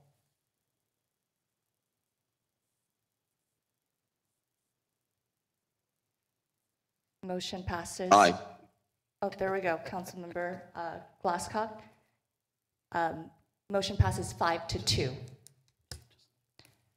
Madam Clerk, please call the next item. ARPA project budget adjustments. Good afternoon, Mayor and members of the City Council. Mark Manning with the Department of Finance. Today I want to present to you some final budget adjustments that we need to wrap up our ARPA journey here. Our journey started almost 4 years ago in the spring of 2021 when we received an allocation of about $72 million in ARPA funding. We got our first tranche in June of 2021. Throughout our ARPA journey, we've really followed 3 objectives in utilizing this money. The first one is that we've utilized it for city council priorities. The second is that we've tried to do everything that we've done in a manner to minimize compliance risk with the ARPA grant. And the third thing that we've done is to try to do everything we can to maximize our use of the entire $72.4 million, which is why I'm here today. Deadline for obligating this, as you're well aware, is December 31st of this year. So we had a workshop a couple months ago, September 24th. Elizabeth presented to you some ARPA information and basically outlined a plan to ensure that we could fully obligate all the money by December 31st. That plan basically included 2 components. One is to reallocate some of our CIP money, and the other is to present a few items to the City Council for approval to obligate additional money. That step occurred on November 5th and on December 3rd, in which several other obligations were presented by staff and approved by the City Council. And the last step in that strategy is today, in which staff is recommending the approval of some reallocation of CIP money, again, to maximize the use of ARPA money and prior to the deadline.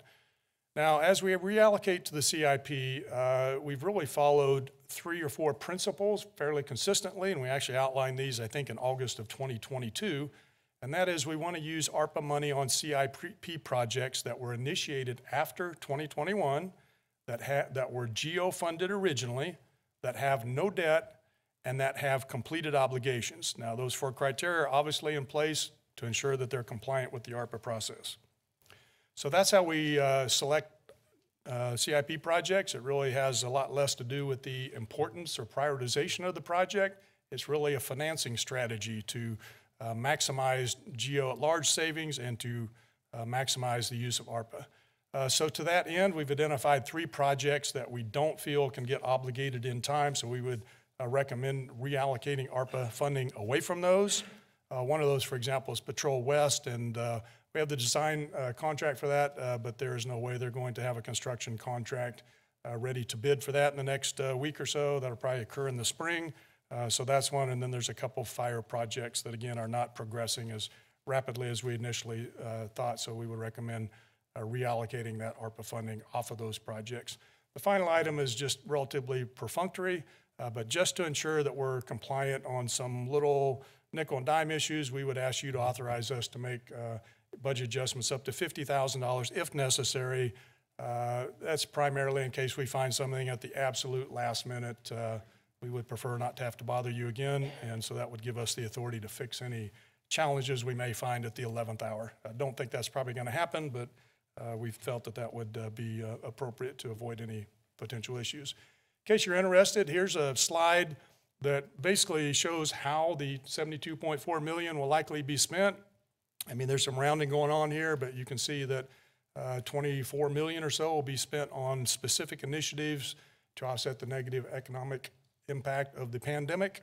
Those are things like workforce development, small business, affordable housing, those things.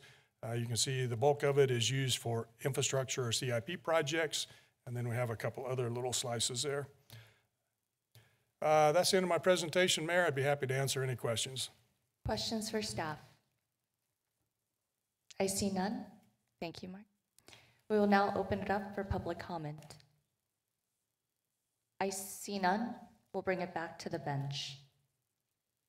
I will go ahead and motion to approve the shift of funding for the Patrol West and Fire Station Communication and Alert projects from ARPA funding to general obligation bond funding and approve any necessary budget adjustments. Second. Motion and a second. Any further discussion? I see none. Madam Clerk, please open the roll. Aye. Motion passes 7-0. Madam Clerk, please call the next item. 2025 Salary and Classification Ordinance.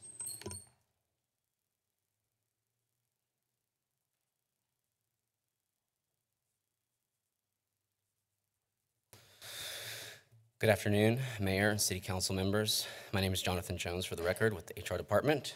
I'm presenting to you today for your consideration and approval the 2025 Salary and Classification Ordinances. Classification ordinances establish the City of Wichita's job classifications and corresponding pay ranges. There are two classification ordinances, one for exempt salary positions and one for non-exempt hourly positions. For most ranges, the pay rates are set by negotiated union agreements and are reflected in the salary ordinance. The proposed revisions to that ordinance are a general pay adjustment of 6% for all Service Employee International SEIU positions, general pay adjustment of 4% for all Employees Council and non-represented employees and other exempt and management pay ranges, general pay adjustment of 2% for all Teamsters Local 795 transit employees, general pay adjustment of 3% for all Teamsters Local 795 airport employees, general pay adjustment of 3% for all IAFF Local 135 employees, general pay adjustment of 4.5% for all Fraternal Order of Police Lodge Number 5 represented employees, general pay adjustment of 7% for police lieutenant and police captain pay ranges, and most employees will be eligible for a 2.5% merit performance-based increase in 2025.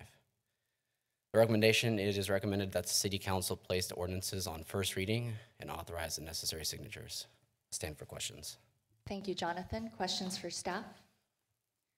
I'll begin with this. Can you tell us what the cost of living adjustment typically is?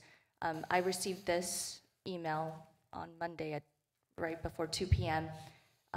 This is in regards to the non-labor agreement represented increases, and it looks like in 2015 it was 1.25%, 2016 1.5%, 17 1.25%, all the way to 2020 it was 1.25%. It did not increase to 4% until 2021. In 2022 also 4%. In 2023 4% as well. Can you explain that to us? That might be. Mayor, the changes that you see are reflective of changes that were occurring with our bargaining units as well. as we were negotiating with fire, I think originally SEIU, there was discussion about market. And so it was we have, as you know, those that are employee council and those that are other exempt employees are not represented, and therefore what we're trying to do is to avoid compression so that, and then treat employees fairly. There are a number of employees, for instance, in public works and parks, if I remember correctly, that work side by side with SEIU employees, do similar work, although not identical, and we were trying to treat them in a manner that was compatible or equitable with other employees. So that's why you started to see, that's why you see the 4%, the 1.25, 1.5, those early from 2016 through the end of 21, those are consistent with what was happening with our employee unions at the time as well. Although, and then the employee unions started to receive much more significant increases after that period of time. So has this been accounted for in the 2025 budget that was approved by the council in August of a 4%? Yes, it has.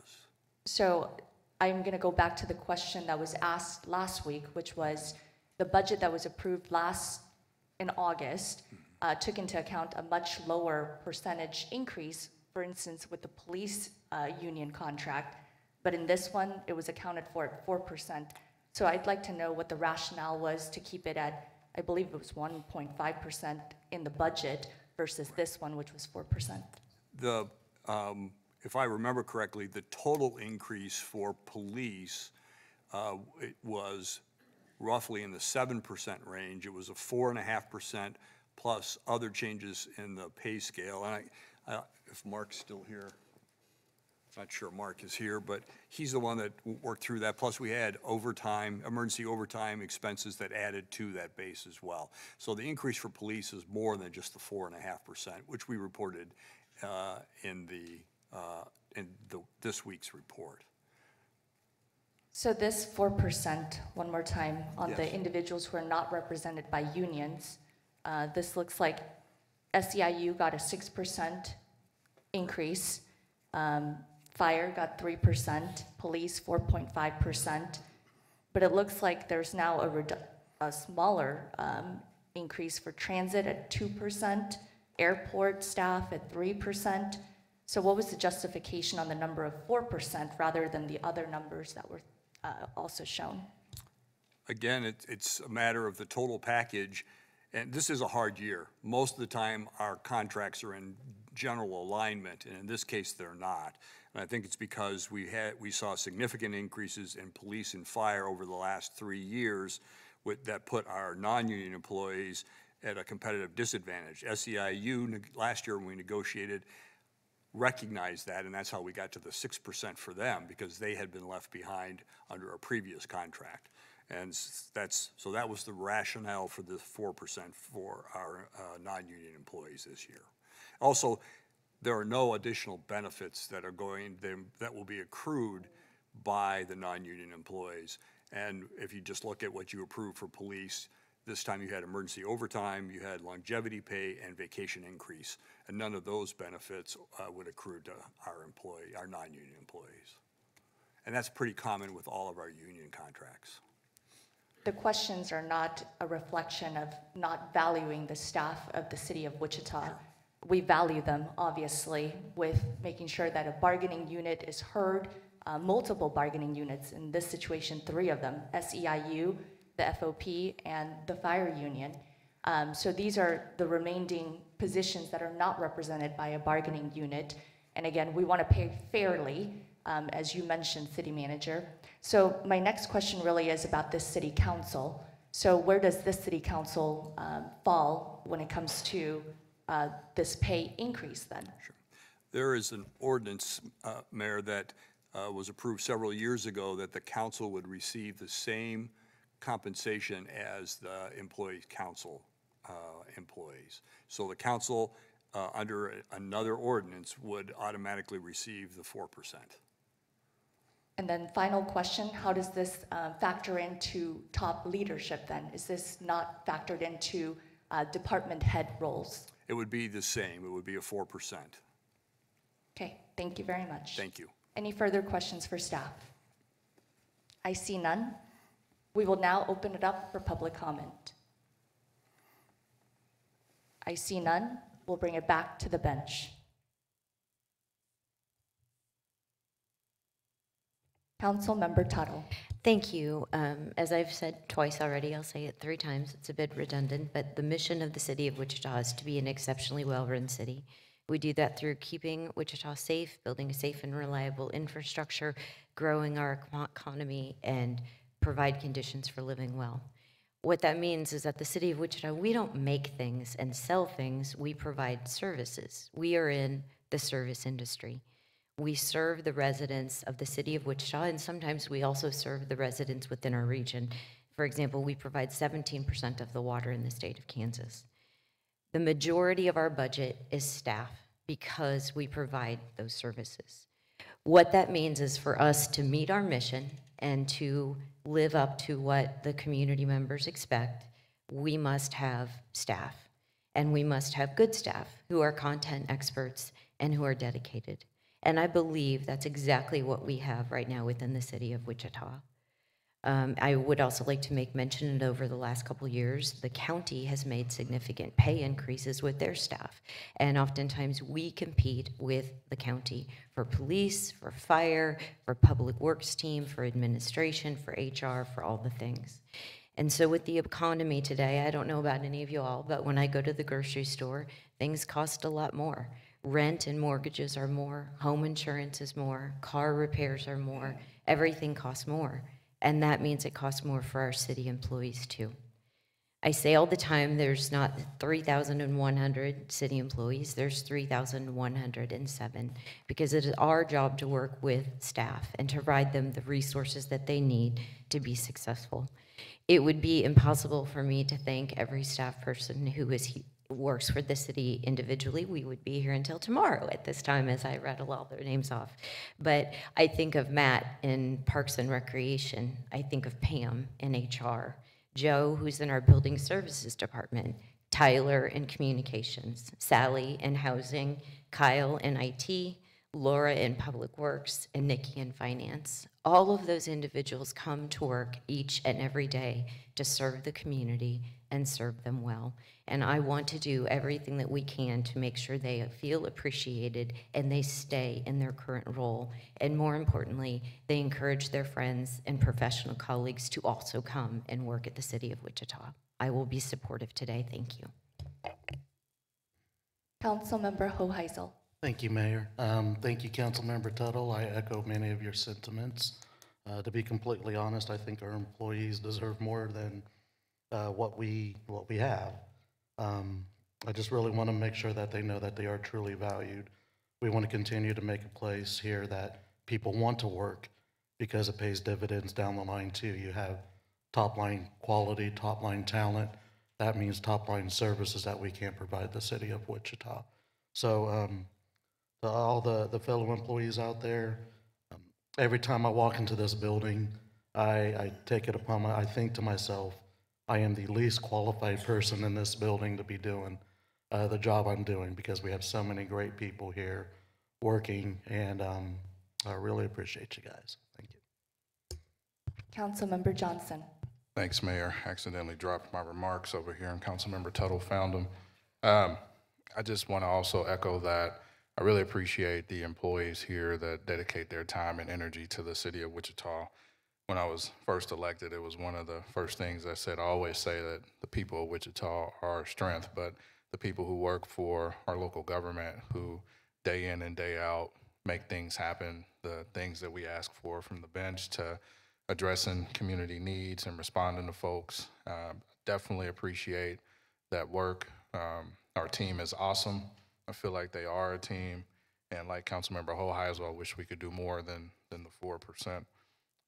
But I am definitely supportive. I think our team deserves it, and they work day in and day out to make government work for people the best way possible, and I think they should be compensated for such. So I am supportive. Glad to see this come in towards us, and hopefully we can continue to see that bump up a little bit. Vice Mayor Ballard. Thank you, Mayor. I'd just like to echo my colleagues' comments. Personally, I feel like our employees are one of the best investments that we can make. They're the ones that keep the water running, keep our streets drivable, and our parks nice, and all of those different things. They really are the worker bees that keep the city afloat. So sometimes when we're not able to be as competitive in our wages, and we can offer cheaper, really good benefits, healthcare, we're able to be more competitive, pension, and some of the things in those areas. So when we are able to give a tiny increase in their pay, I think they are more than deserving. Councilmember Johnston. Thank you, Mayor. I also appreciate the city employees very, very much. And I think this is important to keep our non-union employees close to our union employees in pay. So I will be voting for it also. Thank you. Is there a motion to approve this item?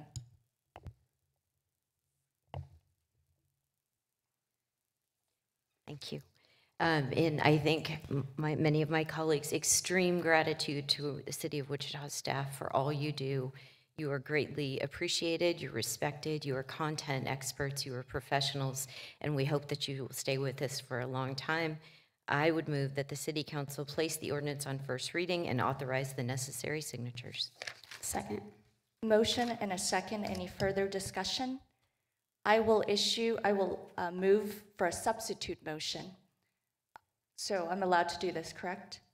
The substitute motion is to approve everything in this recommendation except for the pay increase for the mayor of Wichita.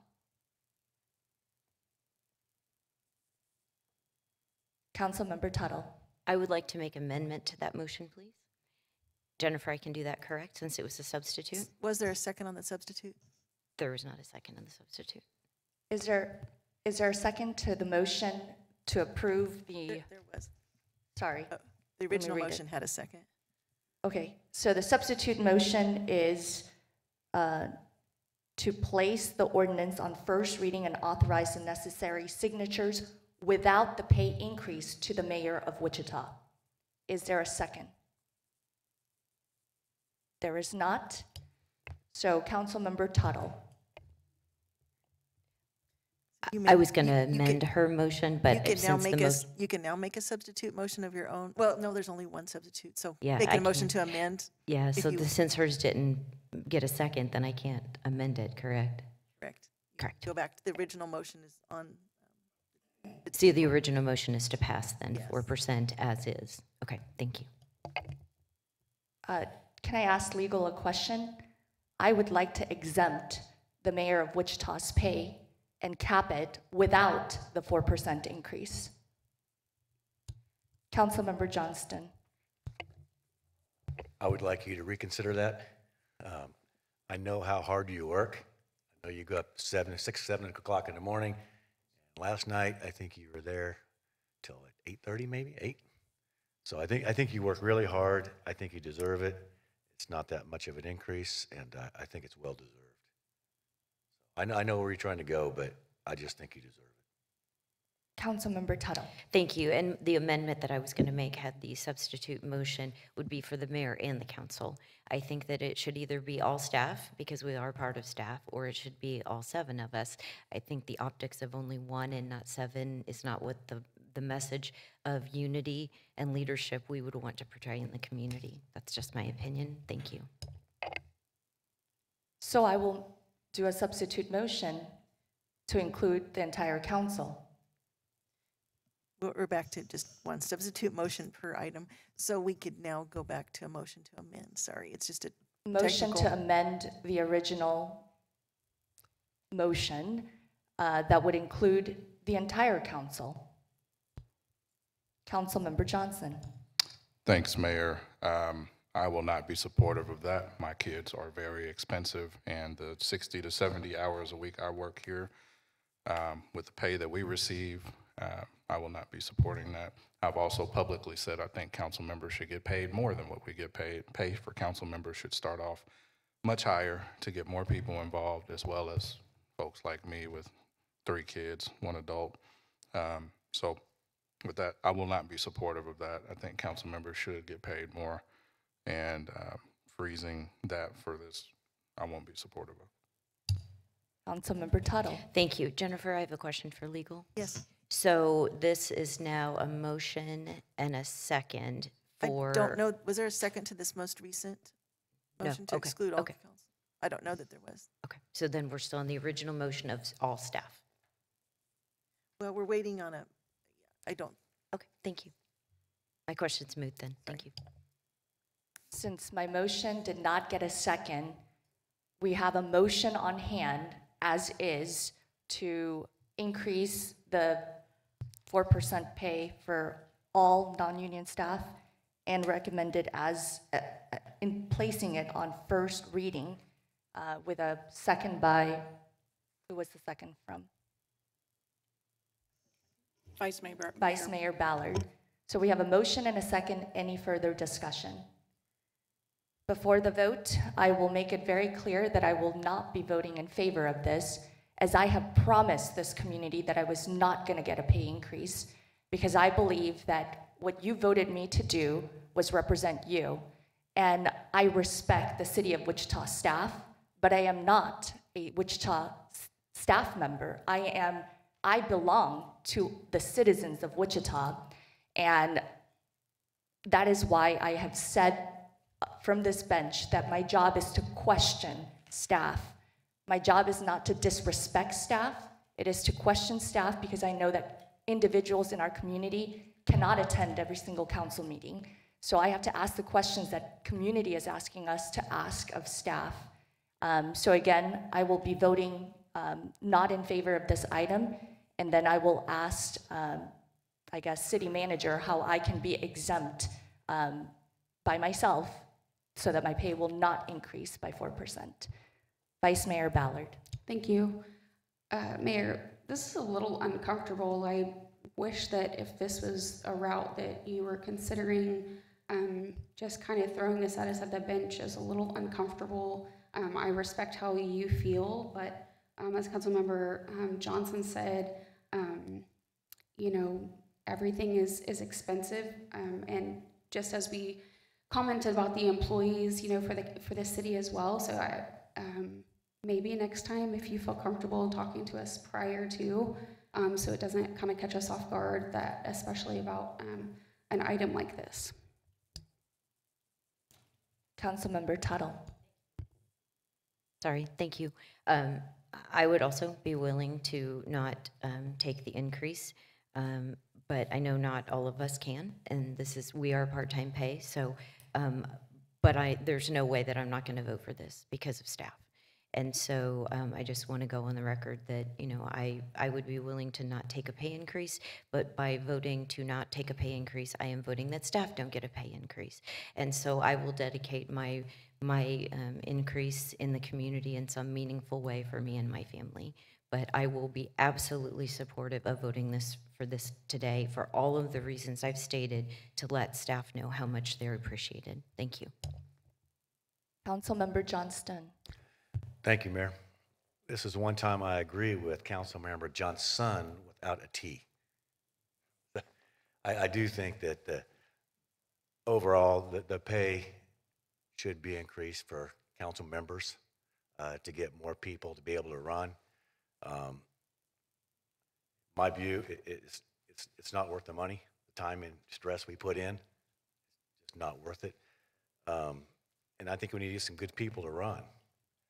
And I think the pay should be increased. So I'll be voting for this. I don't need the money, but I know other people here do. And so I will be voting for it. Councilmember Hoheisel. Thank you, Mayor. Yeah, I agree with much of what the other council members say. A couple of $1,000s is no reason to vote against the pay raise for all the hardworking employees here. There could be better way. I'm not going to judge what anybody does with their own money. You can donate it to charity or whatever Councilmember Tuttle has said as well. So yeah, it's just, inflation's gone up so much over the past 3 years, 4%, 8%, 4%. We need to make sure that we pay our employees what they deserve, or else they will be leaving us for better opportunities. And many of them have the servant's heart. So we just need to make sure that we support them wherever we can. Thank you. Vice Mayor Ballard. Thank you. I was not going to say this, but we just voted earlier for the police, the FOP contract.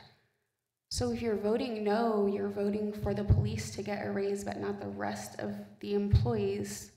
I just want to make sure that you know what message that's sending. And I'm not being disrespectful. I just don't think that's a good message to the rest of the employees. And I respect you if you don't want to take the raise. And I wish I was in a position to do that, honestly, but I'm not. And it's hard enough for us to retain the employees that we have and recruit. Yeah, I'm not sure how to process that. Vice Mayor Ballard, I did have a substitute motion. Anyone could have seconded my substitute motion, in which I would have voted in the affirmative to allow and support the 4% increase without the mayor of Wichita receiving a 4% increase. But I had nobody who seconded my motion, my amended motion or substitute motion. Therefore, we're back to the original motion. And again, I wanted the mayor's pay not to have a pay increase. Councilmember Tuttle. Thank you. Just one last comment. I just didn't want it to be only the mayor, because again, I think that's an optic that we probably don't want to share in the community. As I mentioned, and I've stated on record, and I'll state it again, I would have been willing for it to be all 7 of us. But unfortunately, this has taken us down a path that has taken away from the true message of this is a merit increase for employees. This should be celebrated as a fantastic thing that is going to, I assume, happen today, that our employees are going to be recognized for what they do with a small cost of living adjustment. So I hope that, the sound bites from this are that we praise and appreciate the city of Wichita staff, and that this is one small way to recognize them. The other thing is, people in the community are confused. They've been texting me saying, what are we even voting on? We're back now on the original item of 4% cost of living adjustment for all city staff that are not in a union. So just so the community knows. But again, it's unfortunate that this has taken the path and the conversation it has, because the true meaning of this agenda item is to recognize and appreciate staff in the city of Wichita. Thank you. I will have my final comments regarding this. I made a promise a year ago that I was not going to take a pay increase. So I'm just following through with my promise to this community. And so that's why I, again, had a substitute motion that would have approved the 4% increase without the mayor of Wichita's pay. And again, I'm voting not in the affirmative, because this still takes into account the mayor of Wichita getting a pay increase, which then would mean that I lied, and I would not want that to be my record. Therefore, I will be voting not in the affirmative regarding this item. We have a motion and a second. Any further discussion? I see none. Madam Clerk, please open the roll. Motion passes. Aye. Motion passes 6-1. Madam Clerk, please call the next item.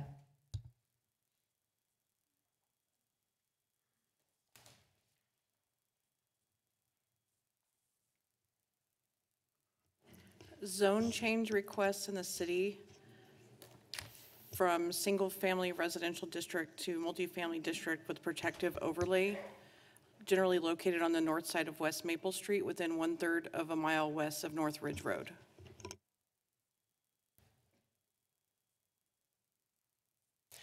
Hello and good afternoon. Scott Wadle from the Planning Department.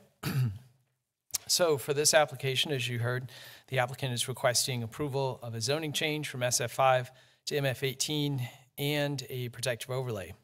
This item is being heard today because there have been protests received against the application. In terms of the request, the applicant has indicated they're requesting the zoning change in order to develop the property with multiple duplex and single-family dwelling units. In addition to the zoning district change, the applicant is requesting a protective overlay that would require residential structures to be only single-family and duplex dwellings. So, for instance, they could not build an apartment building there. In terms of the site, as you can see here on the graphic, the subject site is generally located on the north side of West Maple Street and within about 1/3 of a mile of west of North Ridge Road. The subject site is approximately 5 acres in size and developed with a vacant commercial building and a single-family house. In terms of context, properties to the north, east, and west are zoned SF5 and developed with single-family dwellings. You can see on the aerial how they're developed. Here's the zoning map. Property to the south is zoned LC Limited Commercial District and has a CUP and includes a shopping center, restaurant, and an undeveloped parcel. In terms of the staff report provides information about the development standards, potential dwelling density, the requested overlay, changes over time to the zoning request by the applicant, parking, and landscaping requirements. The staff report also includes a review of conformance with community plans. On October 10th, the Planning Commission held a public hearing for this item and ultimately deferred their decision to their November 7th meeting. At that October meeting, 19 members of the public spoke in opposition to the request, citing concerns related to compatibility in surrounding neighborhoods, traffic, drainage, and the number of dwelling units proposed to be built. On November 7th, the Planning Commission heard the item again and recommended denial. That vote was 8-4.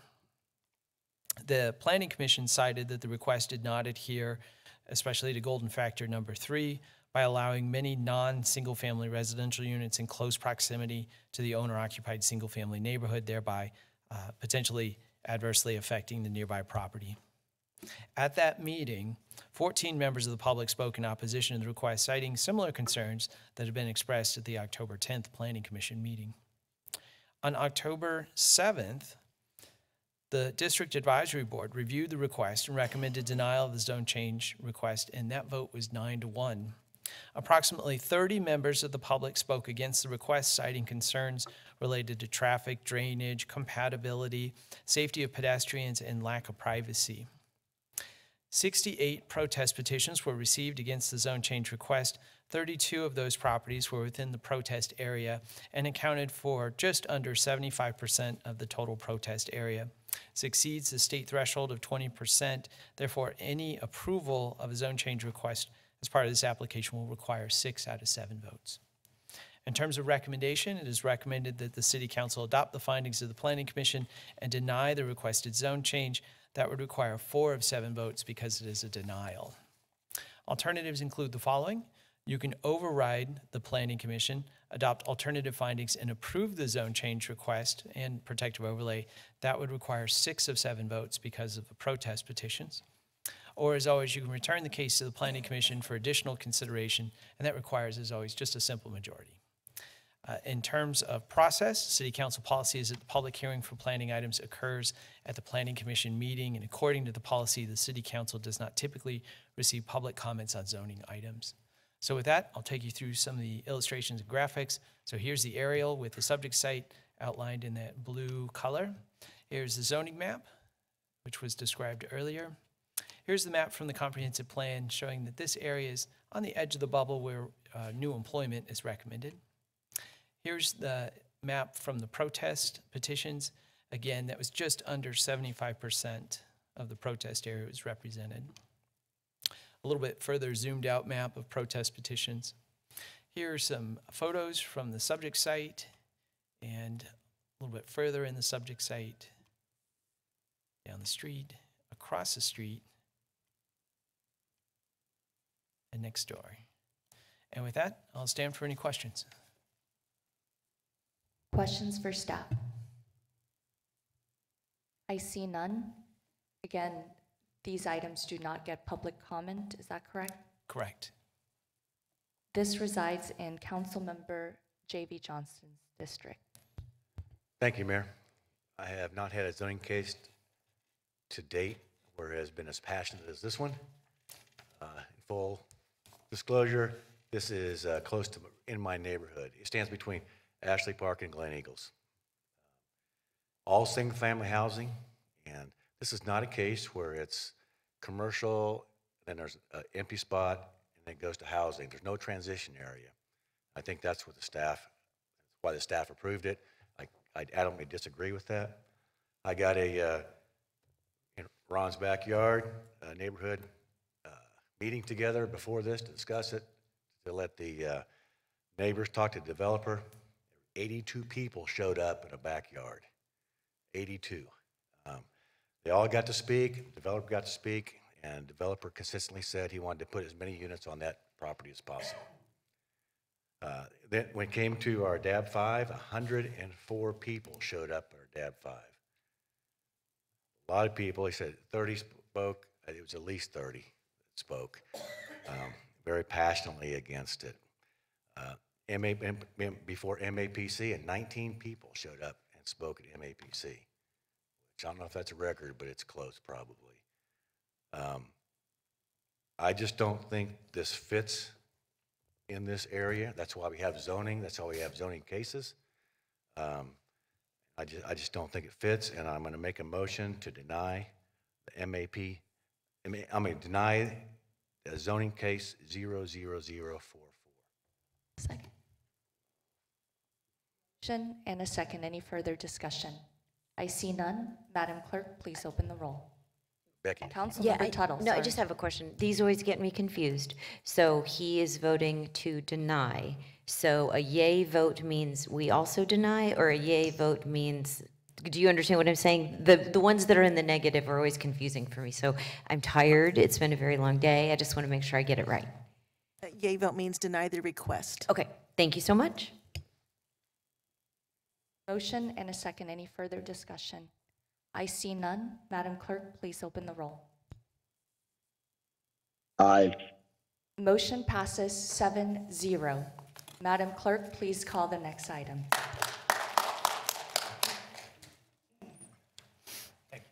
Request in the city to amend PUD number 101 to permit vehicle repair, self-storage, and warehousing on parcel 1, generally located on the east side of North Millwood Avenue and within 1/4 mile of north on West Douglas Avenue.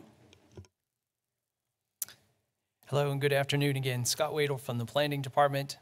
For this request, as you heard, the applicant is applying to amend an existing plan unit development, which we call a PUD for short, and it's custom zoning. And they're doing that in order to be able to permit additional uses at the site. This item is being heard because the District Advisory Board and the Planning Commission recommendations are different. In terms of the request, the applicant is requesting to amend the PUD's prohibited uses in order to allow vehicle repair, both limited and general, self-storage, self-service storage, and warehousing. In terms of the property, the subject site is generally located on the east side of North Millwood Avenue, approximately 450 feet north of West Douglas Avenue, and the address range is 130 to 200 North Millwood. The subject site is made up of approximately 7 ownership parcels, is approximately 1.7 acres in size, and has a planned unit development as the custom zoning. And my understanding is that was because at one time a brewery was proposing to develop the site. The site is also occupied by multiple vacant industrial buildings constructed around 1930. In terms of context, property abutting to the north is the Kansas and Oklahoma Railroad track.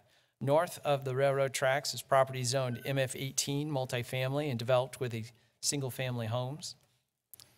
Property abutting to the east is also part of the railroad, and further east is zoned GC General Commercial and LI.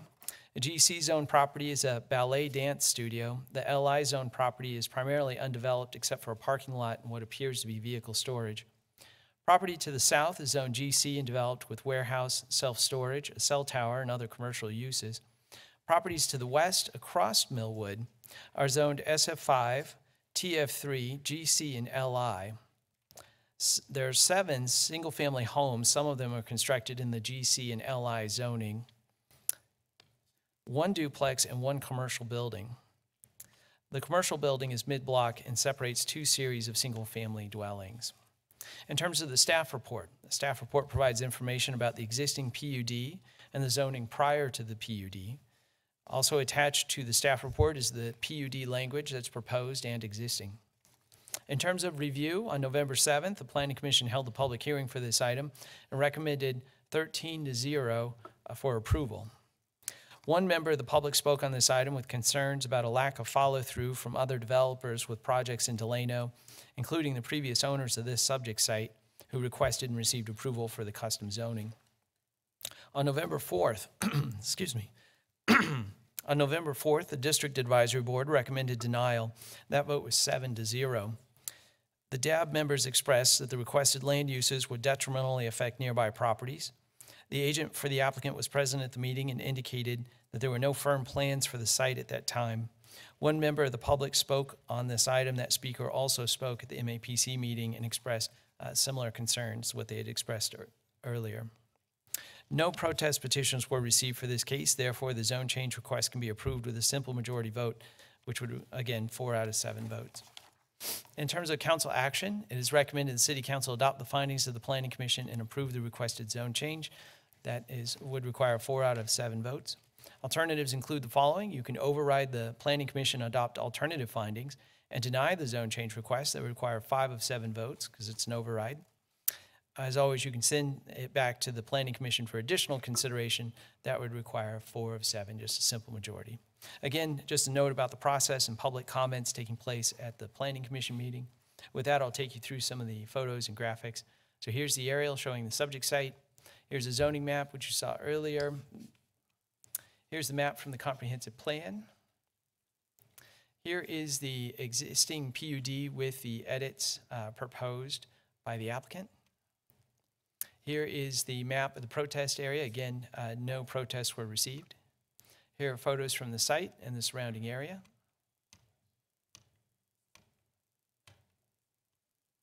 And with that, I'll stand for any questions. Questions for staff? I see none.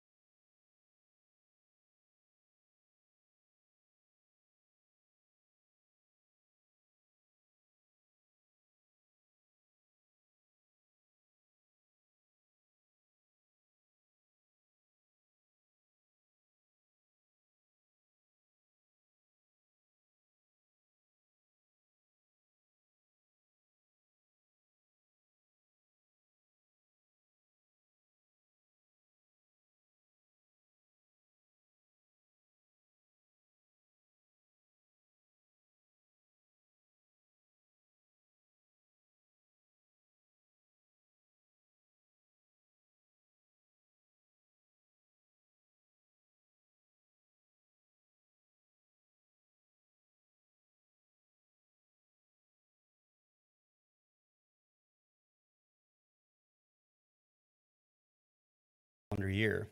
The other two airlines that provide service are non-signatory airlines, and they operate on shorter term separate agreements. Airport staff, we actually contract with the consultant that helps negotiate these types of agreements with airports and airlines across the nation. We started negotiating a meeting over a year ago, And we have come to a conclusion of a new uniform use and lease agreement in order to continue the business relationship and to establish an agreed upon basis for rentals, fees, and charges. Now, when we do negotiate these rates and charges, a lot of them come with a lot of restrictions of how we do business. Some things determined pursuant to U.S. Department of Transportation policy, federal code, U.S. Supreme Court rulings, and then just the negotiation between the parties. Under the agreement methodology, signatory airlines will pay a proportionate share of the maintenance, operation, and debt service associated with the airfield and terminal buildings. So essentially, we create cost center accounting and or accounts, and we do accounting in such a way to proportionally share some of those costs with the airlines. The agreements have a lease term of 5 years. The following airlines participated in the nearly year-long negotiation: Alaska, Allegiant, American, Delta, Southwest, and United. That's all 6 of them. The 4 of them came back and said they concur with the new agreement and will operate as signatory airlines. And with that, they get the lowest rates in return for a fixed longer-term commitment. Alaska and Allegiant will continue to operate as non-signatory. The estimated initial annual revenue from these agreements is about $6.8 million. Comparatively, we anticipate 2024 to be about $6 million, so this is a little bit of an increase for us. The rates are calculated each calendar year based on forecasted revenues, expenses, and activity levels, with subsequent reconciliation based on actual results. So we do this on an annual basis, so our projections are all approximate. And the following slides, just want to note, were also shared with the Airport Advisory Board, along with a lot more information regarding the negotiations throughout the year, and so they had been kept apprised of the entire process. This one here shows the terminal rental rate, and you will notice a significant increase from 24 to 25. A lot of this is attributable, there you go, it's the end of the day, is a lot of this is all blamed on COVID. Yeah, so we had actually COVID relief funds help buy down a lot of the rates and kept them artificially low for a long time. And so now we're seeing our rates are getting back to where they should be. Now, I should also mention that when we built the terminal, there was also creation of a rate stabilization fund, because with a new building, there's uncertainty, and so the airlines wanted to have some level of assurance that should there be a swing in something that occurs, they can buy it down and help stabilize a rate. Well, those rates never, or the stabilization fund didn't have to be utilized, but now that we're coming out of this post-COVID new agreement structure, we're utilizing that rate stabilization fund to make sure this softens the blow for them. And then you'll see the curve actually flattens out over time. Landing fee rate, similarly, but this one also deals with our cost accounting, and we had a couple different cost centers that we're merging into one per their request. So it makes charging them a lot easier and simplified. And the cost per employments, we are well within the averages of a small hub airport across the nation. We're very competitive regionally, so we're sitting very well. In fact, even some of our numbers still reflect kind of 2018 levels. So it's a good deal all the way around for us. It is recommended that the Wichita Airport Authority approve the agreements and authorize necessary signatures, but I'm happy to stand and respond to any questions that you may have to ask. Thanks, Jesse. Questions for staff? I see none. Thank you. We will open it up for public comment. I also see none. We'll bring it back to the bench, and I will go ahead and move to approve the agreements and authorize the necessary signatures. Second. Motion and a second. Any further discussion? I see none. Madam Clerk, please open the roll. Aye. Motion passes 7-0. Madam Clerk, please call the final item. Amendment to the City Council travel expense policy. Hello again, Mayor, council members, Jennifer Magana, City Attorney. This item is to amend one of your council policies. You have policies on a variety of things that are technically administrative in nature. During a recent meeting, council travel was discussed, and we were Staff was directed to prepare an amendment that would just codify the language for motions for travel expense either paid for by the city or paid for by third parties, and how it relates to the Code of Ethics exclusion for gifts. So at that time, we looked at Travel Council Policy 23. We also identified several provisions that were in need of updating, so we took the opportunity to do that at this time as well. For the travel language, this is the language for third parties that can be used in future motions. This item is, the next item is for council travel paid by the city. Those are suggested for your review, and I'm available for questions. At the same time, on other items, the agenda report includes language that was stricken, that is out of date, replaced with a current term that uses the right financial form for travel authorization, and refers council travel basically to the guidelines of Administrative Regulation 3.1. So it simplifies the policy, updates it, and adds those provisions for Code of Ethics compliance. Available for questions. Questions for staff? Jennifer, couple of questions. The last page in our agenda packet says city commission policy. Well, that was a term that we need to get corrected. Thank That was you. an oversight, thank you. I If thought we we can did. correct that to city council. Oh, that's the header. Yeah, it was just it's a document error, but it was in the header. We'll get that cleaned up. Thanks. Then there are two suggestions I have. For the first one regarding travel paid for by a third party, can it say instead of hosted by, actually say paid for by? So the second paragraph would say the event description is paid for by the third party. If that's the will of the council, yes. And this is a policy, it won't be voted on second reading today, just next week. This is the only vote you'll have on it, so if there's further reflection, today is the only vote on this one. And then for the one that is paid for by the city of Wichita, at the end of that statement, which says actual expenses shall be reported to, is the word to missing? We can add that, yes. Okay. Actual expenses shall be reported to the controller's office and paid for by the general fund, so that it's clear that it is taxpayer dollars that are paying for that travel.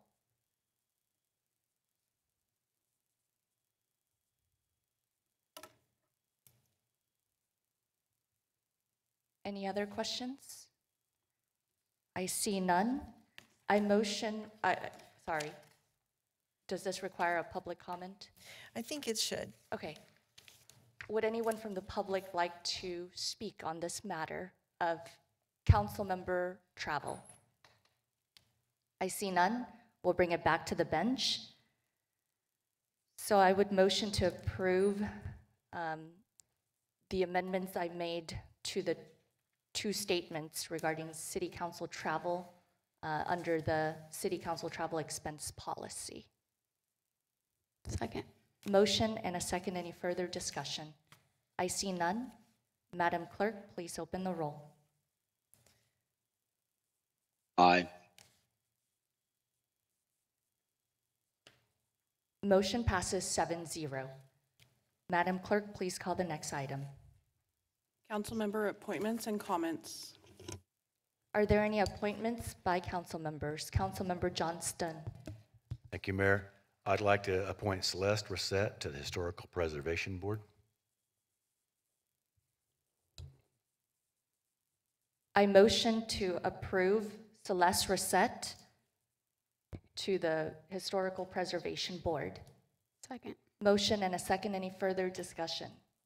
I see none. Madam Clerk, please open the roll. Aye.